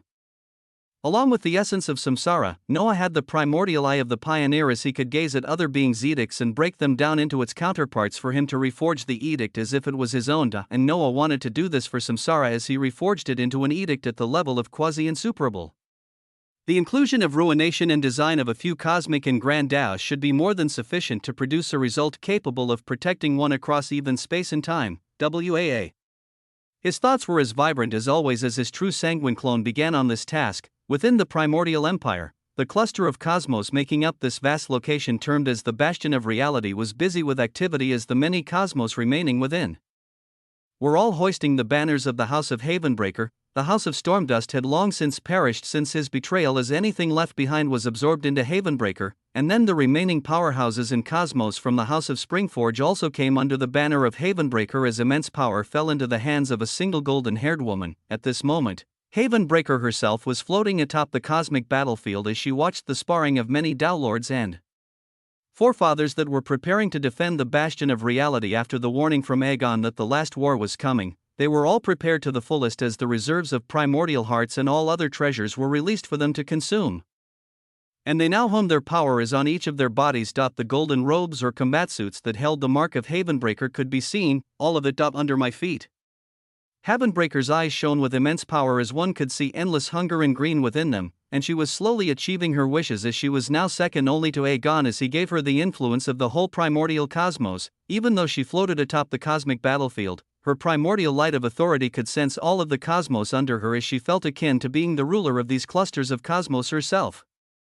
Now, I just have to watch Aegon rip apart the little ender of reality. And more than just this empire will be under me. Springforge. The little whore of my own blood, I will show you all what it means to betray me. I will strip you down of all titles and dignity and make you realize the single woman who shall be overlooking this whole reality. WAA. Her eyes were filled with a venomous and enchanting light that if any common man saw they would be enamored and intoxicated. She dreamed of a glorious future as she spearheaded the advancement of the primordial empire, being the shadow behind the great man and controlling everything. Her golden hair shone in the stellar darkness as her eyes dripped with pride and majesty, her thoughts bent on bending destiny to her own will. Let the war come. We shall see who stands on top.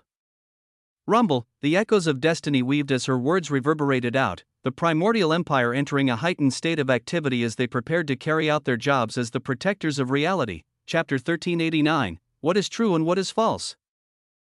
As the inhabitants of a certain reality tried to control the weaving of destiny under their feet, the existence benefiting from the reality itself and even gaining a passive generation of the essence of reality was more in tune than the vast majority. Yet even as the major controller, she wasn't even within the reality itself as at this moment in time. The veiled primordial Cecilia was wrapped in the folds of space as she observed a crucial juncture within one of the emerging realities she managed. It was a scene of a bloody and glorious war that was spearheaded by a powerful race of existences that all boasted a minimum size of a few thousand miles. Their eyes crimson red as their humanoid bodies were adorned by silver-white hair that glimmered in the stellar primordial sea. They looked devilishly handsome as if their lead was an existence of Titanus size as he was larger than a universe, his silver hair draping onto him like a king as he currently held within his hands the halves of an ender of reality. The vampire demon race of this champion stands out a bit among the masses. They've managed to take down the first risen ender of reality as it's smooth sailing from here. Cecilia's eyes flashed with brilliance as she thought calmly, the first ender of reality a champion faced was the hardest task they would have to overcome, but when it was done, the rewards from it would guarantee that they can keep down any future rising cosmic primordial beasts as the reality they dwell in would be considered a secured reality, among other names.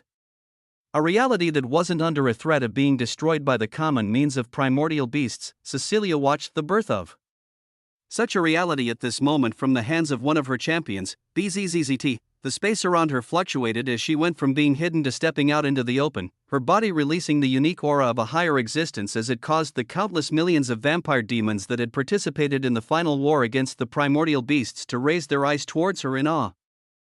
My little vampire demon emperor, I can almost remember finding you when you were just a fledgling in your world, and now you have accomplished the goal of defeating the ender of reality. Her sonorous voice rang out as her figure descended regally, the devilishly handsome silver-haired vampire demon emperor glancing towards her direction with a fervent gaze as one could see his eyes filled with adornment.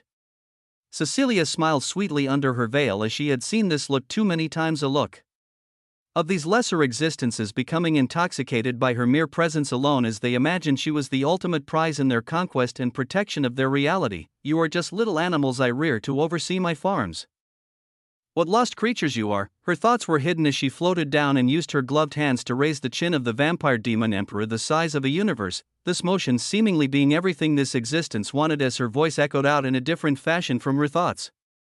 You have successfully protected your reality as everything within it now lies under your grasp. Protect it and take heed that you kill any other rising enders of reality in the future to come. Her words resonated in the mind of the smitten champion as he nodded with a firm gaze as if he was given a holy mission. Cecilia looking at this existence as she nearly burst out laughing. Spend the rest of your insignificant life in this farm acting as my guard and protecting my interests. Her figure rose up as the devilishly handsome champion gazed at her with longing, eventually disappearing from the eyes of all beings within this reality as she stepped outside of its boundaries. Soon enough, in the boundary between realities, her veiled figure hummed happily as destiny weaved around her. Her gaze then turned back towards the boundary of the reality below her as an instant later, a shocking and dictatorial authority of power erupted around her body as a pristine white ring, a halo of utter light and authority erupted from her, an ascendancy halo, utterly white in color. It seems to be tightly rotating around her body while at the same time being expansive enough to wrap around trillions of light years. But the unique thing was this ascendant halo releasing a white light that bathed the boundary of the reality below her and in extension the pristine river of this reality. An intoxicating expression appeared under her veiled face as she sensed the essence of reality she was constantly receiving from the reality below her through her ascendancy halo. The level of power it released being something that could have wiped out any common champion or ender of reality within milliseconds. 1 more edict. And then I can forge another halo. Rumble. Her words echoed out to nobody as they held shocking information, her voice continuing to echo out as she observed the beauty and awe of her current ascendancy halo. With white being the lowest tier of an ascendancy halo, I should at least achieve a blue tier with the next combination of flames. Her eyes released a light of power as she spoke, revealing information that directly contrasted what a certain being had found out through author's jurisdiction. The number of edicts she held and the true level of power of this primordial. Who could say what it actually was if there was something that allowed the masking of one's abilities? The future was unknown as after seeing the secure line of her ascendancy halo onto the reality below her, she gazed towards another location as her veiled eyes turned a hazy shade of gold. Now, the next emerging reality to undergo their final war.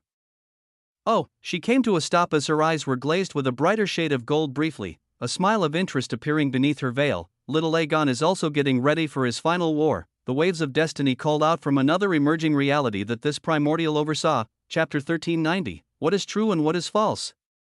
2. The weaving of destiny pulled Cecilia towards another emerging reality that she managed another farm for her to benefit from, as it granted her a steady supply of the essence of reality. With her resplendent ascendancy halo reared back into her body calmly, her figure flittered past the boundary between realities as she followed the strings of destiny. At this same time, the existence that had been the one to actively cause the changing destinies of the most powerful existences within his reality, this existence was having his clones oversee a multitude of projects, as one of them was currently looking at the rivers of bloodlines lying within him. Through the essence of the Sanguine Emperor, Noah had the capability to fuse bloodlines and obtain something entirely new, so he had moved with efficiency in the past few days. As after he collected the bloodline, the Universal Emperor Slime, he also obtained the bloodlines of Cthulhu and others' terrors, these beings seemingly having diluted bloodlines that Noah linked to the outer eldritch terrors he knew dwelled within the forgotten realities. Noah had enhanced the concept of Cthulhu when making the quasi-insuperable nomological Edict of Apocalypse, as he was only able to touch on the bloodline of Telos and be capable of utilizing a domain of Apocalypse that eruption out with outer eldritch terrors. Now, he was observing the bloodlines he had collected as apart from Cthulhu that was ranked uncommon. The bloodline of dragons was ranked common, Phoenix was common, and even the bloodline of the Emperor Penguin was normal. The quality of bloodlines were abysmal, as after Noah spent a significant amount of time utilizing reader's foresight and path to victory, he saw that nothing immensely special that would elevate his strength to a great degree would appear if he combined the current bloodlines he had. For this, he had to explore the vast realities and find what other wonders lay out there, as he could collect as many bloodlines as he came across in this manner. This was the conclusion relating to bloodlines, but there was another conclusion Noah had drawn recently after he obtained his Flames of Apocalypse, and he later confirmed this conclusion with the Flames of Kismet and Commandment. This conclusion was a deadly one that stemmed from the fact that Noah realized beings with higher ranked edicts could very easily suppress and overcome others without, as could be seen by how apocalyptic erasure entirely ignored any effects of flames of minor and greater edicts. From this, he also realized that the information he obtained from others with his greater and minor edicts could be faulty or not necessarily true, as long as they defended with a similar level edict geared towards protecting or masking themselves, or they just had higher level edicts that allowed them to only ever reveal to others what they wanted to. Hyperions should not be wronged, but the information I have on Cecilia could be faulty. WAA.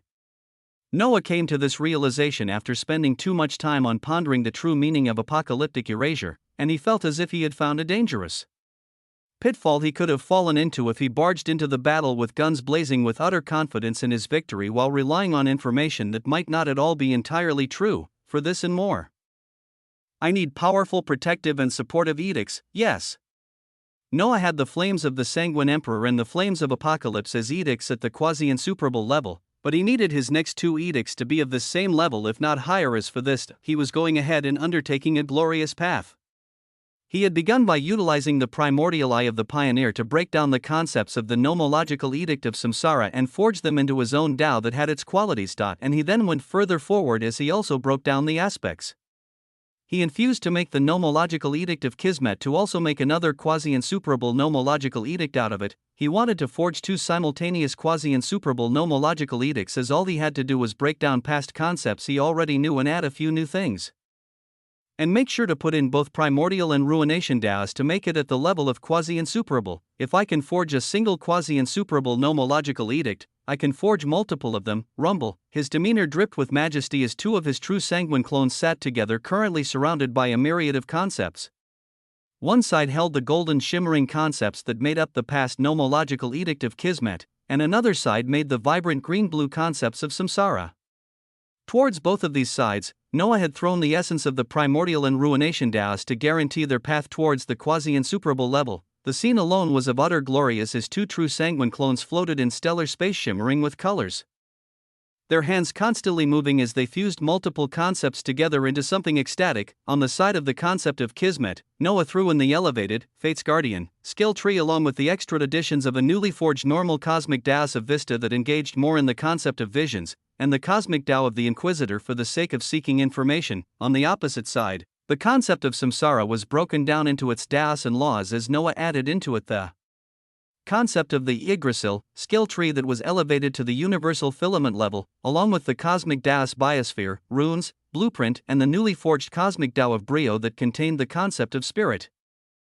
and the cosmic Tao of longevity that of course were all topped off with the primordial Tao and the Tao of ruination, with two vastly different concepts, one leaning toward destiny and information and the other leaning toward life. Noah forged forward as his eyes shone with utter brilliance, doing something that even average primordials would look at in surprise and awe. Chapter 1391, Antediluvian and Dictum. Simultaneously forging two nomological edicts. The process was something that took time as Noah utilized the interlinking quality of the primordial essence to connect everything with each other, the Tao of fusion pervasively flowing all around to also bring everything together. As he did this, his own infinite empire was undergoing great changes that had begun with beings like Adelaide and the blue slime. The changes were its most powerful combatants having their origins induced to produce the true blood of higher existences, and Noah utilizing his new bloodline of Sanguine Emperor to forge bloodline heralds that were a level higher than the bond of vampires.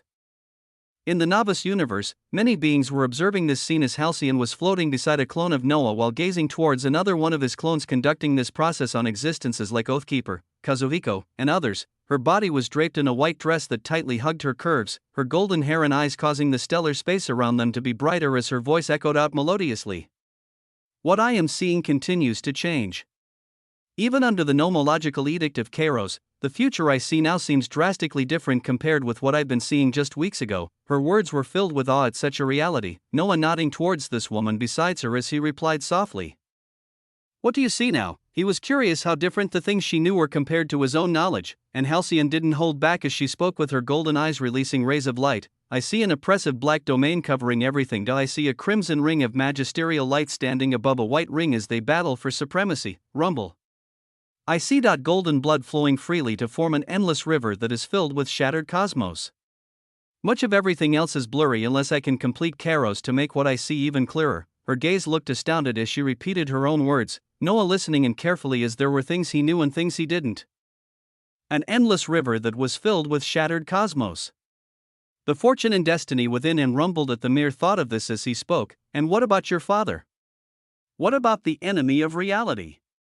He asked as he recalled her call towards him weeks ago to help her stand against Aegon as he was labeled the enemy of reality, even though he knew that his own drastic and ridiculous actions had caused too many changes in the possible futures. I cannot see anything that seems to relate to him.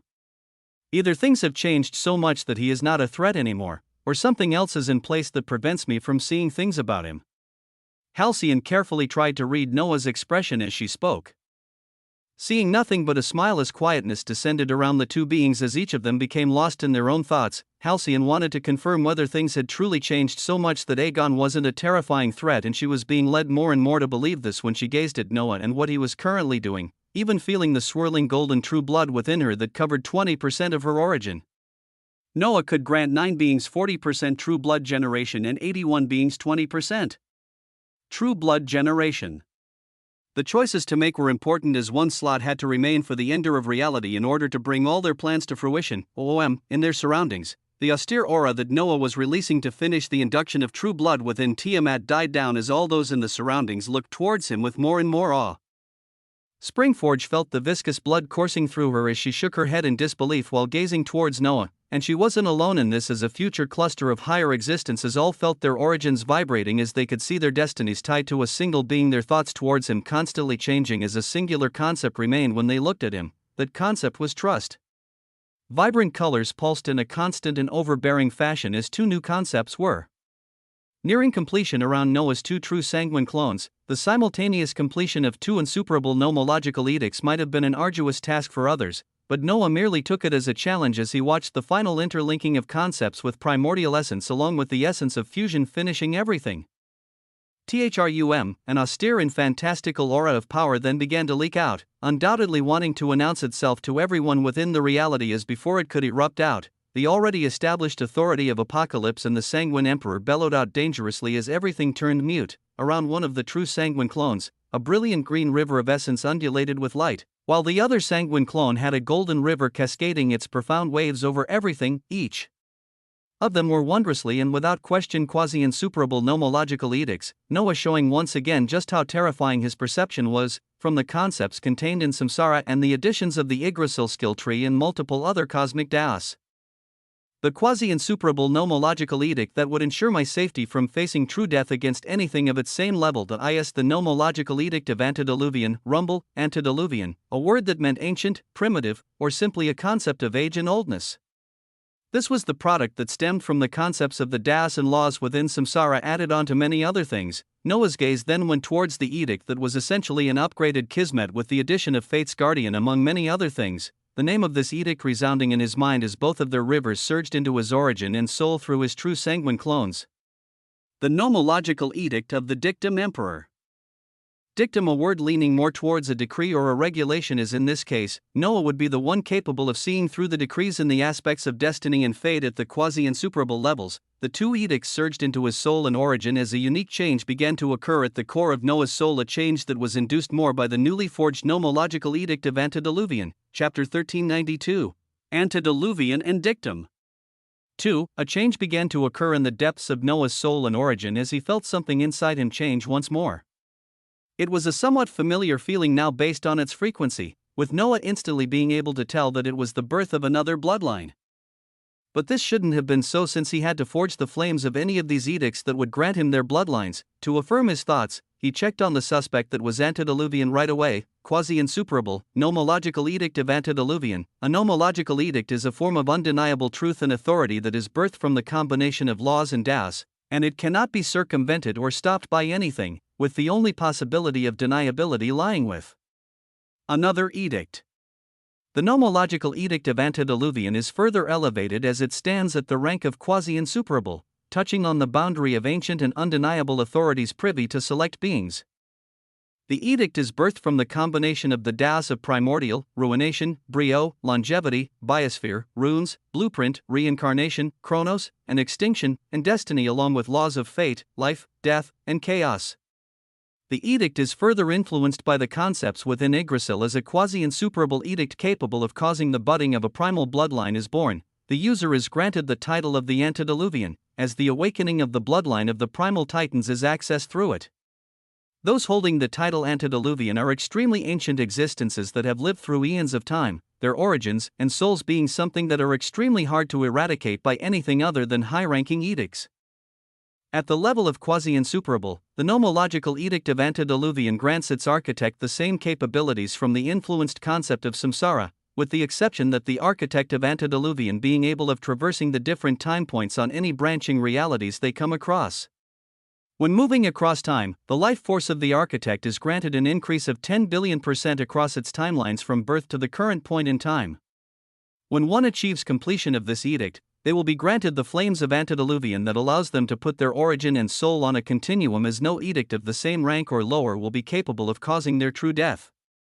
An additional base increase of 500 million% to all parameters is granted along with the abilities, antediluvian tree, primal authority, physique of a titan, and unshaken. Along with this, any nomological edict grants its user a smoother pathway towards reality, granting them an increase in the speed of their realm progression by 10 million%, an increase of 20 million% to all parameters, and increases the chances of fusions of other laws and das by 10% for the production of other nomological edicts. Current fusion of the laws and das for the nomological edict of antediluvian, 1%, Noah's first design of an edict that would somewhat guarantee his life as long as he didn't jump multiple ranks of enemies bloomed before his eyes, with its biggest still yet to be seen, as these would come from its completed form. Uniquely, it granted him the initiation into the bloodline of primal titans that were unique higher existences that Noah had heard about from Hyperion, the beings that forged the Ionic bell of the unguarded that was a quasi-primordial relic. This perk was reminiscent of the nomological edict of Apocalypse that had granted Noah the initiation into the bloodline of Tellus, a terrifying race of creatures that moved within the forgotten realities and were considered taboo by many races of higher existences. The quasi-insuperable nomological edicts he was forging so far seemed to grant him such unique perks as for antediluvian. Noah sought the perks of its flames as the moment of its design. His seas of fortune and destiny churned to activate author's jurisdiction once more, pulling up his own status sheet as he focused on this edict and edited its number from 1% to 100% right away. BZZT. The essence of reality was mobilized within his origin. It shone with gorgeous colors as it bathed the concept of antediluvian. Noah finding this nomological edict blooming into green flames seconds later as these flames released a shocking level of power. Iridescent green flames burned wildly. Within his origin as their details traveled themselves to him right after, the perks that as the description of the edict mentioned they would allow him to put his origin and soul onto their own continuum as no edicts of this rank or lesser would ever even think of being capable of causing him true death. The flames caused his universal body to glimmer verdant green as its details rose before him, flames of antediluvian. The flames antediluvian bloom in your origin as they usher in the bloodline of antediluvian and the ignition of the bloodline of the primal titans. With the flames of antediluvian, one's origin and soul can be placed on a continuum as no edict of the same rank or lower will be capable of causing their true death. The title of the antediluvian bloodline progenitor is granted for being the architect of this nomological edict, granting you the capability to introduce one other existence into your bloodline. The tier of this edict is extremely high as for the sake of purity. Only a single follower is allowed. The follower of the bloodline of antediluvian will gain an increased chance of comprehending the nomological edict and have the task of fusing the required laws and daos to be an eventuality. A natural suppression effect also exists with this edict against any greater or minor nomological edicts due its higher rank, with the essence of lower edicts losing 60% of their effectiveness when facing the antediluvian.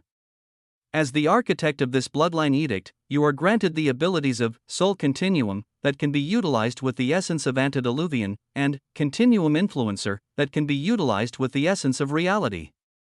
As the progenitor of the bloodline of antediluvian, you are granted 2,500,000,000% to all parameters, 10,000,000,000% to true defense, and 2,500,000,000,000% to true annihilatory damage.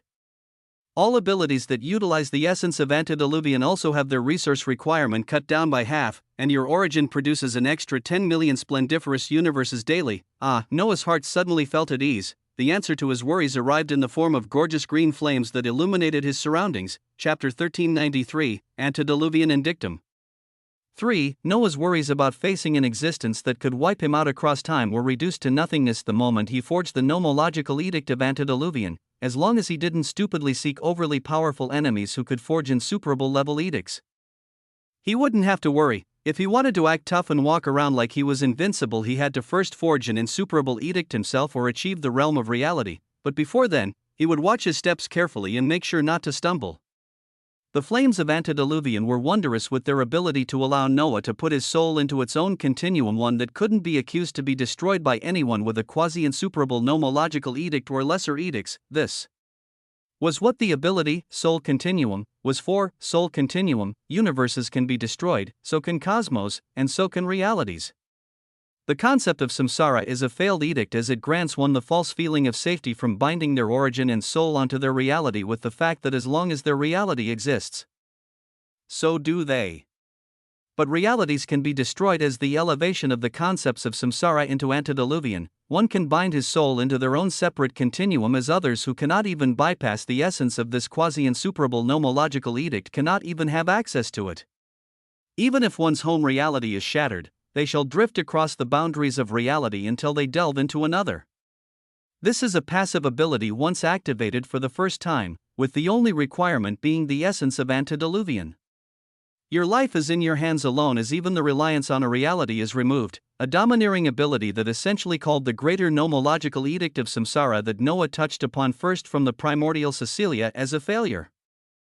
Even realities could be destroyed as one could not depend on them to secure their lives. This was the truth Noah found from antediluvian. Before he lost himself in it entirely, he also went forward to gaze at the second simultaneously forged nomological edict of the dictum emperor, quasi-insuperable, nomological edict of the dictum emperor. A nomological edict is a form of undeniable truth and authority that is birthed from the combination of laws and daos, and it cannot be circumvented or stopped by anything, with the only possibility of deniability lying with another edict. The nomological edict of the dictum emperor is further elevated as it stands at the rank of quasi-insuperable, touching on the boundary of ancient and undeniable authorities privy to select beings. The edict is birthed from the combination of the daos of primordial, ruination, vista, fusion, runes, destiny, reincarnation, chronos, along with the laws of karma, life, death, chaos, and lastly time. The concepts of fate guardian, have been infused into all of these concepts, including the inspirations from the nomological edict of Kismet, granting the architect of the dictum emperor the ability to take a hold of their destiny and fortune as they can perceive their own fate and release the decrees of the dictum emperor to actively change it. The perception, shaping, and manipulating of destiny is something that carries with it the capability to influence reality. This ability exceeding Kismet in this regard, as its essence alone can carry out minor changes across reality, with major changes still requiring the essence of reality. The architect of the nomological edict of the dictum emperor is granted the abilities Destiny Relegation, Eye of Fate, Premium Reader, and Victorious Emperor, and 500 million% increased reserves and regeneration of golden destiny and fortune. Complete progression of this edict will allow to decree the fates and destinies of others as their effects take hold simultaneously within reality, and the granting of the Destiny Goblin bloodline that allows one access to the Forsaken Treasure realities. Along with this, any nomological edict grants its user a smoother pathway towards reality, granting them an increase in the speed of their realm progression by 10 million%, an increase of 20 million% to all parameters, and increases the chances of fusions of other laws in DAOs by 10% for the production of other nomological edicts. Current fusion of the laws and DAOs for the nomological edict of the dictum emperor, 1%, yet another wonder lay before existence eyes, as this one was even more straightforward with its boosts, Noah seeing the inclusion of a bloodline for this nomological edict as well. Uniquely, this bloodline was one of a destiny goblin that he would be given at the completion of the edict.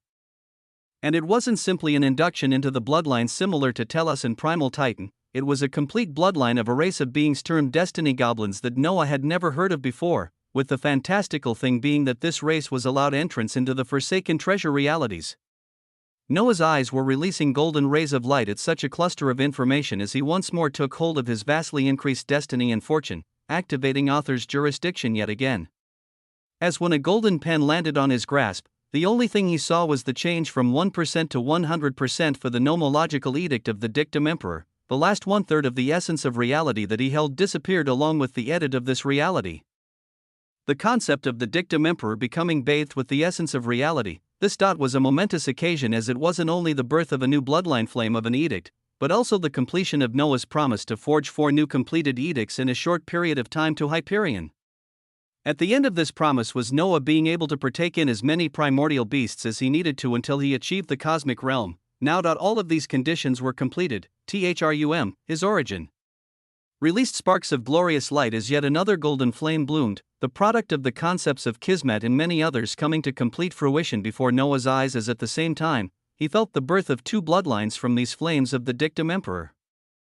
One was the bloodline edict of these flames, as the other, Noah expected it to be the bloodline of the destiny goblins who could apparently access the Forsaken Treasure realities, chapter 1394, Antediluvian and Dictum.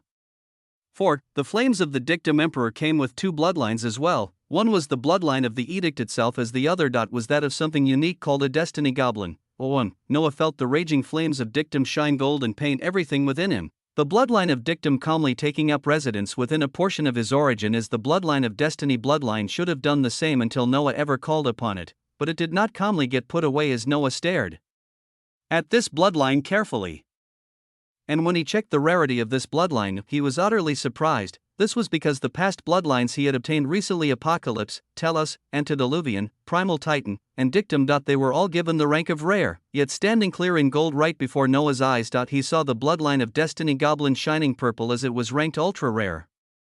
The first ever ultra rare bloodline, and it was from something that Noah would not have expected at all. What would make a Destiny Goblin more unique than Tellus existences born from apocalypses themselves as they destroyed realities more than primordial beasts? How was it more pristine than primal titans that measured up to primordials in terms of forging? The question buzzed in Noah's mind as he called upon this unique bloodline to understand it. Apart from the bloodline edict, Noah could call upon any of his bloodlines and entirely turn into what they are, with the only exception being the bloodlines that were induced by edicts and he hadn't obtained fully, like Tellus and the bloodline of a primal titan. If he wished to, he could fully change his form into the bloodline of the universal emperor slime and turn into this existence, or become a full-fledged Cthulhu if he wished to. Uniquely, the flames of the quasi-insuperable nomological edict of the dictum emperor granted him a full bloodline of the destiny goblin, and not just an induction of it, which meant Noah could transform into such an existence anytime he wished. Destiny Goblin, THRUM, his true blood boiled and seethed as one of his true sanguine clones spoke out. An aura of regality and ancientness spread out as Noah's eyes flashed, destiny telling him something as this clone flashed away from the novice universe and appeared out in the chaotic ruination sea that actually became docile at his entrance. He did this because he found out that switching to the bloodline of the Destiny Goblin caused his body to begin expanding in terms of light years. The form of this creature apparently titanous, as this was the reason he took a step and arrived countless light years away in the ruination sea. His body continued to change as the billions of universes that made up his universal origin disappeared. His body expanding to be larger than multiple galaxies as it just continued to expand endlessly while a golden light began to stretch out into the distance. From the size of galaxies, it continued to stretch out until it became something the size of a universe as Noah found his body was no less in stature than that of Hyperion. When he gazed at his form though, he was speechless. A hulking mass of a being draped over with a golden shimmering cloak that shone for light years all around, his skin being tinged with a purple-blue color as it seemed stellar, and his facial features were grotesque yet beautiful at the same time as he had a sharp protruding nose and white ears that screamed of vicissitudes. On his back, Noah felt a huge golden cloth sack that seemed to be strapped onto his body, this cloth sack shining with a glorious light as when his awareness went into it he saw a storage space the size of hundreds of cosmos as he could swear it was as large as the primordial empire in sheer space. His identity as a higher existence made him exceedingly beautiful as even in the form that one would identify as a grotesque goblin, he was instead glowing with an archaic light as the golden sack he carried behind him was capable of fitting in everything. BZZZT, Noah's curiosity was piqued with this bloodline as he circulated his essence and took a single step, shockingly finding the space around him becoming warped and breaking as he reappeared in an entirely different region in the ruination sea at a speed he didn't have before. Even faster movement speed with this bloodline? He looked at his form curiously as to know more about it. The flames of the Dictum Emperor were the answer. Flames of the Dictum Emperor. The flames of the Dictum Emperor bloom in your origin as they usher in the bloodline of the Dictum Emperor and the granting of the full bloodline of the Destiny Goblin. Destiny Goblins are a race of unique creatures rarely born across realities, with their bloodlines being drawn towards the forsaken treasure realities that are clustered with all the dangers and treasures of unstable realities. Very few can access the forsaken treasure realities as one must be at a minimum at the cosmic filament realm to force their way in. But the Destiny Goblins are granted entrance no matter their rank as unfounded secrets, cosmic treasures, and primordial treasures are the least of the things that lay within the forsaken treasure realities. Destiny Goblins are rare to come across as many higher existences will seek to enslave them for their own gains. With the bloodline of the Destiny Goblin and flames of the Dictum Emperor, fortune and destiny roll around you waiting for your decrees as you gain Goblin's intuition that grants you a pull towards treasures and events that are favorable for you. The title of the Dictum Emperor bloodline progenitor is also granted for being the architect of this nomological edict, granting you the capability to introduce one other existence into your bloodline. The tier of this edict is extremely high as for the sake of purity, only a single follower is allowed. The follower of the bloodline of the Dictum Emperor will gain an increased chance of comprehending the nomological edict and have the task of fusing the required laws and daos to be an eventuality. A natural suppression effect also exists with this edict against any greater or minor nomological edicts due its higher rank, with the essence of lower edicts losing 60% of their effectiveness when facing the Dictum Emperor. As the architect of this bloodline edict, you are granted the ability of author's viewpoint that can be utilized with the essence of as the progenitor of the bloodline of the Dictum Emperor and the essence of reality, along with the granting of 10 billion% to all parameters and 5 billion% to your reserves of destiny and fortune. All abilities that utilize the essence of the Dictum Emperor also have their resource requirement cut down by half, and your origin produces an extra 10 million splendiferous universes daily. A wonder of an edict to top off Noah's mass edict designs for some time opened itself before his eyes. Chapter 1395, Cosmic.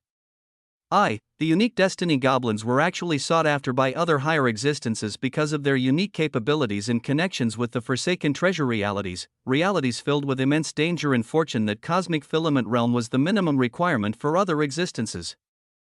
But it was simply home for Destiny Goblins as if Noah went there. BZZZT, his fortune and destiny that had been raging and expanding constantly called out hungrily for Noah to seek the forsaken treasure realities as he agreed with his destiny entirely, putting this at the forefront of his to-do list as soon as things were wrapped up in his reality. The eyes of his current destiny goblin form shone with a golden luster as they gazed at the passive ability of Goblin's intuition that led Noah towards treasures and even events that were favorable towards him, meaning it was an upgraded version of Path to Victory, as a concept of this skill was turned passive, with Noah being capable of seeing right away which moves he ought to make. Then, there were the boons of the second ability that came with the flames of the Dictum Emperor. It was author's viewpoint. From the flames of Kismet, Noah had obtained author's jurisdiction that essentially allowed him to edit information about himself or even others if he paid a sufficient price in the essence of reality. The ability unlocked by the flames of the Dictum Emperor should be an even more elevated version of this, as Noah wondered just how different it was. Author's viewpoint, the weaving of destiny and the direction of events, is hard to grasp, nonetheless influenced to any degree. This ability allows the Dictum Emperor to influence the weaving of his own destiny and the direction of his own set of events and story, along with the story of the immediate beings around him, as if he pays a sufficient enough price. He can decree it with the essence of reality and the essence of the Dictum Emperor to steer it toward a direction he wishes. Apart from the large-scale influence of the weaving of destiny, the Dictum Emperor can also peer into the identities of himself and those around him, being capable of altering portions of their realities so long as a sufficient cost of the essence of reality is paid. The paths shall be laid out, the Dictum Emperor shall lay down his decree, and the rest is but a story. Silence. Noah actually could not find the words for such a simply described skill, as it was utterly ridiculous. Apart from the perks of the author's jurisdiction that were included in it, Noah also now had the ability to more closely see the weaving of destiny and where his path was going, along with the paths of the major players around him, as with a sufficient enough price in the essence of reality he could influence and steer the erasing of destiny at an imperceptible and major level. Author's viewpoint. It seemed terrifying enough at this moment in time, but Noah knew that this ability would truly shine for him in the future when he held large reserves of the essence of reality to fully utilize it.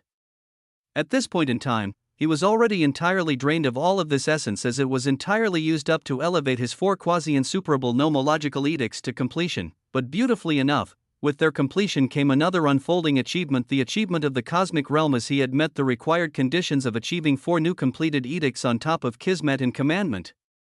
He held 6, and Hyperion held 9, together, they formed the 15 required for one to even think of dabbling in etching a primordial epitaph. But this goal was met, as it meant Noah could partake in a buffet of primordial beasts, his essence watching over the bindings of the flames of commandment that bound him and Hyperion as he sent his will through them. At the same time, he changed his bloodline from the unique destiny goblin into his universal form, the titanic universe-sized golden goblin with a huge sack tied behind him, disappearing as an existence shining thoroughly with dozens of billions of universes appeared instead. Let's go collect the fruits of our labor.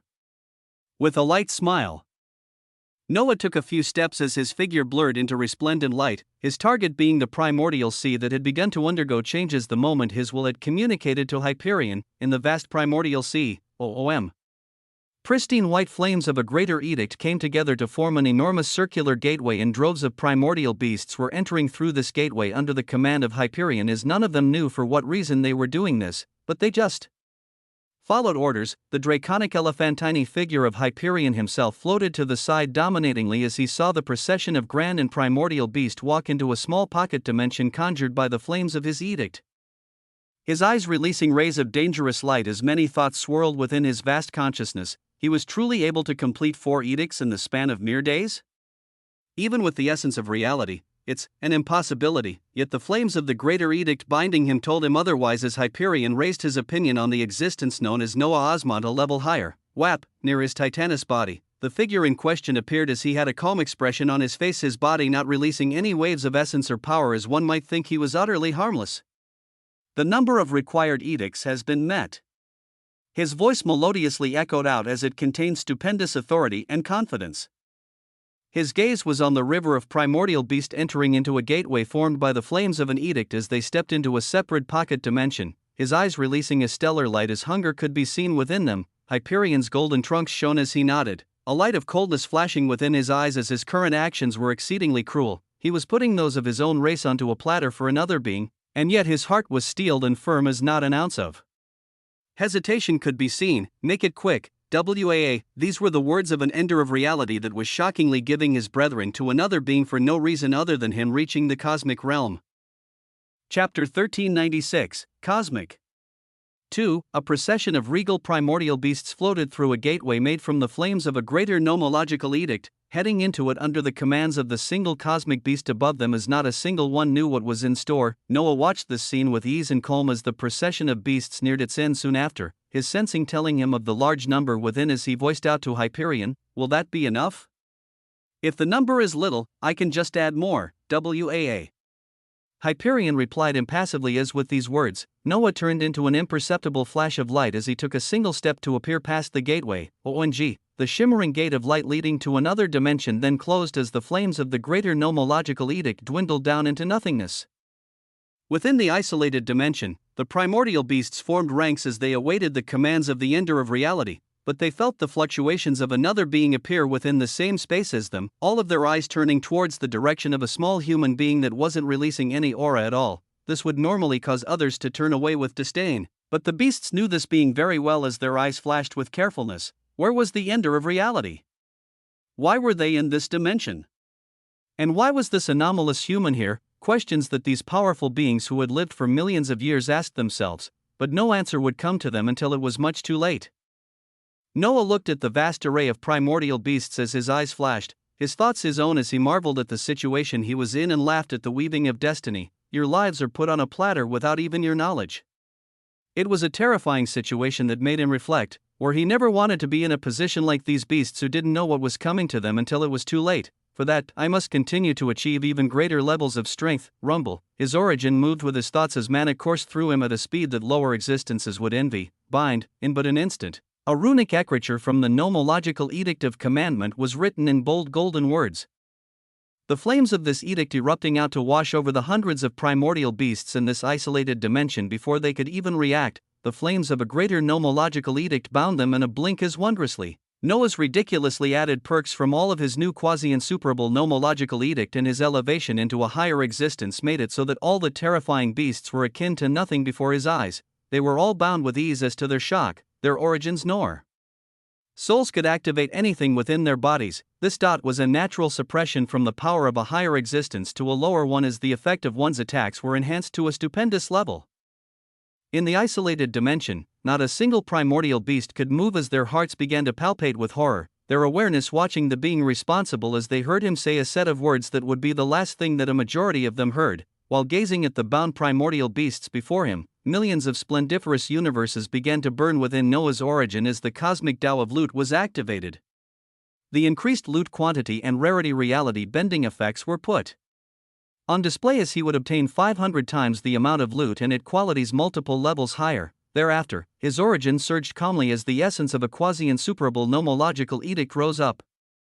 Domain of Apocalypse, THRUM. Noah's eyes were calm as he drew an outline for the domain to cover 66% of all the primordial beasts within this isolated dimension, the domain of Apocalypse that would bring with it eldritch terrors, cardinal sins, and a tower of Ragnarok at its very center as the domain was filled with horrendous effects others couldn't even imagine.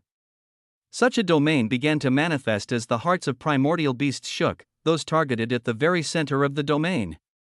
Seeing the appearance of a hazy obsidian red tower beginning to manifest around them as it released with it an unbelievable power, the moment this tower began to manifest around them, puff, was the moment that the essence of Apocalypse, the essence of a quasi-insuperable nomological edict touched them. The moment they came in contact with this essence, their bodies could not hold on for even a millisecond as horrifically, their muscles and bones exploded into a cloud of crimson gold mist. Before the domain of Apocalypse could even fully defend, the hundreds of primordial beasts that would have given Downlords, forefathers, and even beings with an edict or two some trouble. They were all turned into bloody golden mists as they couldn't even handle the descent of true Apocalypse. Hundreds of lesser and grand primordial beasts died within less than a millisecond. The domain of Apocalypse came to a halt before the Tower of Ragnarok and Eldritch Terrors could even fully manifest out. Their targets being merely crimson gold mist at this moment as this scene caused the hearts of the 33% remaining primordial beasts to shudder in utter fear. Yes, fear. The regal and powerful beasts that ate up universes and cosmos felt their origins quake fearfully at the being that could wipe out hundreds of them in a blink. If being turned into mere mist by a set of words was their fate, just what did this terrifying being have in store for them? Even as they questioned and felt their terror compounding, no answer came as the being in question was watching the golden prompts begin to rise before him as they told him of all the loot he had gained. from a single move that killed hundreds of primordial beasts.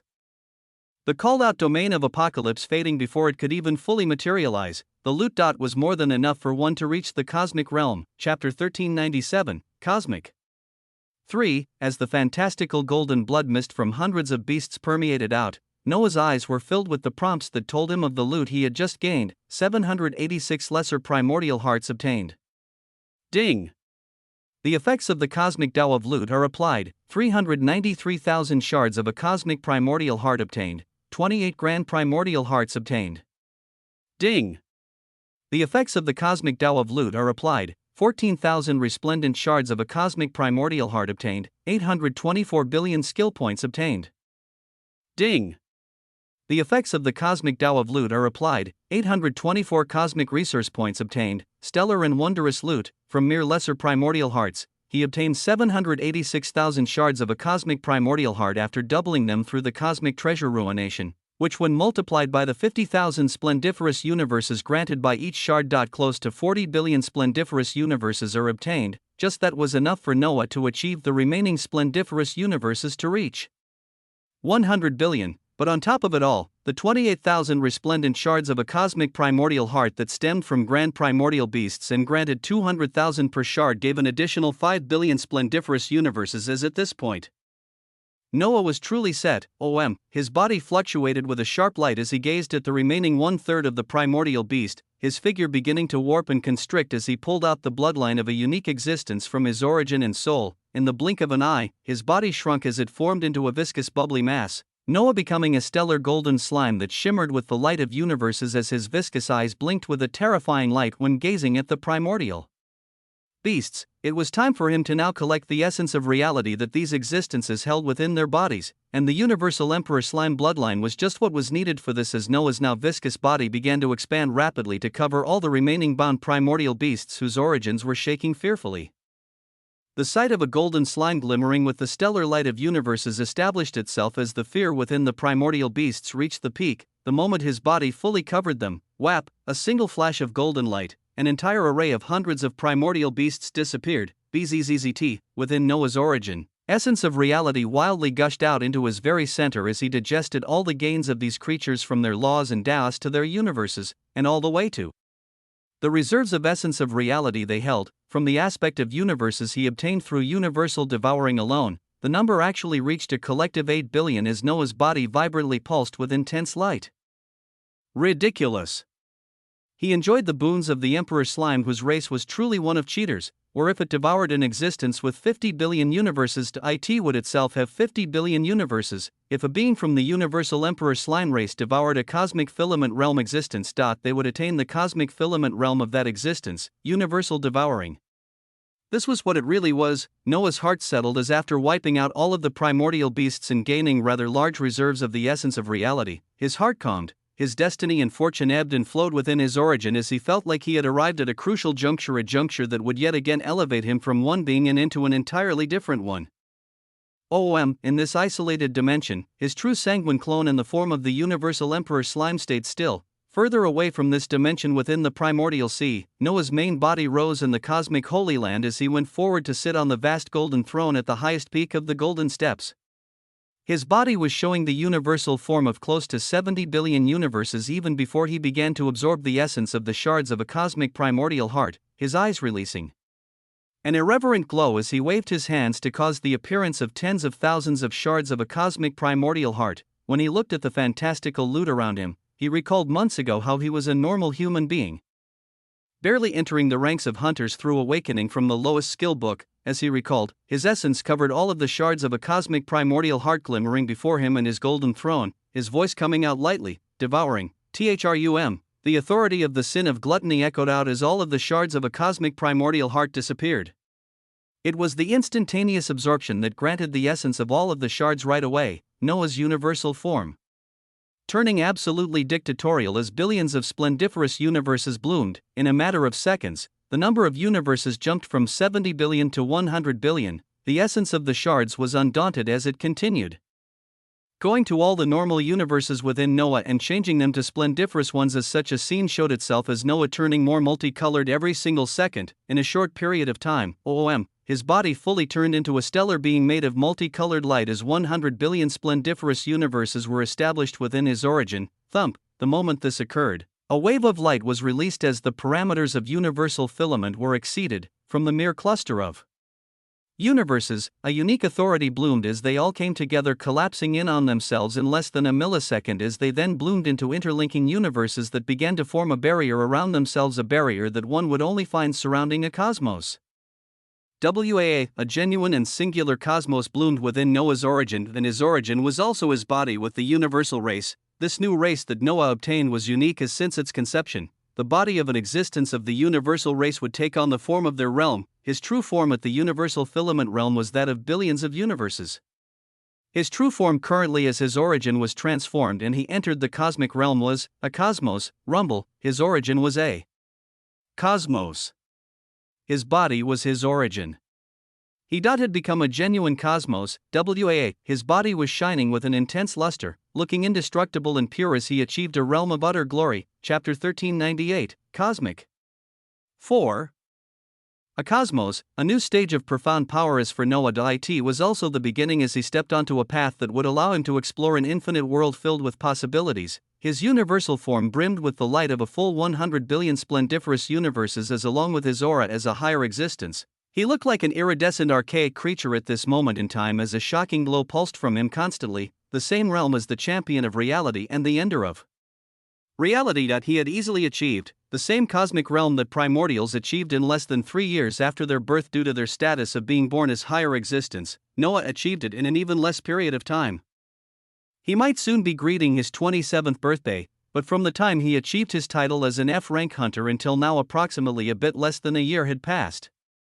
From playing around with mephitic turtles and summoning virulent abominations and volcanic eruptions in his homeworld to playing around in Atlantis and the demon world. All the way to celestials of the Nabis galaxy and the factions of his dark universe, then onto the primordial cosmos with the scheming Kronos and hegemony of slaughter. He had passed all of them, as he only did it in this period of a single year.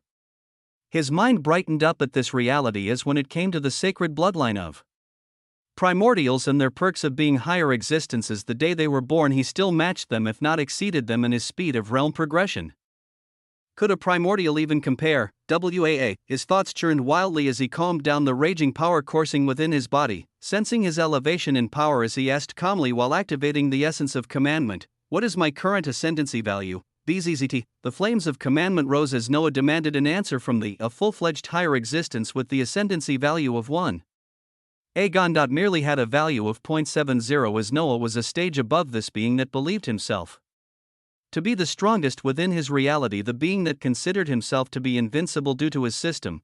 Good. Noah bellowed out vibrantly atop his golden throne in the cosmic Holy Land, as back in the isolated dimension in the primordial sea, his true sanguine clone began releasing the calming waves of an existence that had achieved the cosmic realm. Behind him, space opened up as a gateway formed once more, the bright eyes of Hyperion peeking through and gazing towards Noah with a trace of shock, as this ender of reality had seen everything that occurred with the isolated dimension. As the one who established it with the flames of his edict, he could naturally feel what went on within it, as the palpating sensation of the descent of the domain of apocalypse caused this ender of reality to turn utterly grim. That was the power of a quasi-insuperable edict. Many thoughts coursed through Hyperion's mind, as the major one was how he could defend against this type of essence.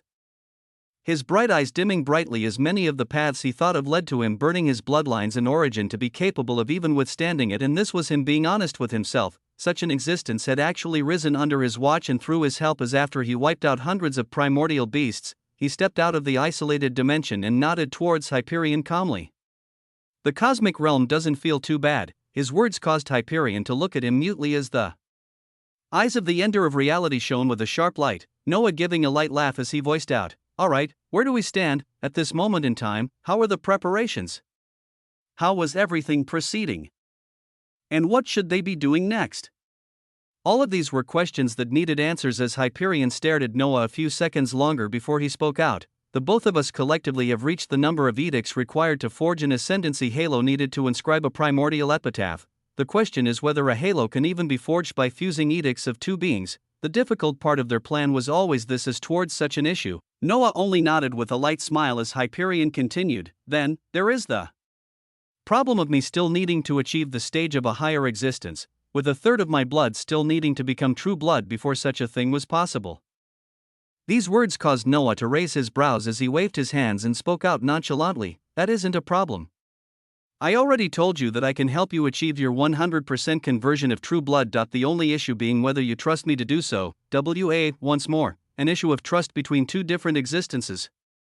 The conversion of true blood was something done at the depths of one's origin, as for another being to induce the formation of true blood in another. They had to hold the life of the being in question within their very hands, as it was a level of trust of life and death. Noah and Hyperion. They could not say they knew each other for millions of years, as they built trust in each other to the point that they would put one's life in the other's hands. But they did have their daos and edicts along with their vibrant seas of destiny and fortune. Even if they didn't trust each other at the level of leaving one's life in the other's hands, they were still contractually bound by the flames of a greater edict. My nomological edict of Moirai has never failed me before, and it will not fail me now. Thrum. Hyperion's archaic voice echoed out as his elephantine limbs folded in space, this being coming to sit in a meditative position as his tusks and trunk glimmered in the white space, belief in the concepts of edicts that each of them had forged. This was the reason for the shocking actions that were about to occur. I have sought freedom since the day I was born, and I have trusted my destiny to get me where I am now. As hard as it is to accept, if you are part of the answer, I will swallow the pride as the ender of this reality and openly grant you access to do what you need to do. The elephantine hands of the ender of reality opened as his chest was laid bare. At the very center, one could see a vibrant origin that was a cosmos shining brilliantly. The defenses of multiple edicts that constantly surrounded it died down as it was laid. Utterly bare, with the chance of betrayal and death, the ender of reality actually trusted his destiny and edicts so much that he put his life on the line before an anomalous existence that was smiling devilishly.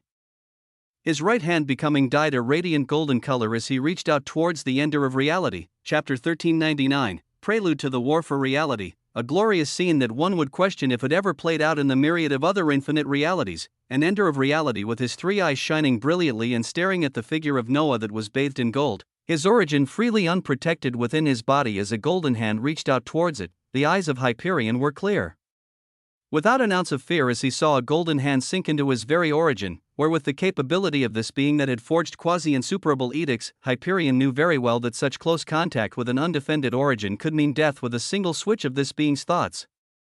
But still, his eyes were utterly fearless, as after swallowing the immense pride he had as the strongest existence within his reality, if that was even the case at this point, he merely continued to watch on as something fantastical happened. Bzzzt. Noah's golden hand grasped onto Hyperion's origin akin to a surgeon holding onto a beating heart. The essence of the flames of the Sanguine Emperor flowing through Noah, as while squeezing onto this origin, true blood began to be generated. Under the gaze of the ender of reality, saw true blood freely being generated within his origin as the anomaly with his hands entirely bathed in gold spoke out while the process continued. I designed a Tao that alters the boons I receive from those that fall on under my hands, where something like a lesser primordial beast won't just give me a lesser primordial heart, but I would receive shards of a cosmic primordial heart instead. Hyperion replied calmly towards Noah's nonchalant words, true blood being generated even more as he continued. I haven't yet defeated an ender of reality with my hands, but I'm sure I would receive multiple cosmic filament realm primordial hearts or cores, or something even more unique, enough treasure and loot for one to possibly go from the cosmic realm and into the cosmic filament realm. Noah spoke such words while grasping onto the defenseless origin of the ender of reality that, towards his words, his archaic voice replied calmly, it is a shame that you will not be able to find out here and now. A shame. Hyperion had such confidence in his destiny and edicts, as he knew Noah would do nothing to his origin other than the intended purpose of generating true blood through this unbelievable nomological edict that Hyperion was studying as it coursed through him. True blood became generated faster and faster as it went towards 100%, another higher existence very soon to be born as. Noah nodded as well with the light of destiny within his eyes. A shame indeed. The nomological edicts of Kismet and the dictum emperor told him of the many paths he could take. The destruction of the ender of reality was a unique path, but it wasn't the one that granted him the most power and glory. He and this ender of reality. There were too many things for them to do. His hand that was utterly painted gold flashed a glorious color that turned the entire white sea gold. Noah's essence surging to finish the transmogrification of the final drops of true blood within Hyperion's origin, as he was actually the being within this reality to be so bold as help its cosmic primordial beast achieve the stage of a higher existence. WAA, the moment it was done, a blinding golden light shot out as it began to wrap around Hyperion, the essence of reality surging out towards him to restructure his very origin. Noah's golden hand calmly moved away from the origin of this ender of reality, whose three eyes gazed at Noah in a complicated fashion. What this being had done just now, was a huge debt that Hyperion had to repay. Generating 30% true blood within minutes was something undoubtedly impossible, and yet this anomaly had done it as he helped the ender of reality reach an entirely different stage. Even though he didn't say anything as he gazed towards Noah, his three eyes flashed with a firm archaic light as he let it be known that he wouldn't forget this. Whap! The titanic body of the ender of reality fully became wrapped in a golden cocoon. Noah stared at this scene calmly as he breathed out, "Destiny," dancing around him as his eyes gazed out into the primordial sea that seemed utterly barren. He had taken a portion of the primordial beasts for himself to achieve the cosmic realm, and the vast majority of those remaining were actually at the edges of the primordial sea. They had yet to step out of the white sea and into the crimson one, as the moment they did, it would signal the start of the war for reality. As Noah's awareness gazed at all this, the golden cocoon eventually began to shatter and splinter, an entirely new existence blooming from the cocoon in stellar golden waves of light as his draconic elephantine figure looked utterly dictatorial in aura and power. His body radiated light and wonder as the wild aura of a higher existence was contained within, even though it wanted to grandly announce itself, but Hyperion held it all back as the only thing to be released was a triumphant bellow for achieving an entirely different state of existence. Ulu, from the trunk of the ender of reality, a bellow of victory and power echoed out across the primordial sea as it was akin to a blaring horn that announced the end, and it turns acted as such as the moment it echoed out. The lines of primordial beasts neatly arranged into legions at the edges of the primordial sea began to move out, rumble. Their terrific bodies stepped into the crimson sea of ruination as the march of the primordial beasts began. Hyperion released a sigh of contentment as he gazed towards Noah with sharp eyes that spoke of many things. Noah, seeing how difficult it was for this being to actually speak out what he wanted to say, as he simply waved his hands with a smile and spoke out instead. "Let's go to a different place without the restrictions of time to test out the most crucial part of our plans. The formation of an ascendancy halo across two different beings. WAA, Hyperion's body that was vibrating with power calmed down as the ender of reality nodded, his form changing from the draconic elephantine one to that of the wild and archaic human form Noah had seen only once before, as he became similar to Noah, someone not releasing an ounce of power from their body. His sculpted body and the now shimmering unruly silver white hair on his head danced wildly as he and Noah both turned towards the direction of the junction between the primordial and ruination seas that the primordial beasts had begun to cross. Hyperion looked at such a scene as his archaic voice echoed out, "The primordial beasts will sound the drums of war as their march towards the primordial empire will take days, allowing the champion of reality to get his armies ready as well as our target to make her appearance. Watch the event that for her is the last war for this reality." Noah smiled devilishly at these words as he spoke out calmly while essence erupted from him to wrap around himself and Hyperion. "This shall truly be the last war. The last war that this primordial will experience." Rumble, words of utter confidence rang out as their two figures flashed away. From the primordial sea, the drums of war began to resound madly and with intense fervor, calling for the blood of not just the champion of reality, but someone much more pristine. Chapter 1400, Prelude to the War for Reality. 2. In the junction between the primordial sea and the sea of ruination, rows and rows of primordial beasts were crossing in a terrific fashion as they released unique roars that collated together into a deathly melody. Their throats released guttural sounds synchronously as it felt like the beating of ancient drums, the legions of primordial beasts moving in glorious synchrony as they made way towards the bastion of reality. Across the ruination sea where their target waited for them, the figure of the champion of reality rose up as his destiny told him that something was coming. An undulation of light releasing from his body that spread out across the hundreds of cosmos within the primordial empire. The undulations were a mere signal that told all the antiquities, downlords, and forefathers of the bastion of reality to be ready, that the defining moment in their entire lives was now coming towards them. A defining moment that would quite literally decide the future of everything within their reality. It is here. The sonorous voice of Havenbreaker echoed out as she flashed to appear beside Aegon, the two of them gazing out into the blank crimson sea as if they could already see the legions of primordial beasts that were marching towards them, within the cosmos below them. Countless figures rose as they began to form the ranks of the legions that would defend the bastion of reality, their hearts burning with flames of duty and fervor as they looked forward to the glorious battle to come. They were not alone as far above the primordial empire. From the folds of the boundary of reality itself, another being stepped in as she sensed the echoes of destiny for the final war of this reality. Moving within the folds of space with ease, the veiled being came near the primordial empire as she watched the formation of their legions, her gaze staying on Aegon as she let out a light smile beneath her veil. Another farm about to undergo its last tribulation before I can enjoy the constant flow of the essence of reality from it as well.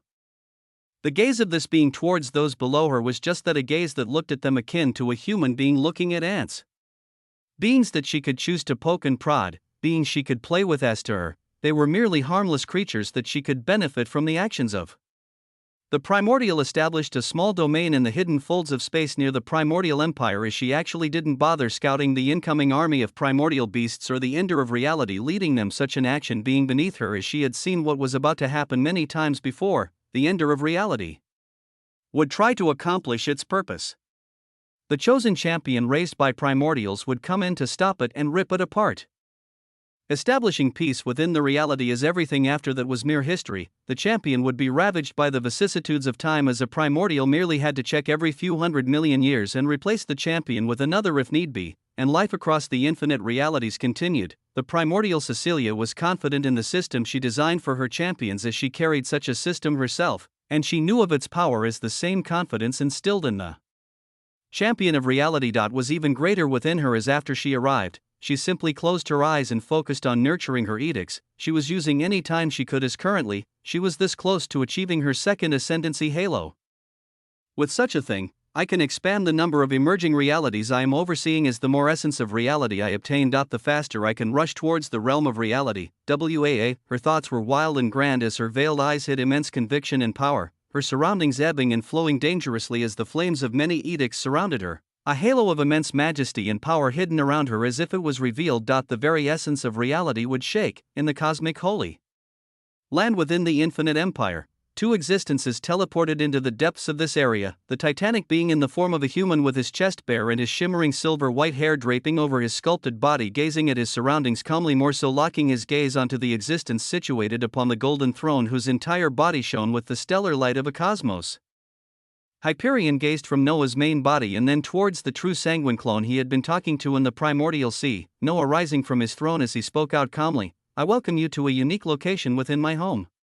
Here 0.5000 days is the passage of a single day in the outside cosmos." Noah spoke out freely as he shockingly brought an ender of reality into his home, the second higher existence to be born in this reality, merely giving a light nod as from his body 9 glimmering flames began to sprout out. "Then the days of trials will be more than sufficient.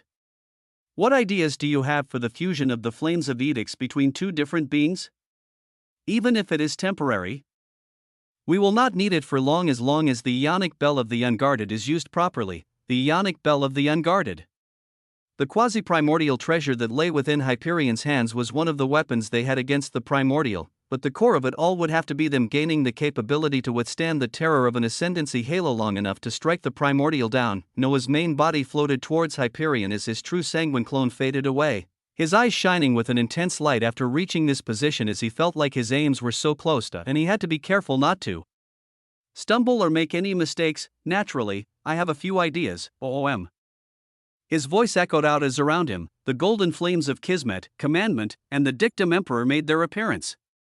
Then the raging obsidian flames of Apocalypse, the green flames of Antediluvian, and the crimson flames of the Sanguine Emperor all bloomed around him in a shocking fashion.